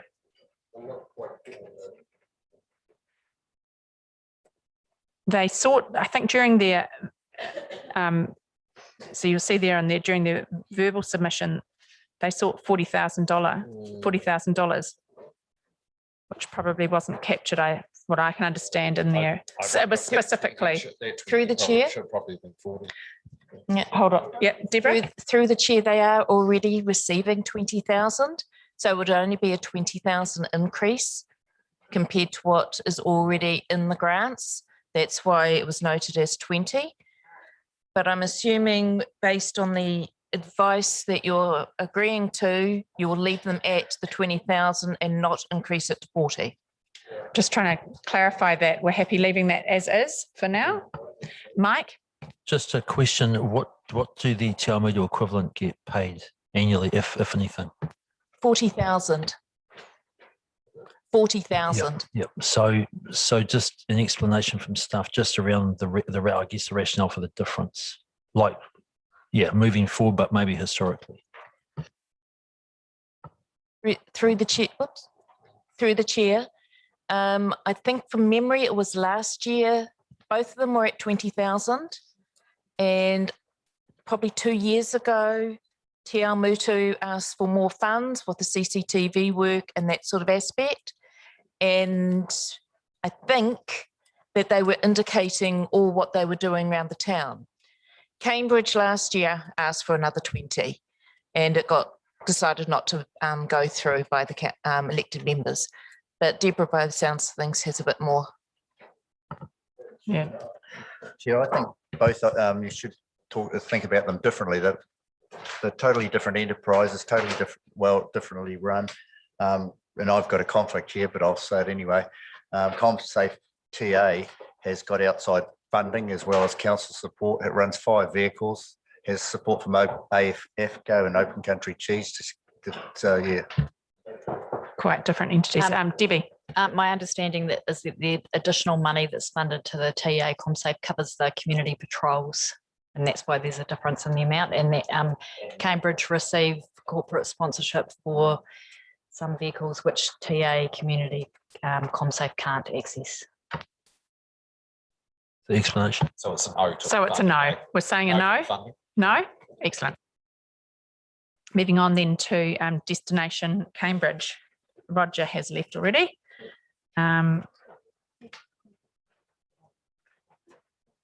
So who's going to kick me off on this one? It just says that we're going to wait for the review of the eyesights, which I'm comfortable with. That's a good approach. Yeah, we're happy with that. Yeah. Excellent. So that's a no. Yeah. Does somebody want to give Roger a, oh no, he's up for this next one too, of course.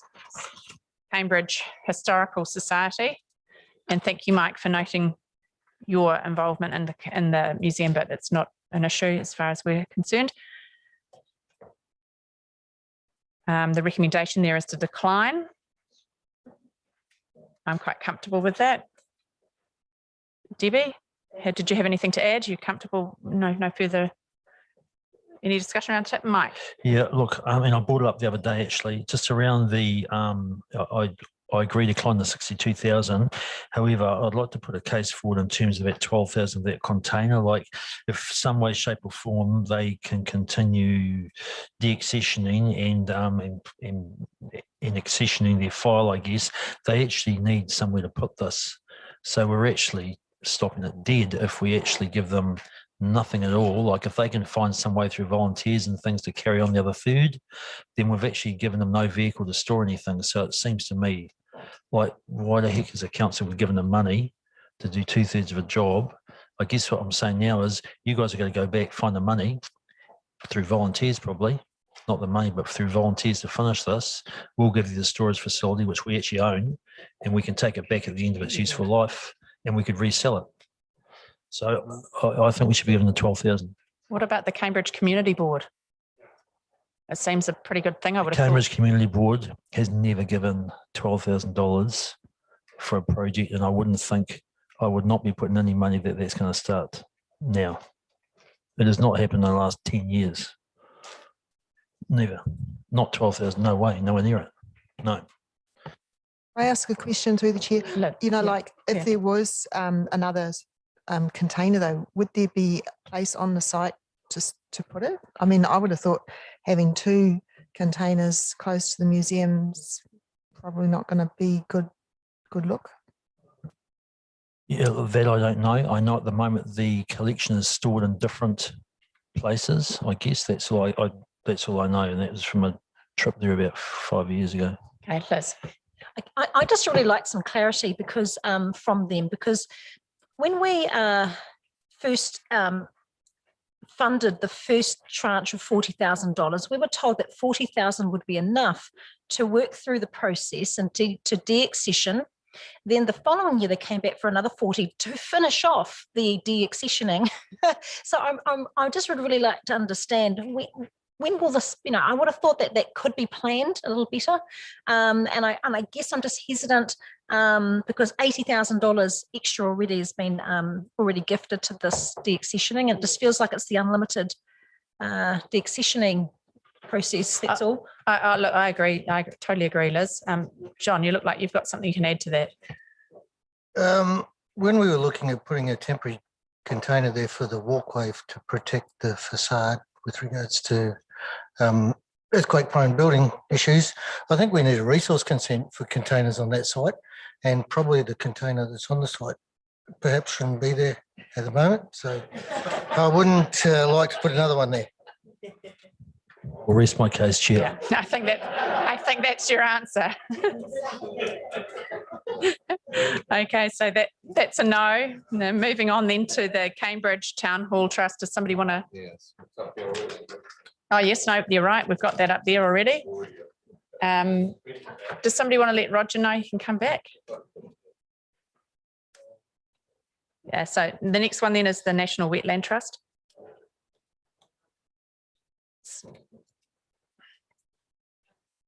Madam Chair, I'd like to speak. So I think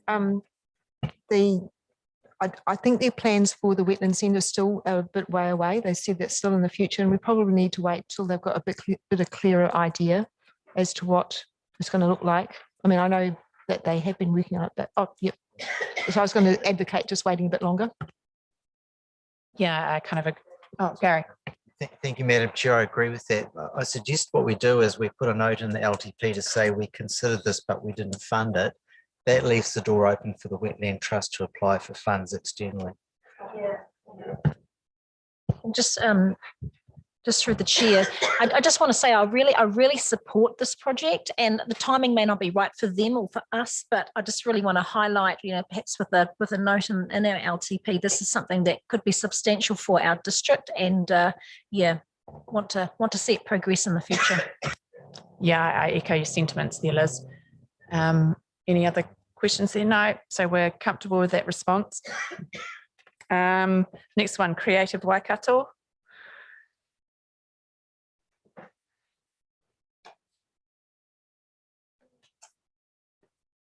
This is $10,000 for a development of arts action plan.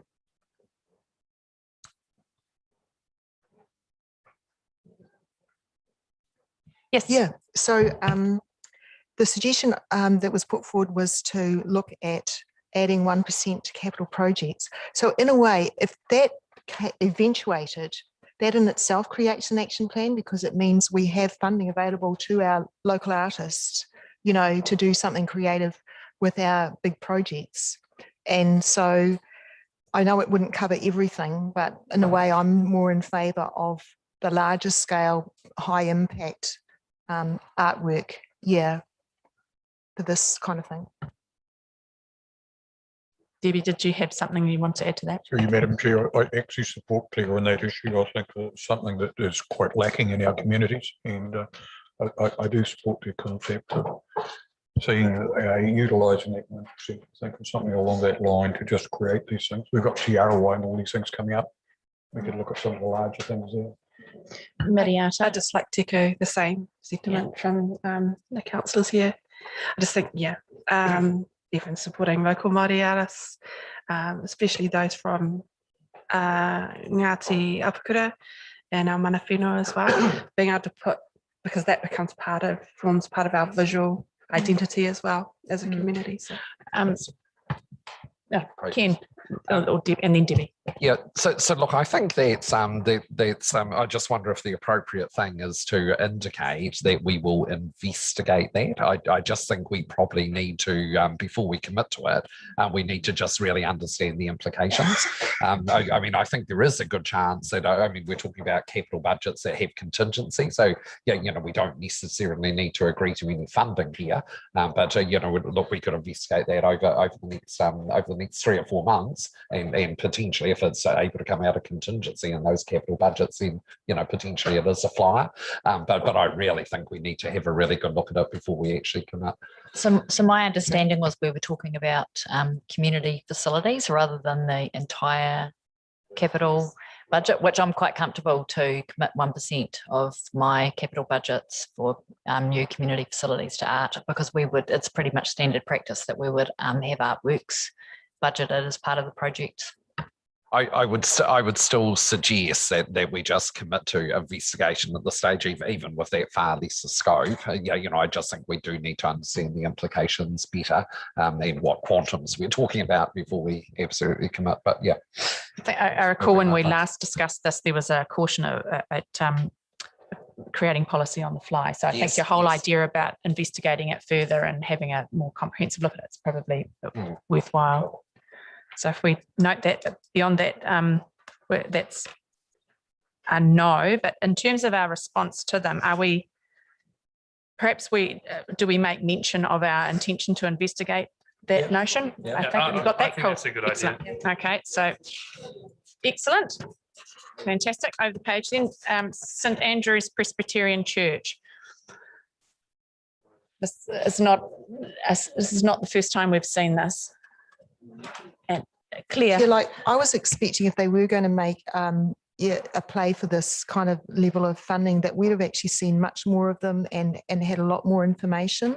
And it was really just, you know, some written material. And yeah, I don't see, personally, I felt I couldn't really support it to that level because of that.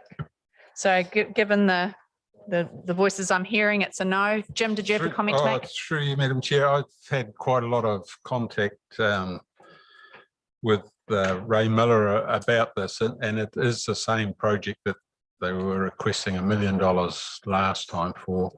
I've suggested that it may need to be looking at any other real estate that they've got there. I did have some discussions about the possibility of a parking area being able to be purchased, but I couldn't see that the ratepayers would be funding this level. So I think that there needs to be quite a lot more work done on that area. And just to add to that, one of our community advisors also visited and looked at their proposal and noted that it is, the bookings would be at the sole discretion of the church. So it would be difficult to justify ratepayer money going into a facility like that. And the other offer I did suggest was the same that offer was made before, whether we could go guarantor for a loan and those sorts of things to try and help out. But at the moment there was no.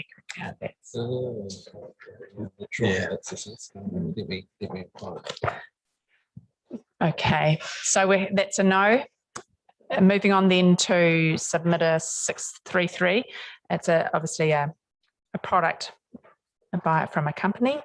And we've got a response there, which I think is appropriate in the circumstances. Yeah. Well, Claire, did you have something you want to add to that? The advice is that it's a product we need to purchase. I mean, I think we need to say we considered it, but we're declining it. Yeah. That wasn't the advice, sorry, that was probably just, so what I was trying to point out is that the submitter is a commercial, they are a commercial body. They're not a community group. So they are a commercial body trying to sell you a product. Yeah.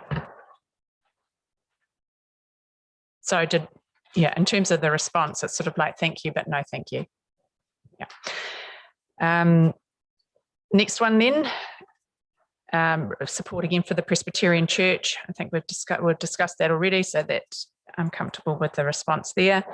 The next significant one is Hamilton City Council. Quite a number of points there that they've raised. Just a query, have you found the answer to it?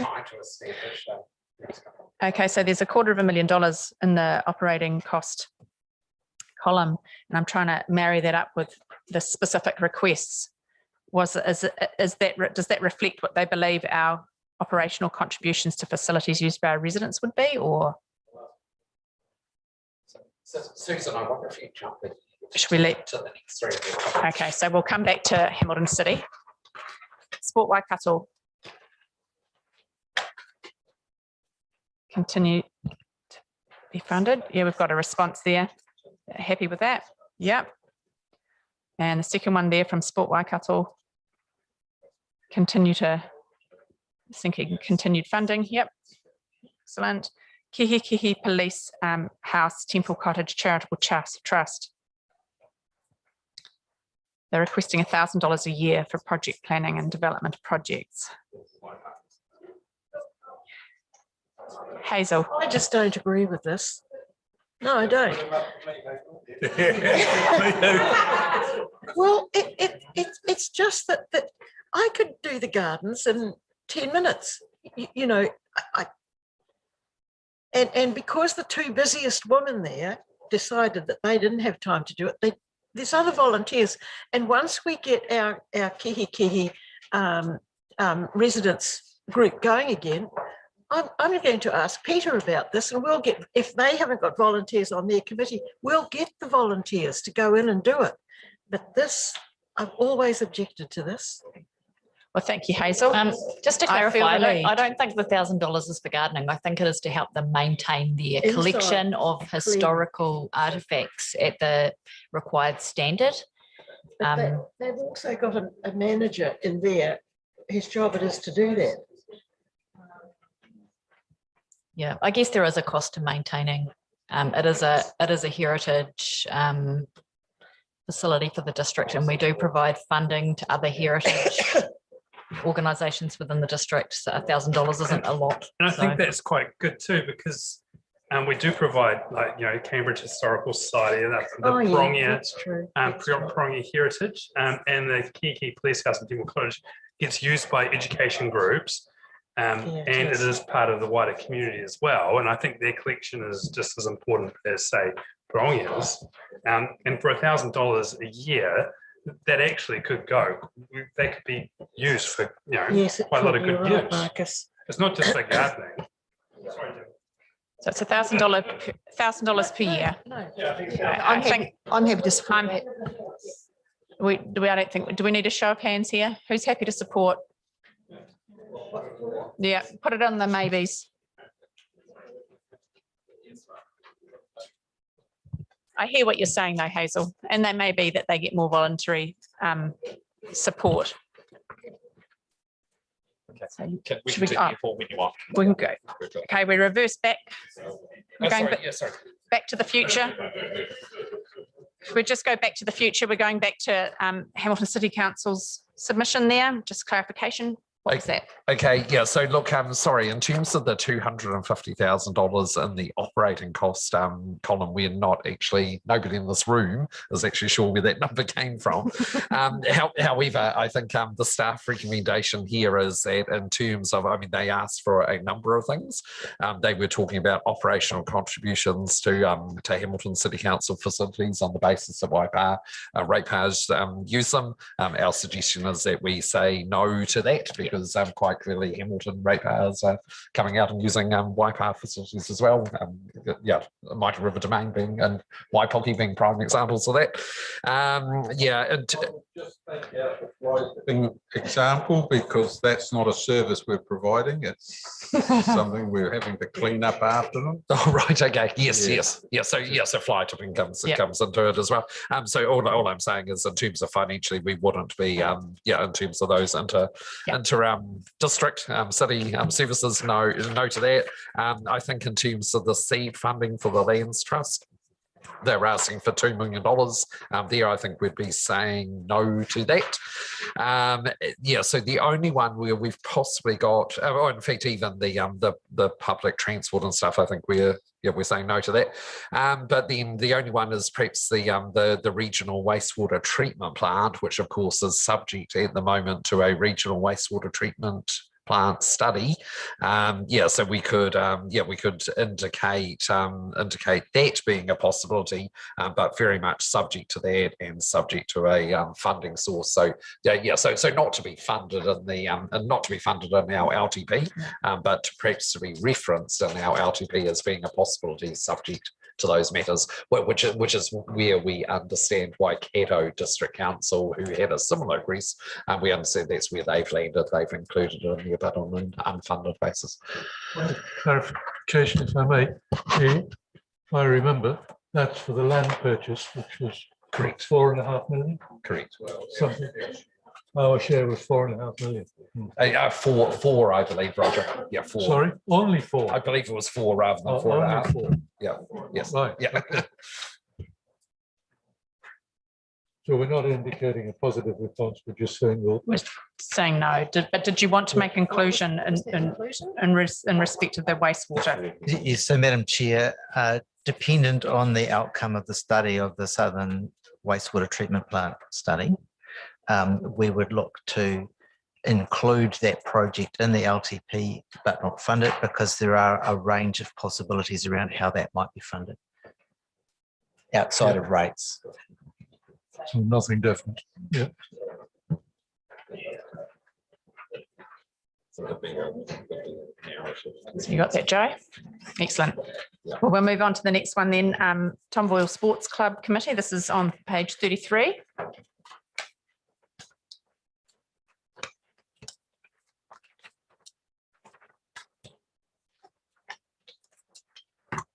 For upgrades to their grounds. With a capital cost of 410,000. Have I got any takers? Just kick this discussion off. Page 33.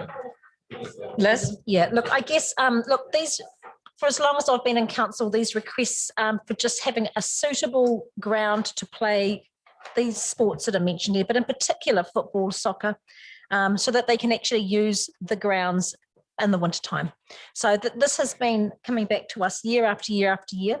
And yeah, we did have $4 million allocated in our LTP, but of course that has come out. So yeah, I continue to support, but I understand that may not be possible, but an allocation, I think, just to get those grounds. We've talked about aerating it, so maybe there's some options around that. Yeah, thanks, Councillor. So as discussed previous last week, we do have the eight fields in the long-term plan to address some of the issues. We don't, the model that we have here at Waipa is that we don't do anything for the clubs really in terms of the maintenance level, as they have the lease of the park. Bruce or John might be able to comment, but they all of that, most of those agreements have that responsibility at the club's feet. So we do try help out if we do have surplus operational costs, but it doesn't go very far. We tend to only have enough to do the mowing, and usually we have enough to do broadleaf spray of the fields as well. The outside of that is pretty minimal. This year we have done some verti draining, aeration, but because we don't have the OPEX budget to accommodate that at this point, we're pretty limited with what we can do.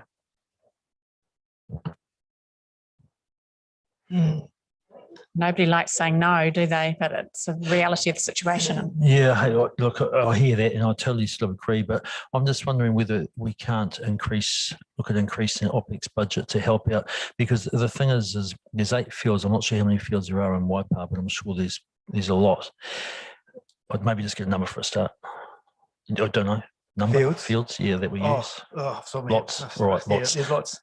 Yeah, that's all fine, Brad. But I guess in terms of the district is growing, not just Cambridge, but also Te Awamutu and Kihikihi, these places are all growing, and maybe we should be looking at trying to increase this OPEX budget for looking at giving you guys some avenues to use aeration or helping out with better uses, because really what I've got from Brad is it's not necessarily about the surface, it's trying to increase the hours of use for a field per week. And the more we can do that across many fields, the less pressure comes on us to probably have to have an AstroTurf. So a bit of extra in OPEX might actually be money well spent. Yeah, thanks, Councillor. We'll always take more OPEX budget if we can. Look, if I can make a suggestion, we do have this Waipa District Council lease review coming up in year 1. Depending on what comes out of that might, if it was to imply that the fields become out of the lease, then there would be some opportunity to maybe explore that. I would suggest that probably be at the next LTP, because we'll have to do a bit of work around all of that funding model, be a bit of a shift. Thank you, Madam Chair. I tend to support, sorry. Did I talk? It's okay. I support actually what Councillor Patek was saying, but I do think that we have to look at what we call high use parks. Okay, these are the ones with lights, grandstands, club rooms. This is the ones that everybody wants to play finals on or everything. These are the ones that have that high usage, that rely on people to keep them in high levels of maintenance. And I do agree totally with aeration and getting out there and having that processes in the summer months to create that depth of grass growth and root growth that creates a decent sward for the winter months, and having people off the parks as much as you can. So only have, premier games perhaps there, or senior games or final games, trying to protect them and use your training areas further away, not on your premier parks. We do that at the moment, so it does work. Yeah, it does work, but then you're not maximising your investment of the field either, to a certain extent. So we're all about how can we create a good playing platform so you can have that platform for all users. So Hamilton, there are some clubs over there that are very much in that model that you can't play on that pitch because that's the premier pitch. But you're taking a field out of action that juniors can use. And so I do hear what you're saying, Councillor, but I don't quite agree with that. Hello, I don't want to labour the point, but so this isn't operational monies that these guys are at. They're just asking for an upgrade once and once only, so the drainage can be sorted permanently. Because look, and to be fair, we had this exact conversation 3 years ago, which is why we put 4 million into our LTP, so that we could get it done once and for all and do it properly. So this is what I guess they're looking for. If it's not possible, that's okay. I understand the financial pressures, but we have just literally gone around in a circle. So as Brad mentioned, we do have sports fields improvements budgeted in the LTP. I think the first lot of money is in year 4, so it is a little while away. We worked out that each field is approximately about $250,000 to remediate. So it's not a small investment. So I mean, I guess there is an opportunity to pull that money forward, or if you wanted to put money, but it isn't a small amount of money that you'd be looking at moving around. I'd actually like to hear from, like what are the Cambridge councillors want from this, because I think it is an important thing, but yeah, personally, I don't know if it's important or not. I don't know how important it is to the local community there. Well, hey, look, picking up on Brad's point about, yeah, I agree. I don't think we should focus on number one fields because clubs can get precious, or at least over our side of the swamp. But yeah, look, there's a number of times that junior, rugby, for instance, can be cancelled or massive implications because of the rain, and then because the number one field can't be used around Hota, because at the moment all junior rugby, in fact I could be wrong here, junior rugby started last week. It used to all be at Hota. I think is it still there? Have they split it? All right. So yeah, all right. Well, if they're playing over at Leamington as well, then that's through this change here. But the senior, they can take an A game, a B game, but in the middle of winter, often they can't take a whole bunch of kids running around. But they could if we spend a bit more money, I guess, on those fields, but also some of the others. So I'm still keen on us. We don't have to go 250 grand full Monty. What we're trying to do is, I've waited 3 years from what I hear, is that maybe we should be not a feasibility study, a staff engagement study of just looking at where we can help out, and maybe aeration is just the cheapest way. It might be $5 grand a field or whatever. And yeah, we just need to be careful. We're talking about the same sports fields as well, because we've got the soccer club, we've got the rugby club. But I mean, I think staff will know where the biggest pressures are, and the ones that are like, this is a Cambridge Town Belt, of course, but it's about looking at where the best opportunity and how we maximise our money. Yeah, I think you're right. So where does that leave us in terms of the suggested response and the fact that they've requested money and we've said we're not going to provide it? So no, regrettably. With best will in the world, I mean, we just don't have the... Exactly. Okay, so it's no. Long way around to getting back to no. Okay, next one, Hautapu Sports and Recreation Club. They want significant improvements for their facilities, $75,000 over the same ballpark. Yeah, I'd like to wait for that feasibility study to come back. Yeah, which I believe is not too far away, and then we can discuss it fully.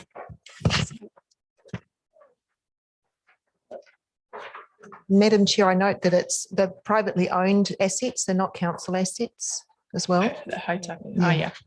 Okay. So have they talked to places like the Ohaupo recreation group? Like you built the building there, and that's not council owned, is it? That's community owned. No, look, we did absolutely, and I guess that's the next step. First of all, you get the feasibility study done. So once that's done, it then gives you a mandate to go out and fund externally. So that's what has been waiting for. Okay, great. Yeah, Hautapu, their situation is absolutely correct. But again, as Councillor over here mentioned, that they are their own assets. So we'd be looking, if you want to contribute to that, it'd be a grant, I would presume, but it's a very short-term fix because those buildings are like most of the other ones around the district, that they probably lend themselves to a far more bigger renewal than just the quick patch-up job. But in saying that, the women's sport has increased rapidly, especially the rugby space, and those facilities there are not the blended. You can't have male and female sharing at the same time, obviously. So it does create some logistical issues for them. Okay. So I think it's still a no, and we're on to page 34 with the Cambridge Soccer Club Incorporated, looking to modernise and redevelop the grounds and pitches to the tune of 1.83 million. I sense it's a no. In these financially constrained times?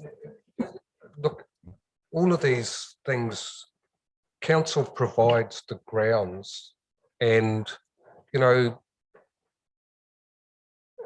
it's not free to do all this stuff, and the people using them, I mean, I guess the clubs have just got to take on board, if they want this stuff, they have to levy their players and members and raise funds and do it.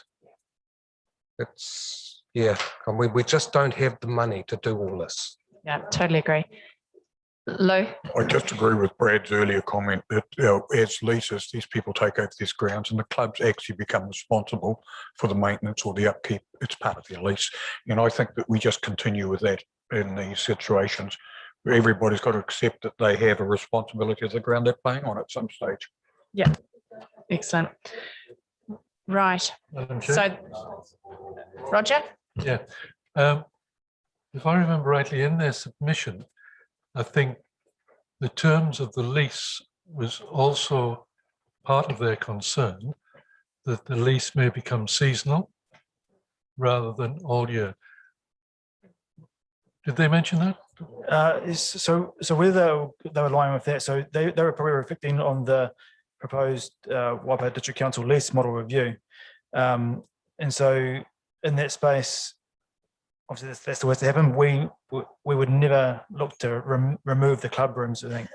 Like, so all that the review we're looking at is, should the fields remain in a lease situation? They'll still have their footprint of any buildings or structures they might have. So they've got the security of that and any potential structure they might look to put on. And then they'll still have preferential booking of any fields there that they're using at the time. So I think they've got security there.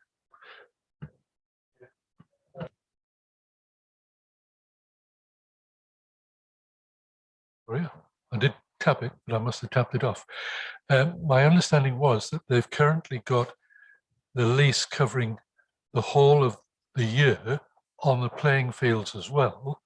And therefore, during the season when they're not using those fields, they've actually got the opportunity to sublease or to let them out to other sports like cricket, and hence generate some revenue for them to subsidize some of their care of the grounds. Is that my understanding?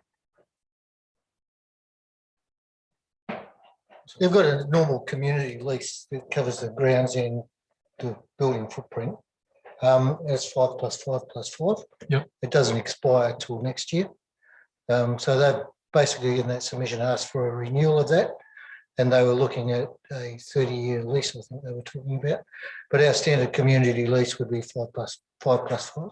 Oh. So, I'm not so much talking about term. 5 + 5 + 5, but rather, are we taking away from them the opportunity to generate current additional revenue on the sublease of the grounds to summer sport? not at the moment, because their existing lease still gives them what they've got. It doesn't expire till next year. But would the new lease consider a different form? It depends what comes out of the lease renewal process that Brad's talking about in year one. So we may look at putting in an interim short-term lease till we go through that process, or we need to consider it. The outcomes of the review will come to this table for agreement before anything is decided. So you will get to make a decision, if that makes sense. Through you, Madam Chair, my understanding of the concern that they had over the term of the lease was they're using the facilities all year, so it's not that.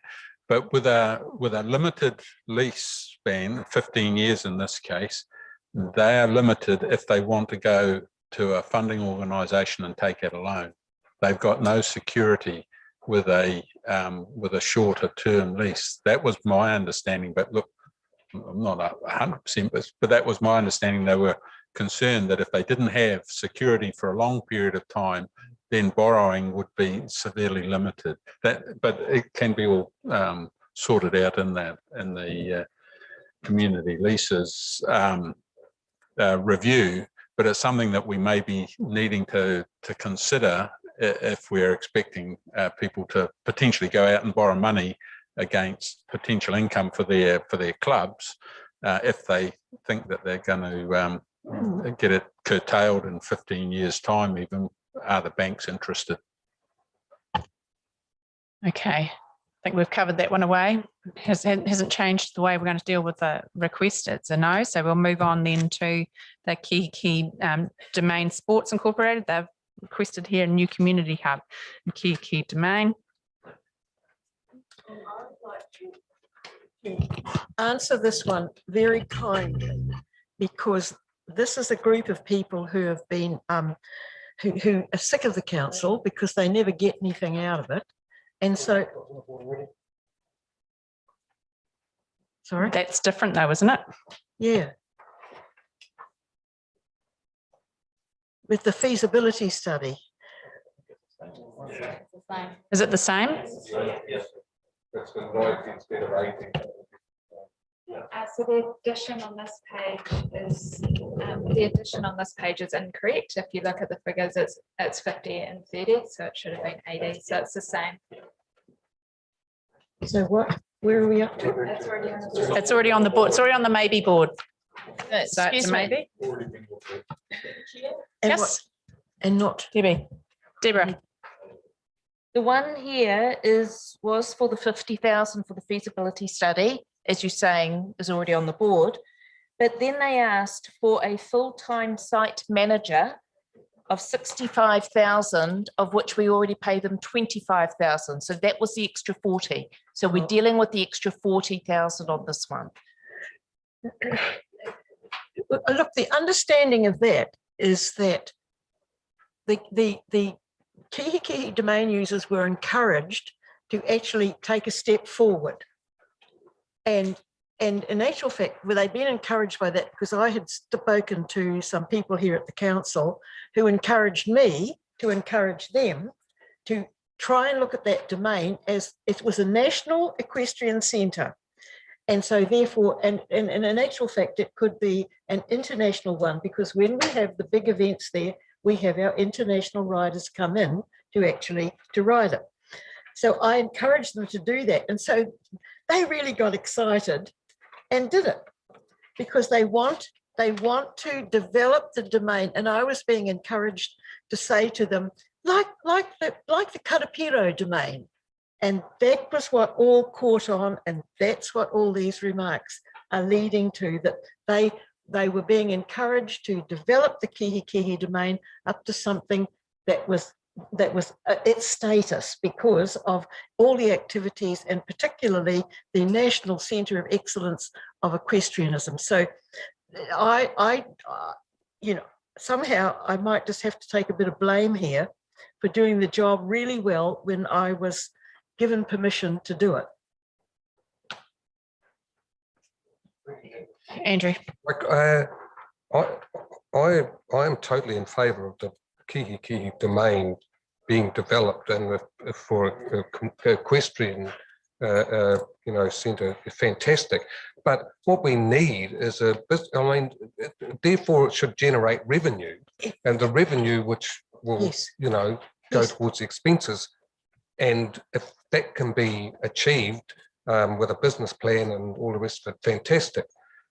But yeah, I mean, it needs to be something that's virtually self-funding. You're right, Andrew, and it's not something that they wanted overnight. It was something that would come with a development plan and the discussion of the Kihi urban development plan. You know, it's kind of like all in there as to where to go to. But yeah. I mean, they have a vision now for the place which they didn't have before.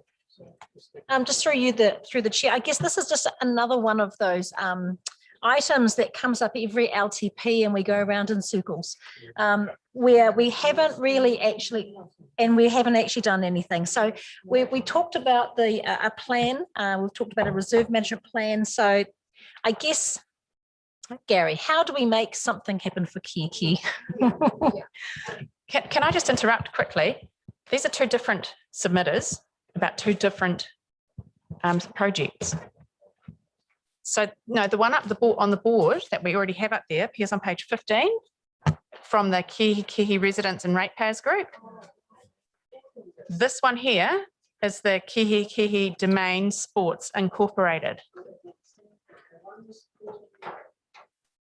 Well, so not the same entity. Supports new community. So if we can just have a look at the board, Kiki feasibility study for the community centre was about at Tūrata, and that was around the Kiki residents and ratepayers group.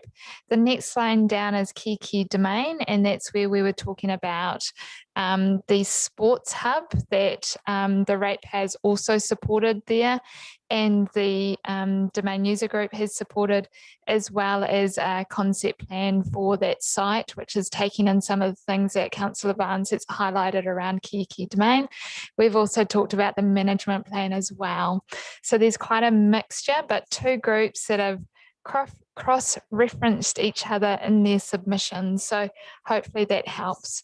And using different terminology. Using different terminology. Okay, that's but where also, as Deborah did identify, the Kiki Domains sports group or user group did request additional funding for the caretaker, and we already contribute 25,000 per annum to that caretaker.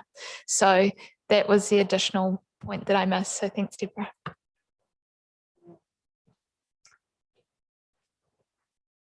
Gary was about Sorry. Yeah, so look, I don't think we need a review of the reserve management plan to make progress. What we need is a vision and a strategy to deliver that. Now, we've already talked about doing feasibility studies in relation to Tūrata, where we've had a bid for a community centre and for something to replace the grandstand, which I agree absolutely has come to the end of its life.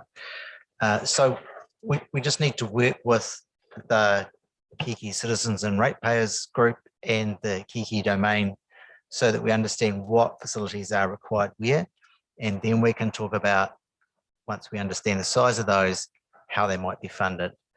And I've been thinking in the back of my mind that whilst we've considered extensively the Memorial Park plan and we've really cut back on the amount of capital we want to invest there, we were funding that through asset sales, maybe the scope, once council considers what these groups agree they need, to give them a helping hand to deliver those through the asset sales. So not an immediate fix, but I think within 2 or 3 years we'll absolutely get there. Look, thanks, Gary. I think that that's really helpful. I guess I just reflect on how you look at these event centres and how you gather momentum, because when you've got lots of different groups acting independently, you don't ever really get there. So a full-time caretaker / administrator is probably how Karapiro got going. And I think about the work that Alf did and Peter Britton did, and then it just slowly grew from there when you've got someone completely focused on the venue. And you're coordinating the calendar, and then next minute you have a website. It just slowly grows. When you've got disjointed groups, it doesn't really ever happen because everyone's a volunteer and no one has time. So I guess if we're really going to make any progress with Kiki Domain as an international event centre, I'm just wondering if it's time to actually commit to a full-time resource there. Lou. Thank you, Madam Chair. I actually agree and thank Gary very much. It's a great comment. I feel that Kiki is actually very undeveloped because it's actually got so much going for it out there. You've got your speedway, you've got your cricket, you've got international eventing there, you've got horse polo, the whole 9 yards. And I think that there is a great facility that could be built there, but it needs coordinating. And this is where I think I agree with you, Liz, that we need to get somebody out there, a coordinator, somebody like a caretaker, to actually take it by the hand and lead it on. Having been initially in the forming of Te Awamutu Sports and configuring it, I really think that this is something that could be done at that level. You've done it with the Ahapo Hub. We did it with TA Sports, and I'm sure Kiki can do the same. You've just got to get everybody together and start talking to them and get a plan. And community funding is not to be ruled out, because that is, some of the people in that community are quite wealthy and quite able to contribute quite a lot of money at times. Is there any ways that we could roll it out into like come into a management plan like at a Karapiro. So the same company that looks after Karapiro can manage Kiki Domain.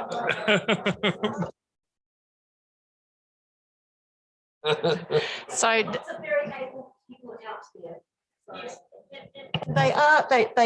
they form Kihi Sports. They all meet together and for the running of the domain.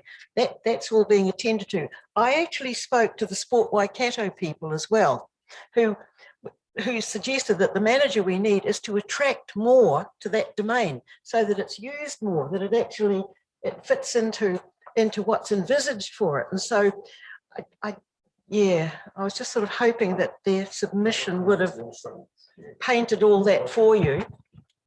So am I right then in concluding that the funding that this submission seeks is 40,000 being the top up of the 65,000 full-time administrator, given we already pay 25? Am I right there? But I think that administrator's got to be a person that is very capable of lifting that whole image. I'd say that the current caretaker would not qualify for that, and that maybe that there could be administrator, caretaker. I don't know. It's not for me to decide, but so I would be saying. In the interest of moving things along, Roger? Just a point of clarification. To my mind, the administrator and the caretaker are two separate, different tasks. Yes, but, I mean, if you try and get both of those tasks done by one person, that's not going to happen. You know, it's a square peg in a round hole. And are we talking about, and I agree that once you start to look at bringing everything in and trying to coordinate the activity there, but does that not come subsequent to the feasibility effectively? So once you know where you're going, then you identify the right person to take it forward. The work of the caretaker is still probably going to have to be done by somebody else. So to my mind, it's a chicken and egg kind of thing, that the administrator comes after the feasibility is done. Brad, did you want something to say there? No, you're scratching your head. Mike, through the chair, I agree. I think it's premature, and I guess that's what annual plan submissions are for. You know, like get your ducks in line, and then I think people around this table are supporting the concept and can see how this person can drive this. But is it too early to start investing 40K? I'd love to see them come back with it all done, hit an annual plan, and us be really supportive of it. The thing is that Liz has.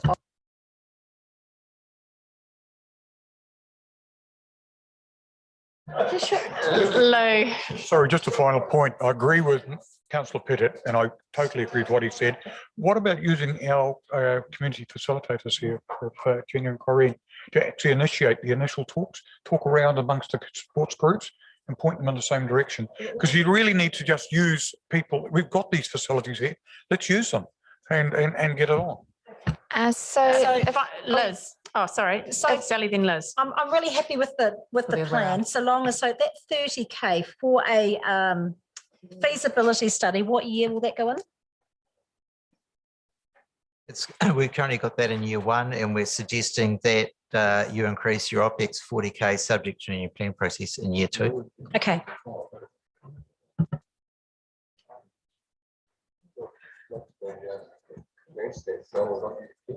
Yeah, I actually suggest if you're looking to get a coordinator administrator for 40K without using the additional, you ain't going to do it.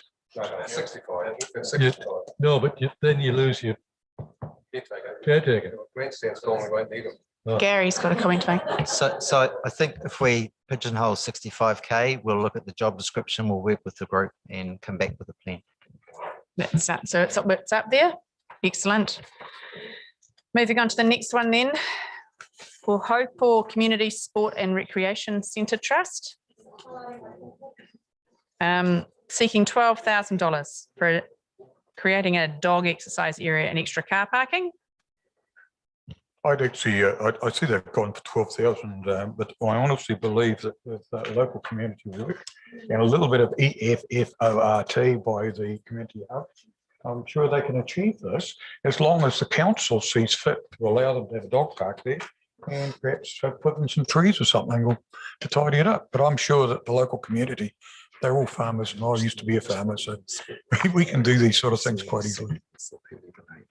No, I agree with Councillor Brown. I was a bit surprised at the figure, and I thought maybe if they just work it out among the community and talk to local farmers, I'm sure they could come up with a solution. Yeah, it's just as long as council, gives a green light that they say gives their blessing that if they're fine with it. I mean, I don't know, Sally, if you've got comments on that.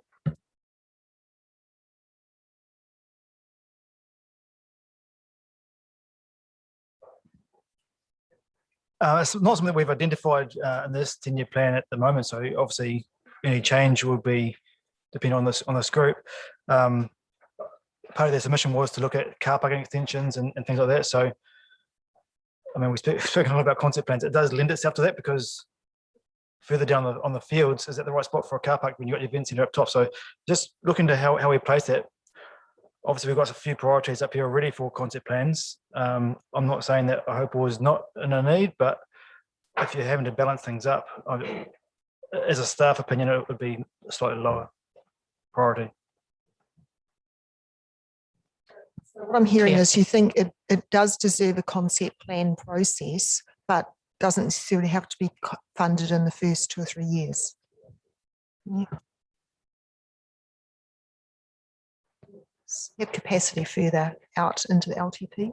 So yeah, just to expand on that. So by having these concept plans or having these frameworks, it provides really good data and really good direction for coming to these forums again in future years. Once we know exactly where we can do things, we can then go out and get some costs and come back with really accurate data for these meetings. At the moment, like what we're doing here, we don't have all the information right now. So.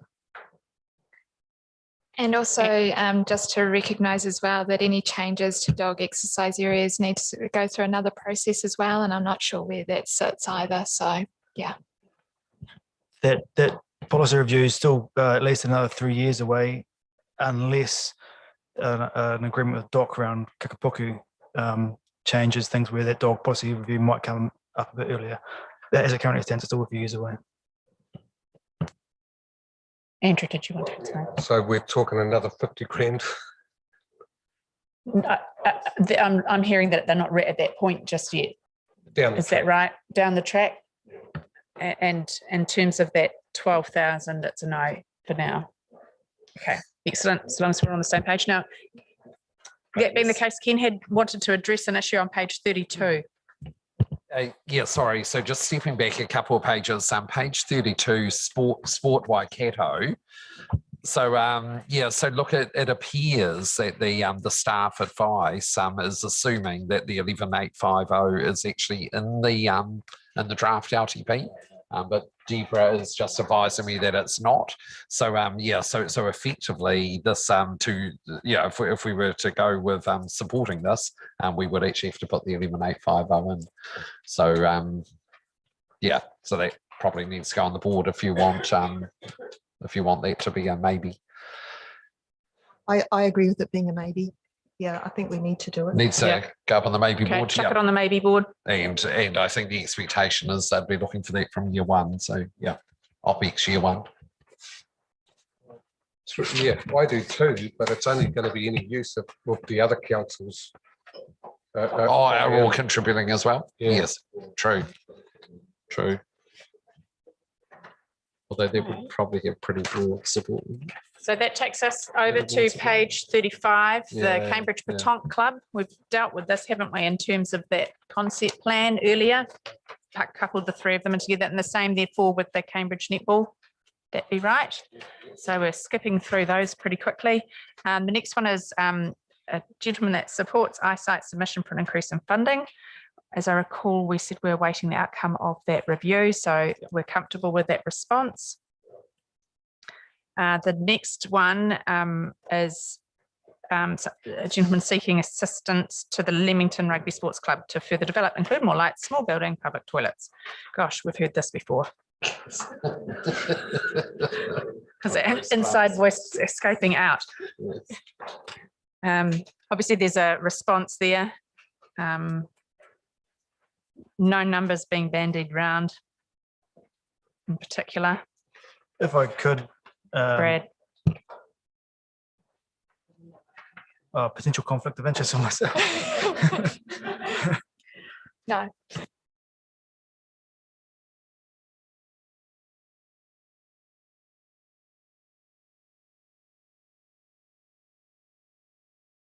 Brad was just going to confirm the advice that we've given just around the toilets and the LTP as well as the sports fields improvements that we've already talked about in detail. So that's our response to this submission. Yeah, so we're comfortable with that. Yep, fantastic. Over the page then.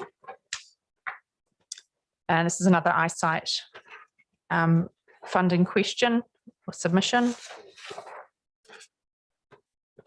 So it's the same thing there.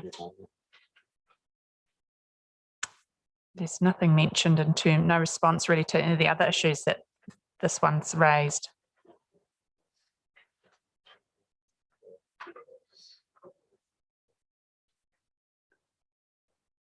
Are they supportive though, isn't he, of things? So I think perhaps if we just note with thank him for his support on the other programs and projects, might be helpful.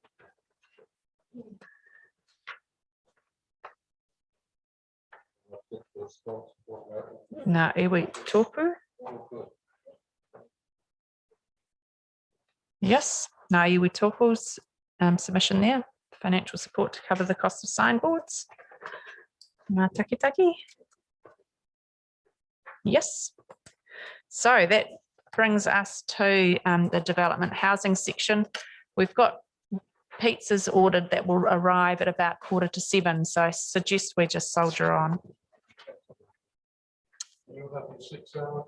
At some point soon, at 6:30, that will happen. Yeah, we've got that down pat. I'll ask you to move it if you want, Roger. Yeah, got to keep them all up and straight and narrow.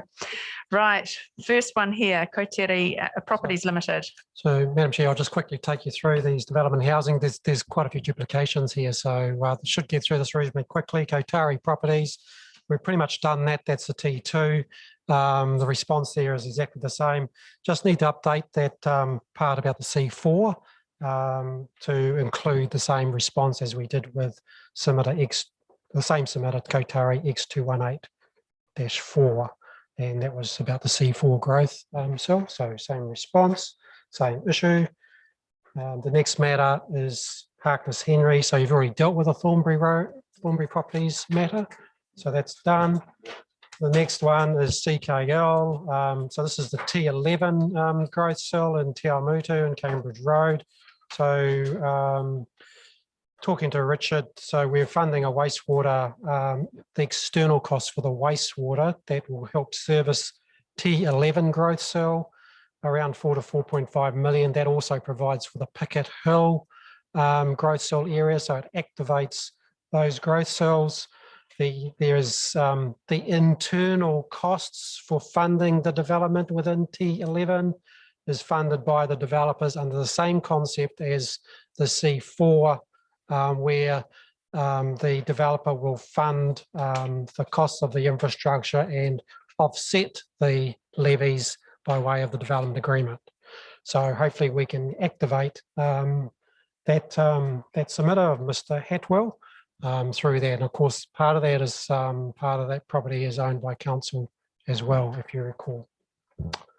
Okay, that's pretty much the developments. The other two really is Podium Lodge duplication in Te Awamutu, and the response there is, it's pretty obvious really. I guess it's a private led situation. And the final matter in relation to affordable housing and the proposition of council getting involved in the building design of high density housing and sell it at an affordable price. Of course, we have our housing working group. We do have PC 21 that we've talked about, where we're going to be looking at inclusionary zoning We do have a component of work that we've joined up thinking with Hamilton City and Waikato DC. We've got a joint resource preparing a paper to us on affordable housing and inclusionary zoning that will inform PC21 and inform suggestions that similar to what Megan Prescott is raising there that can be part of that ongoing discussion. So the response is as what you've pretty much got there. And then finally, the Haupo matter we've done that. That's the last one there. We've already discussed the Haupo and updated it. And that's pretty much the whole section. A chocolate fish for going fastest. Moves on to the non-financial sports support section on page 39. Waikato screen. Just, it's pretty obvious, pretty self-explanatory, just noting their submission. Aotea Climbing Access Trust. Gary. Madam Chair, I think as a matter of policy, it would be useful to give staff a direction that it's prepared to consider the TDRs in light of providing access to those quite unique climbing rocks at Wharepapa. So instead of coming back to this forum for direction, we could provide that direction now.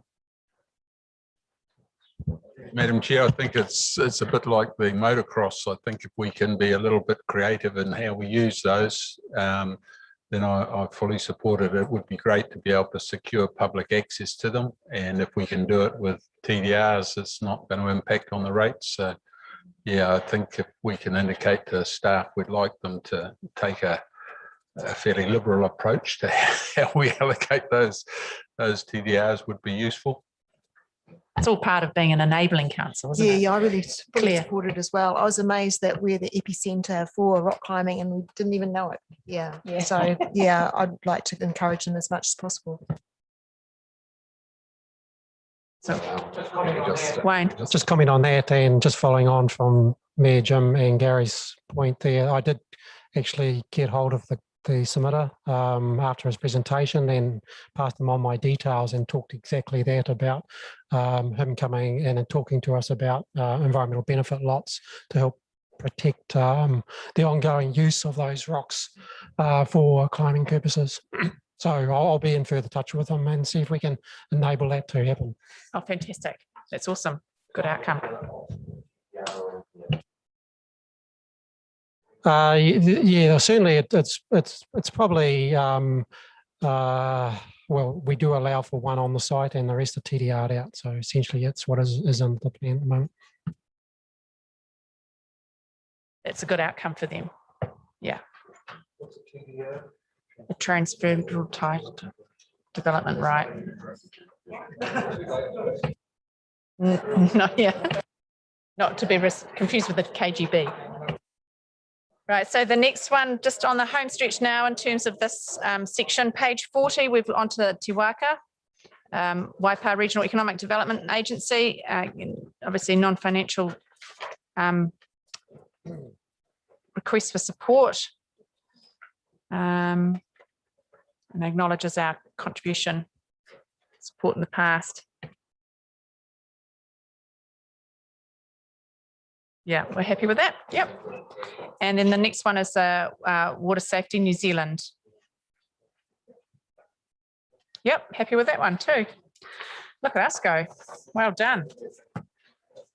So that's attachment 1 dealt with.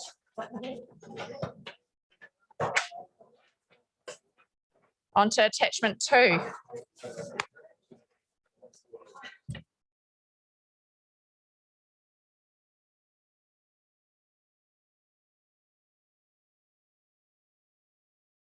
So Madam Chair.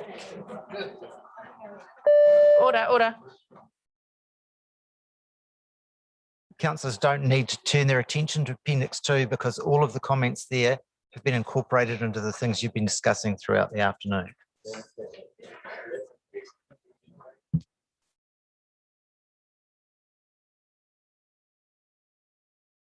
So Madam Chair, staff right now are just looking at the material on the parking lot to see what we can afford. And we've also rationalised the 2 feasibility studies for Kiki down from 50,000 each down to one lot of 70,000 because the studies will be using the same base information. So if you just give us 5 minutes, we'll come back with a proposition. Sorry, I don't know if it was appropriate now, but the feasibility study that was already done for the key domain, was the report done for Hazel might know. The report that was done about 5 years ago about the key domain, about the sports groups that use the space and what can the space be used for in the future. Can that be brought back into the feasibility staging, so we're not reinventing the wheel from scratch? Certainly, if we can save money, Marcus, we will. But I understand these 2 studies are looking at the community centre at the reserve by the police house, and B, the likelihood of demolishing the Kihikihi domain grandstand and replacing that with a facility akin to the one at Pohaupo.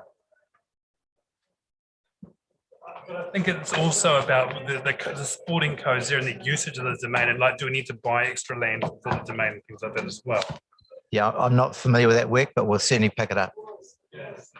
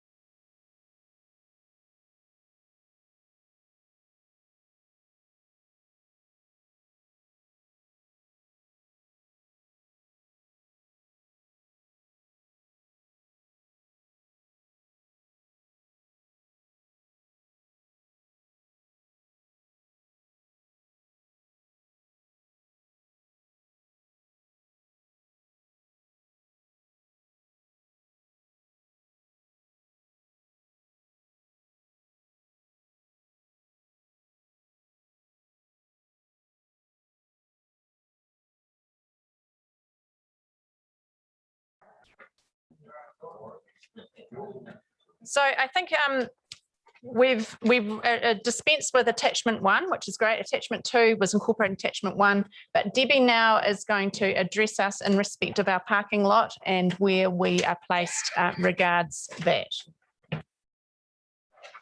So through Madam Chair, we looked at the parking lot. I've kept a running total of the different items. So on my total, I've got the Kiki Town Clock, the Capital Works being done, which was on a separate resolution. We have the 120,000 in year 1 for the Cambridge Town Hall Trust. The skate park feasibility, geotech and concept planned, 120,000 in year 1 being loan funded. The capital skate park of 1.7 million with the capex in year 2. Its loan funding from year 3 onwards is included. Community centre Kiki feasibility study of 50,000 in year 2. I've got sports centre feasibility study for 50,000 in year 3. The master plan for the Kiki domain in 30,000 in year 3. So that's the Kiki domain at the 80,000 up there. The master plan for the Leamington domain in year 2 at 25,000. Down to the Kiki Police House Temple Cottage at 1,000 per year for all 10 years. The Sport Waikato Active Spaces Plan at 11,850 per year for all 10 years.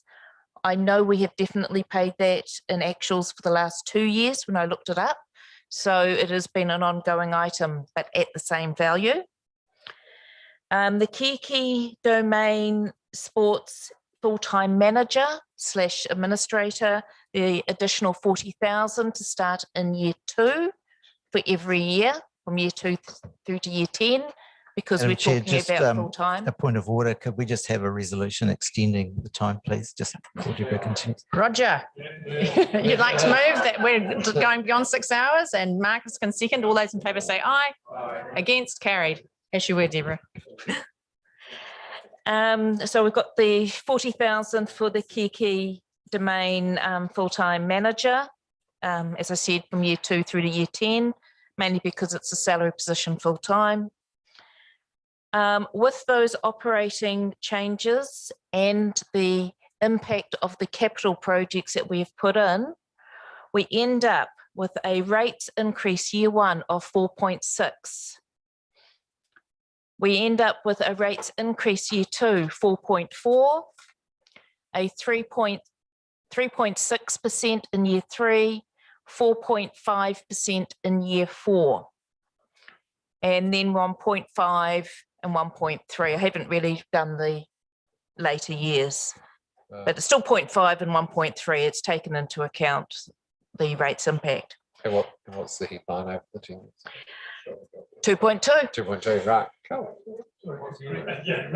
Still at 2.2. Okay, so we're at year 1, 4.6, year 2, 4.4, year 3, 3.6, year 4, 4.5, 0.5, 1.3, 0.7, 0.7, 1.2 and 0.8.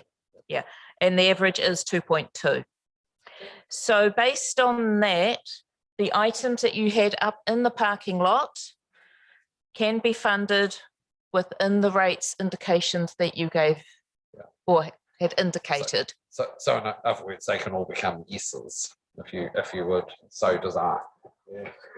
So if there's a general, loose agreement to that notion, we can adjourn for dinner, and Joe can write up the recommendation to fund those.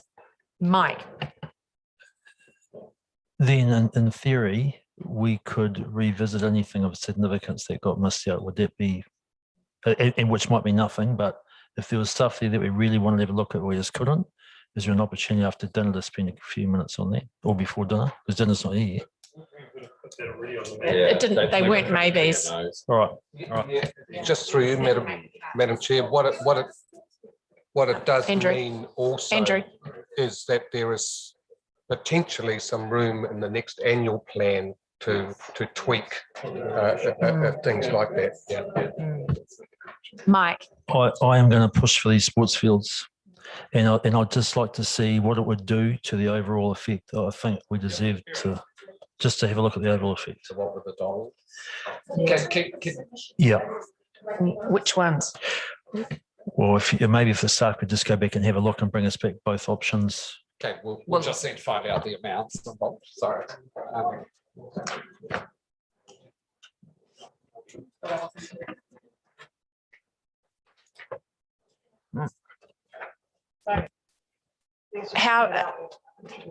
How about we adjourn then for dinner? And it's not. Oh, it's on its way. Oh, okay. So we'll adjourn then until and come back after dinner.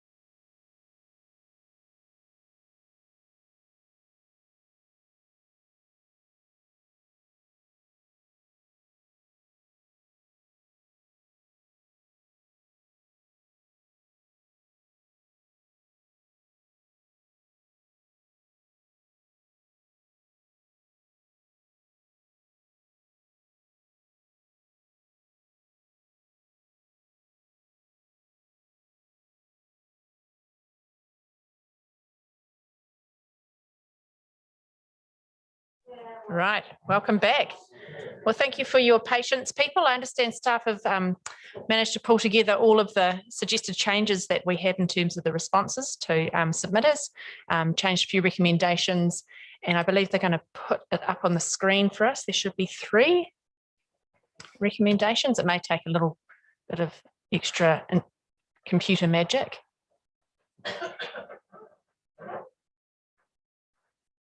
No pressure.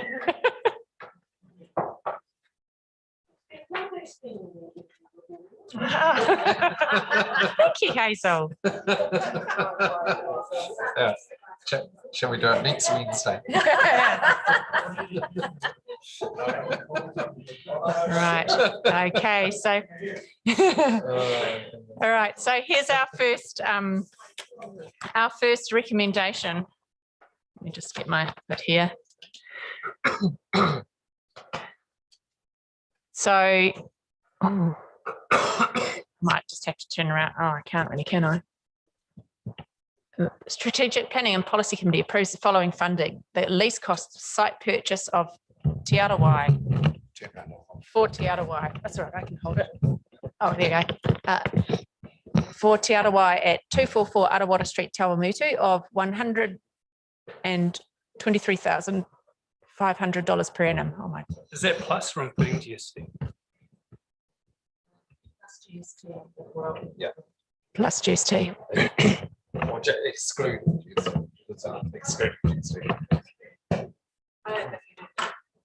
Yep.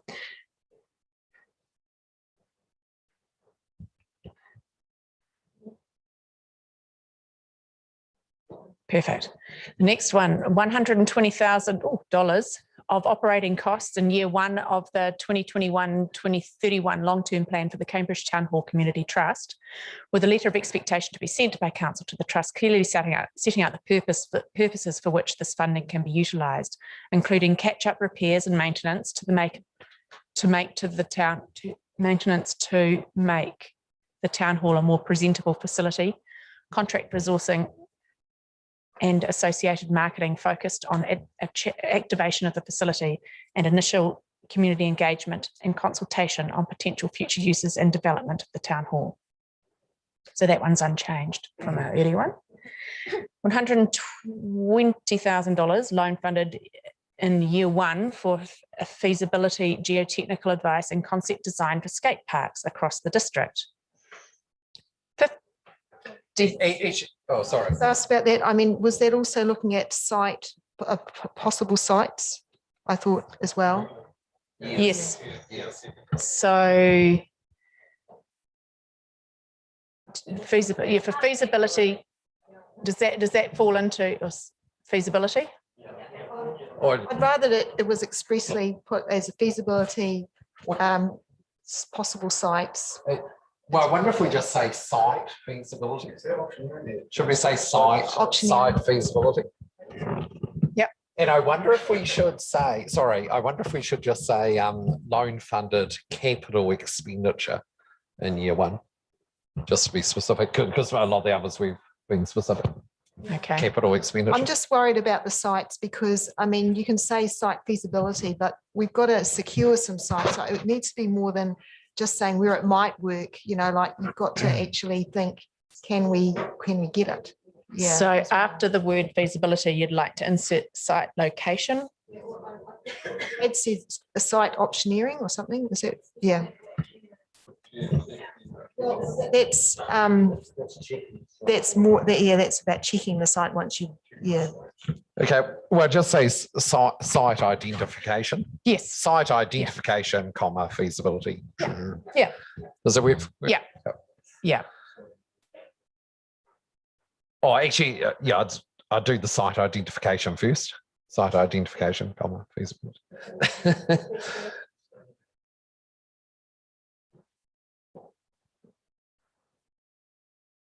Cool. Perfect. Happy with that. Next one, $50,000 for a feasibility study for development of a community centre in Kihikihi as operating costs in year 2 of the 2021-2031 long-term plan. $50,000 for a feasibility study for a sports centre at Kihikihi Domain to be funded as operating expenditure in year 3 of the 2021-2031 long-term plan, and $30,000 for a master plan for Kihikihi Domain to be funded as OPEX in year 3 of the 21-31 long-term plan. Okay, can we just change the OPEX to operating expenditure? Yeah. Yeah. Just because it's a formal resolution. Yeah. So $25,000 for court renewals at the Cambridge Racquet Club to be funded as a renewal. $25,000 to prepare a Leamington Domain master plan to be funded as operating costs in year 2 of the 21-31 long-term plan. Stop me if anybody has a problem with any of these. $1,000, should be an S on, a $1,000 grant to be paid to the Kihikihi Police House Temple Cottage Trust for each year of the 21-31 long-term plan.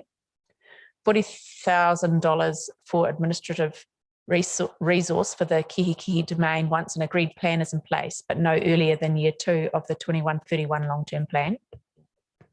Ongoing contribution of $11,850, not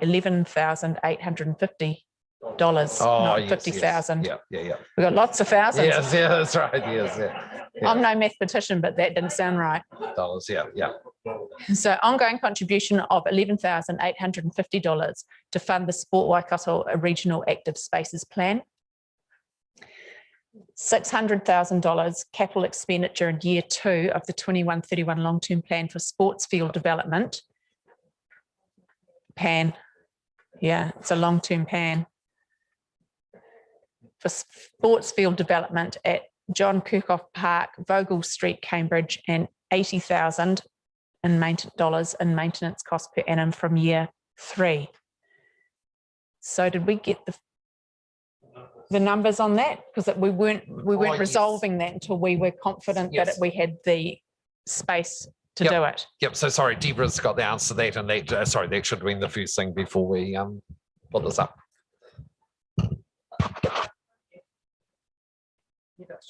I've got the sheet. I think so. What's that little note? Jazz hands. It's a critical piece of paper. There you go. Oh, yeah. Oh, you do you want to read it? Or? It's right on the table in front of you. Oh, it is now. It is now. First time I've seen it. Excuse me, we are live streaming. So it's a nice way to the end of the day. Okay, on Thursday afternoon, for year 1, we started at 4.3%, rates increased. Tonight, we're at 4.6. Year 2, we started on Thursday at 4.4. Tonight, we're at 4.4. Year 3, we started at 3.5% rates increase. Tonight, we're at 3.7. And year 4, we're at 4.7%. Tonight, we're at 4.5%. And the average is still the same as what we were on Thursday at 2.2. Yeah. Hey, and I just wonder, Deborah, that's great, but just as well, because a really important thing in terms of the whole public accountability here is what we went out to consultation with. So just bear in mind that 4.1% has become 4.6, 4.2 has become 4.4. 2.8 has become 3.7, so that's quite a significant jump. And then I'm not sure. Yeah, so that had dropped right down, and then overall the average for the whole 10 years has gone from 1.8 to 2.2. So so look, relatively minor increases in the first 3 years. The biggest one is the biggest one is 0.9 in year 3, 0.5 in year 1. And actually a 0.2 in year 2, obviously, and the 1.8 becoming 2.2. So so I think in terms of closing the loop in terms of where we were when we went out with a draft to where we are now, that's not too bad. Considering as well what some of our neighbours' increases are. Obviously, they're significantly higher than those. So before the break, we asked for some numbers to be done in terms of including in our hit list of things to do, the work on the grounds, which appears at K, how does that differ? How does that, because I thought that we were asking for a calculation to be done to show what it looked like. Oh, so how does that affect? I'm not really explaining what I'm trying to say, but I think you know what I'm trying to say. Sorry, it's had very little impact. So the numbers that we've just articulated include the 600,000, and they really are not much different from what we announced an hour or so ago. So the resolution number K is 600,000 in year 2, which is a 30,000 cost for in year 3 onwards to pay for the loans, and it's the 80,000. So that basically is put just over 0.1% on the rates in year 3. Yeah. Yeah. It jumps in year 3. To 0.1 in year 3. Yeah. And it has not changed. The overall is still 2.2. So it's such a minimal effect that the 2.2 does not change. Clear. So I was saying, like, that's the Cambridge sports fields. Is there another resolution for Te Awamutu sports fields, or is it not in this? It wasn't advocated, because I was thinking that maybe there would be some improvements in the Te Awamutu sports fields as well. Look, I don't, Brad can correct me if I'm wrong. I don't believe that anyone actually specifically asked in regard to sports fields in Te Awamutu. And Brad, correct me if I'm wrong, but we do have investment in sports fields across the district in later years. All we're doing here is adding some extra money to in response to the Cambridge Football Club's submission. If I was to elaborate just slightly further, everything Ken said is absolutely correct. When we did the sports field capacity study, it was the Cambridge fields that showed up the most in need. So that's why we're prioritising that field. And obviously we've heard from Cambridge Football that came in with a pretty clear mandate as well. So that's why we're bringing theirs into year 2 for that priority. And then we can reallocate those other 2 fields, which are still in year 4, to pretty much shuffle the whole program forward. And just to note, we did start off with 12 in the program, but due to budget cuts, we did slice them off the end.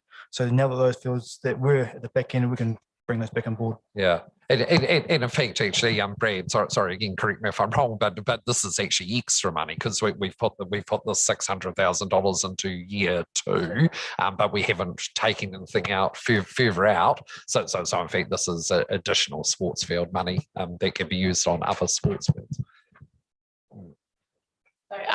Can I take it, because we didn't really discuss actively the inclusion of those fields? Can I take it from the fact that people are sitting here nodding their heads they're comfortable with the inclusion of those? Yep, excellent. Just thought we'd get that clear. So that's one recommendation. And so no, everybody's happy with those. Can we move on to the next one then, please, Kieran? Oh, do you? Okay, well, we can pass them all. There's only a couple more. Yeah. Don't worry. No. So bearing in mind, we've just been through all of those. Do I have somebody who's happy to move those recommendations? Bruce is moving. Miriata is happy to second. Miriata is seconding. All those in favour say aye. Aye. Against? Carried. Fantastic. Right, then on to the next one. Good Lord. Whoa.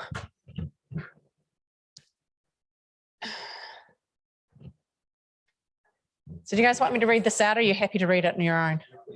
You read it on your own? Sorry, you can just say no, can I just take a photo of it?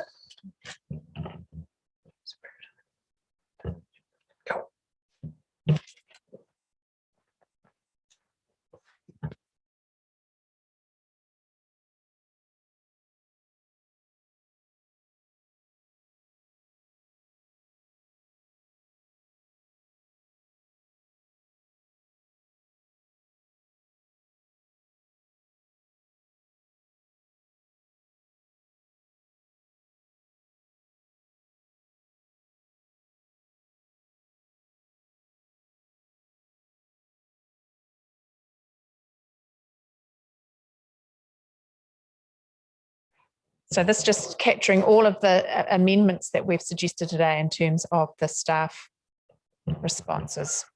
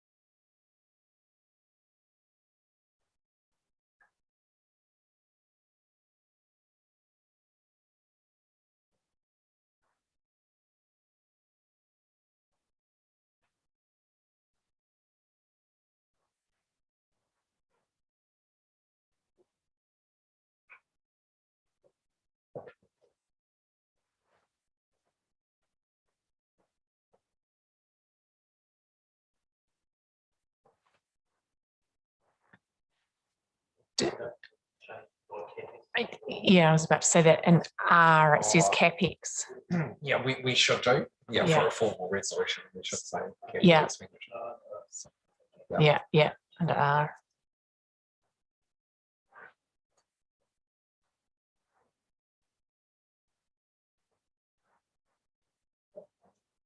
On that, if it's investigating a proposal to set aside that of the budget for creative, yeah, like you should say. I Yes, mean, what it's going to be spent on. So it's on public art. Yeah. Was it public art? Yeah, I think was public what it art, was. yeah. Yes, we should say that. Yeah.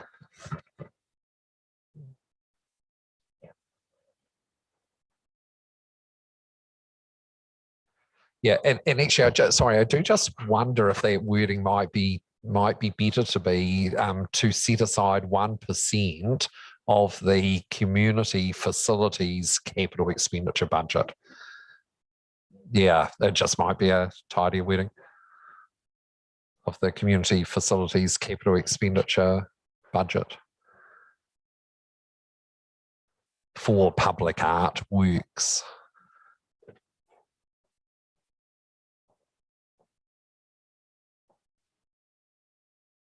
There are two odds on that one.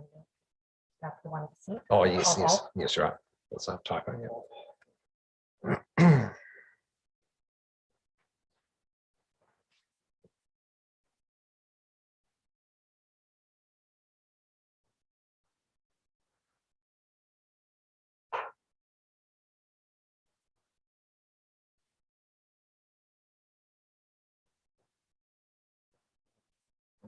Yeah. Yeah. Close that up. Including.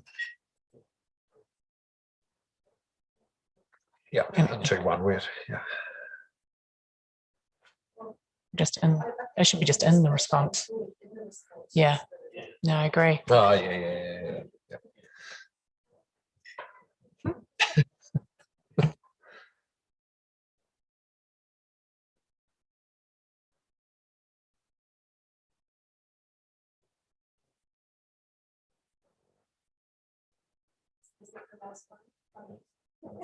I have a question about the Termita Football Club, that's all. Could we go back to the Termita Football Club one? Because I thought it, which is up in C or D. Yeah.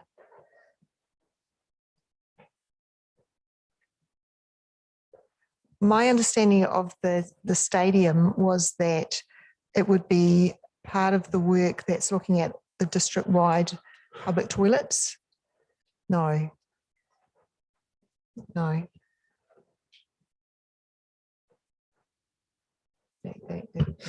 That one there, yeah, F, yeah.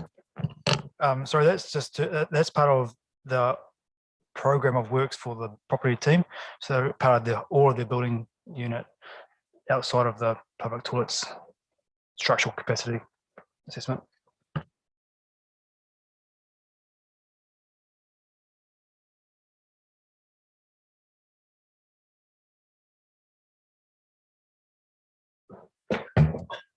Oh, yeah. I just thought that from what Bruce has said, that when the condition assessments were done, that would inform a program of work that might include upgrading the buildings. So it sounds like there's nothing at all planned that any building work would be funded in the future. Yeah. Could we put something about that it might fall into future work programs or something? Sounds like they're closing the door completely. Yes. Yeah. So look, I think Isha, I think it's I'm not sure what our timeframes are for those condition assessments, but I should imagine that this will probably inform either the next LTP or potentially an annual plan. But I'd suggest more likely the next long-term plan. So yeah, so we could certainly put words to that effect up there if you just want to. Yeah, just so that they can Condition understand what the future.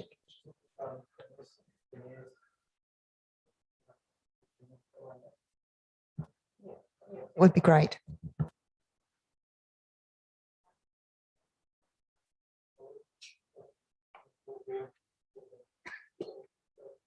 Yeah.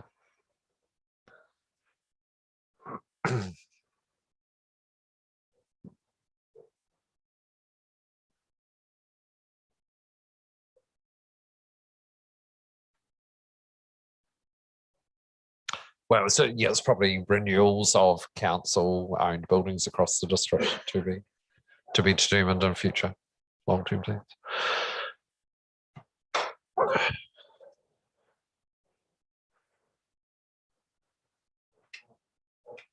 Yes. Yeah, I think you need to bring of council-owned buildings across the district. You need to grab that and bring it forward. Yeah, after renewal and then paste on there to be determined. Yeah, I think that works. That reads fine. You happy with that, Claire?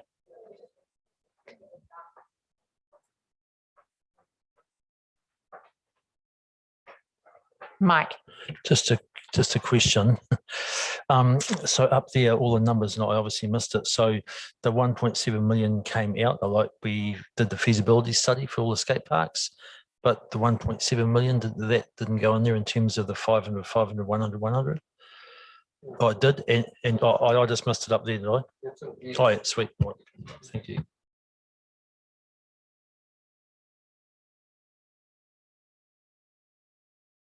It'll be in the first batch that we did, the ones that I read out.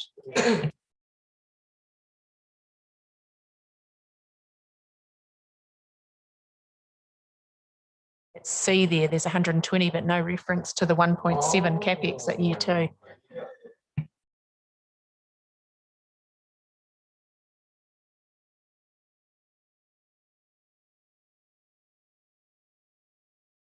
Not in the numbers, yes, but you are quite correct. It's not in the resolution. Spotting, Wow, right? well done. Yeah.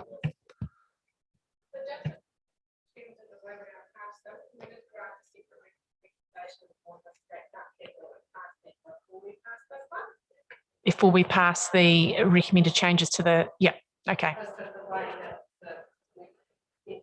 Okay, so you're going to slap one on the end there. So a new L point out. Yeah, L. Oh, totally new resolution. Okay. Yeah. Okay. Standalone one.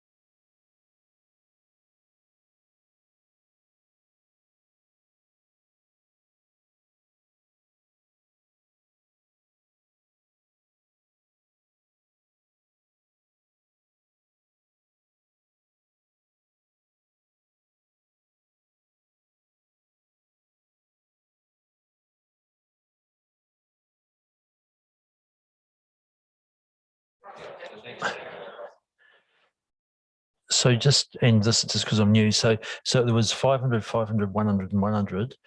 Do you revert back to that when you, because the 1.7 came from 500, 500, 100, 100. Oh,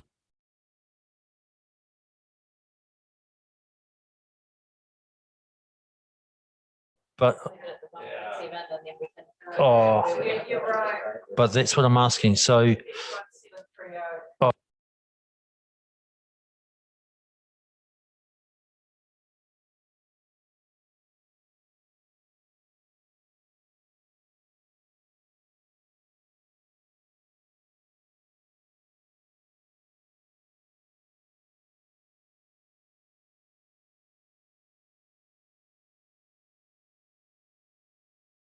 Yeah, hey, I just want to clarify though that I what Debbie says, like leaving it sort of open. It's just one big bunch of money now, but that money was that exact amount came from four exact figures, didn't it? So surely, to be fair, shouldn't we be going? That's what we based that on.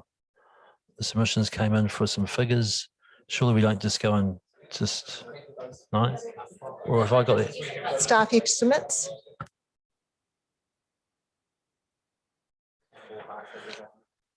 So through the chair, they were estimates that I was provided on Friday by Escape Design and Build.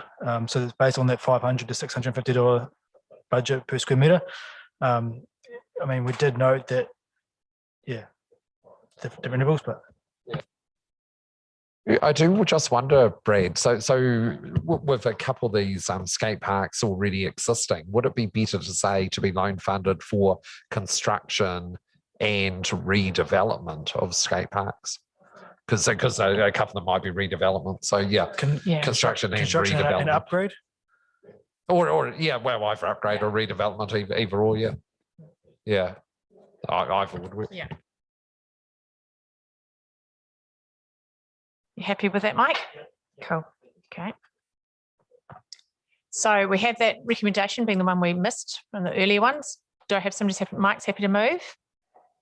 Liz is happy to second. All those in favour say aye. Aye. Against, carried.